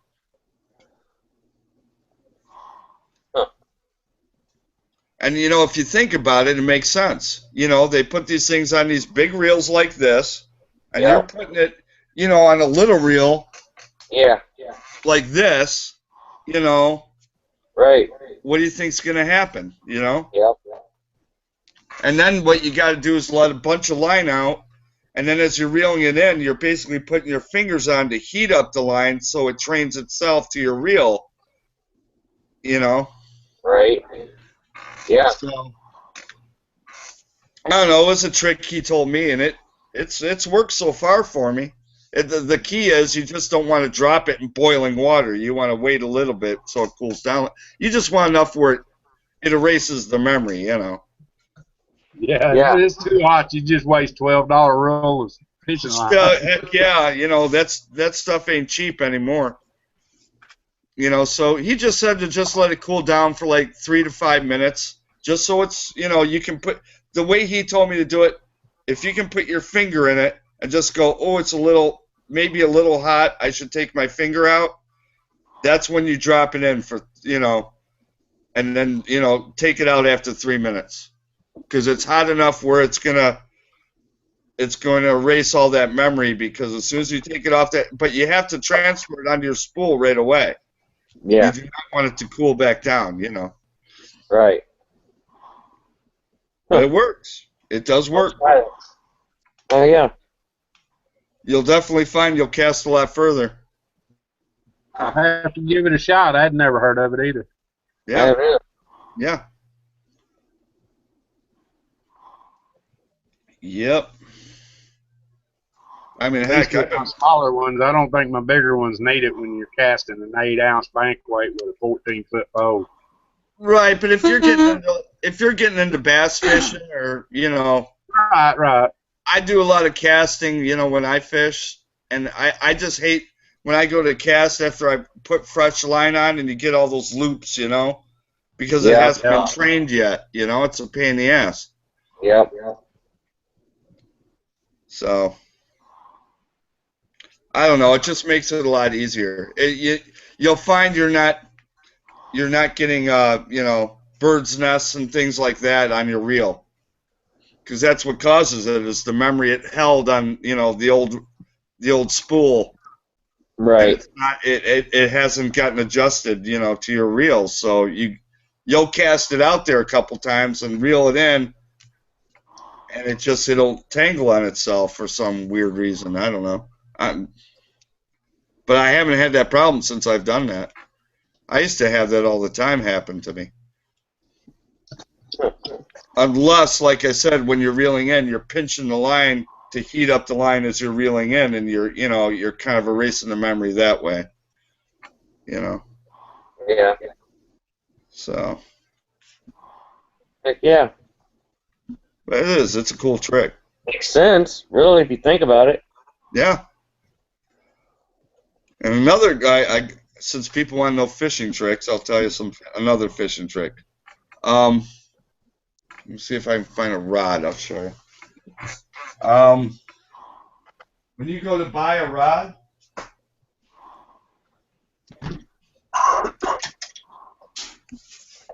I'll use this is my baby right here. This rod will never leave me. My St. Croix. This is an old one too.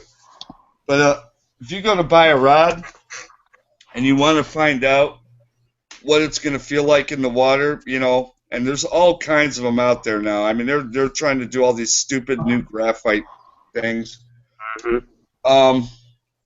What you do is you have the guy that's trying to sell you the rod, or maybe a buddy, take the tip of it and put it right here on your throat like this, and you hold the handle. So have him do that, and then just put a little pressure where it's doing this, where it's got a little bit of bend to it, like this, and then hold that handle and have that person talk. If you can feel his voice through that handle, buy the rod. Yeah. And that'll tell you how sensitive that rod is. Yeah. And I've always used that when I buy a rod. Yeah, I knew that one. Yeah, some people don't know that though. They really don't. Yeah. Like the people will buy ugly sticks because really ugly sticks are great for kids. But they're too thick. They're not bulk. You know what I mean? Yeah. They're just not sensitive enough. You do that with an ugly stick, you barely feel anything. I've got an older ugly stick that I love, man. So, like I said, some of them are really, really good rods. The problem is, though, the thicker they get, the less sensitive they are. The thinner ones are good, but if you got a real thick one, they're made for abuse. I mean, that's what they're made for. They're not a finesse rod. Worm balls, man. If you want a finesse rod, you get a St. Croix or a G. Loomis, something like that. But that all comes with how much you want to spend and how much you fish. I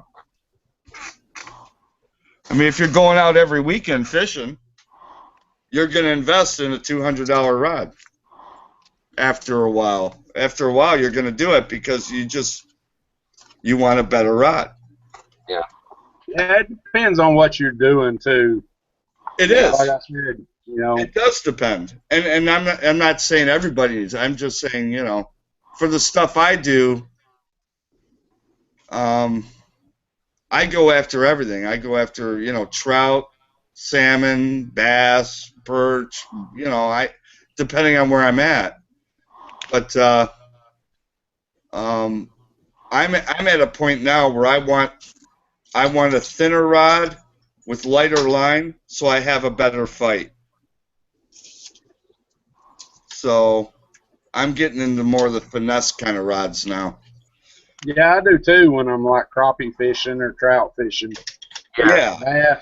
Bass, and you're hauling them out of brush and stuff. Right. I want a little bit of heavier rod. Yeah, I'll have a medium heavy all day long if I'm going for bass. Oh yeah. If I'm going for bass, I'm not going out there with a light heavy rod or a light rod, and I'm not going with the long rod. I'm going with like a 5.5 foot medium heavy rod. Yep. That's a lot of rod in one sentence. Damn, Mouse missed it. Did he just say rod? Yeah, and Mouse isn't here. Brandon said his rod's been abused all his life. Oh, Lord. Said it took a beating. I imagine it has. Yeah, I'm sure it has. Good night and day. Was it they say that sounds like a personal problem? Yeah, a huge one, actually. We went Well, from I doubt that, but... I mean, I got to a point where I showed this stuff before. I mean, I got to a point where I got so heavy into fishing, I was making my own lures and stuff. I mean, stuff like this. Oh yeah. Yeah. And then it just, like I said, you have kids and whatever, and stuff just kind of gives away. You're just like, I don't have time to do all this stuff anymore like I used to. Yeah. Life takes over. Oh, yeah, it's like saying, okay, I have a daughter and a wife, and I used to go to the bars with my buddies. I'm still going to go to the bar with my buddies and the heck with my family, and that's why you end up being divorced, Or, I have responsibilities. Yes. I need to be home. Or you take your wife to the bar. Yeah. That normally doesn't work out well. No, it don't. You have seen my wife, right? Her and I and bars do not mix.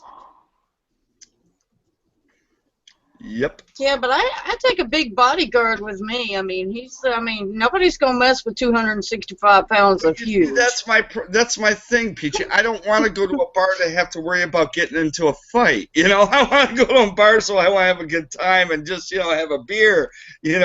Not some guy who's half drunk. Dealing on my wife that I gotta now get up and say, hey, what are you doing, asshole? I don't want to deal with that. Yeah. That's you don't happened go to the too right many bar. times. It's happened too many times, and I've finally been like, "We're not going to the bar no more. I'm done. I'm done." We still go. We never have issues, and it's fun. Yeah, because you're a woman.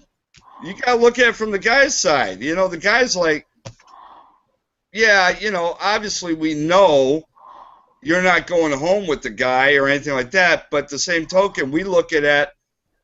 She's wearing a ring. You see she's wearing a ring, and you're still gonna hit on her. That's where we have to step up and say, what's your problem? No, that's where I step up and say, step off, bitch. Well, it ain't my happening. wife does the same thing, but it's the whole point. The whole point is, yeah. Thank you, but I'm with big guy here. Sorry. Trust me, it just doesn't work for me. She needs to grow a pair. Oh, Amy? Tell her to step up and tell him to step off. You're with, Amy, I'm flattered, thank you, but that ain't happening. Amy has kicked guys in the balls in the bar. She has slapped guys in the bar. She has punched guys in the bar. Woohoo! Okay? Now, y'all come down here and we'll go to margaritas. I mean, like I said, do I want to deal with that stuff? Because that's how my wife is. You say something wrong to her,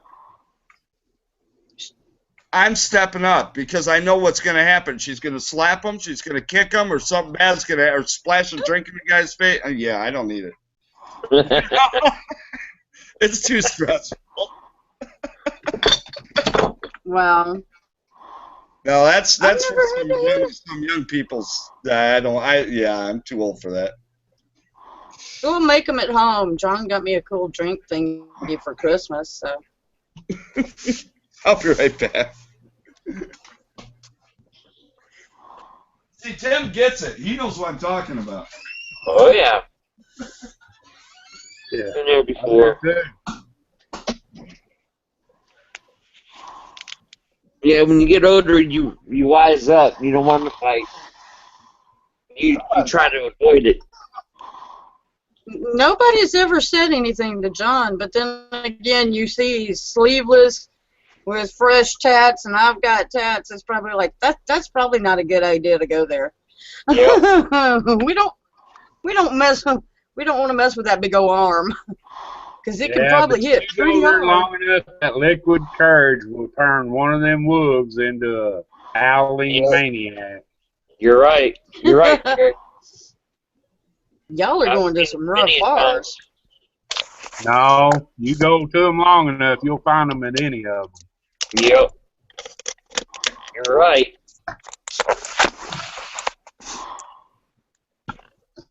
I seen a big guy have to pull a woman out a couple of weeks ago. That was a first.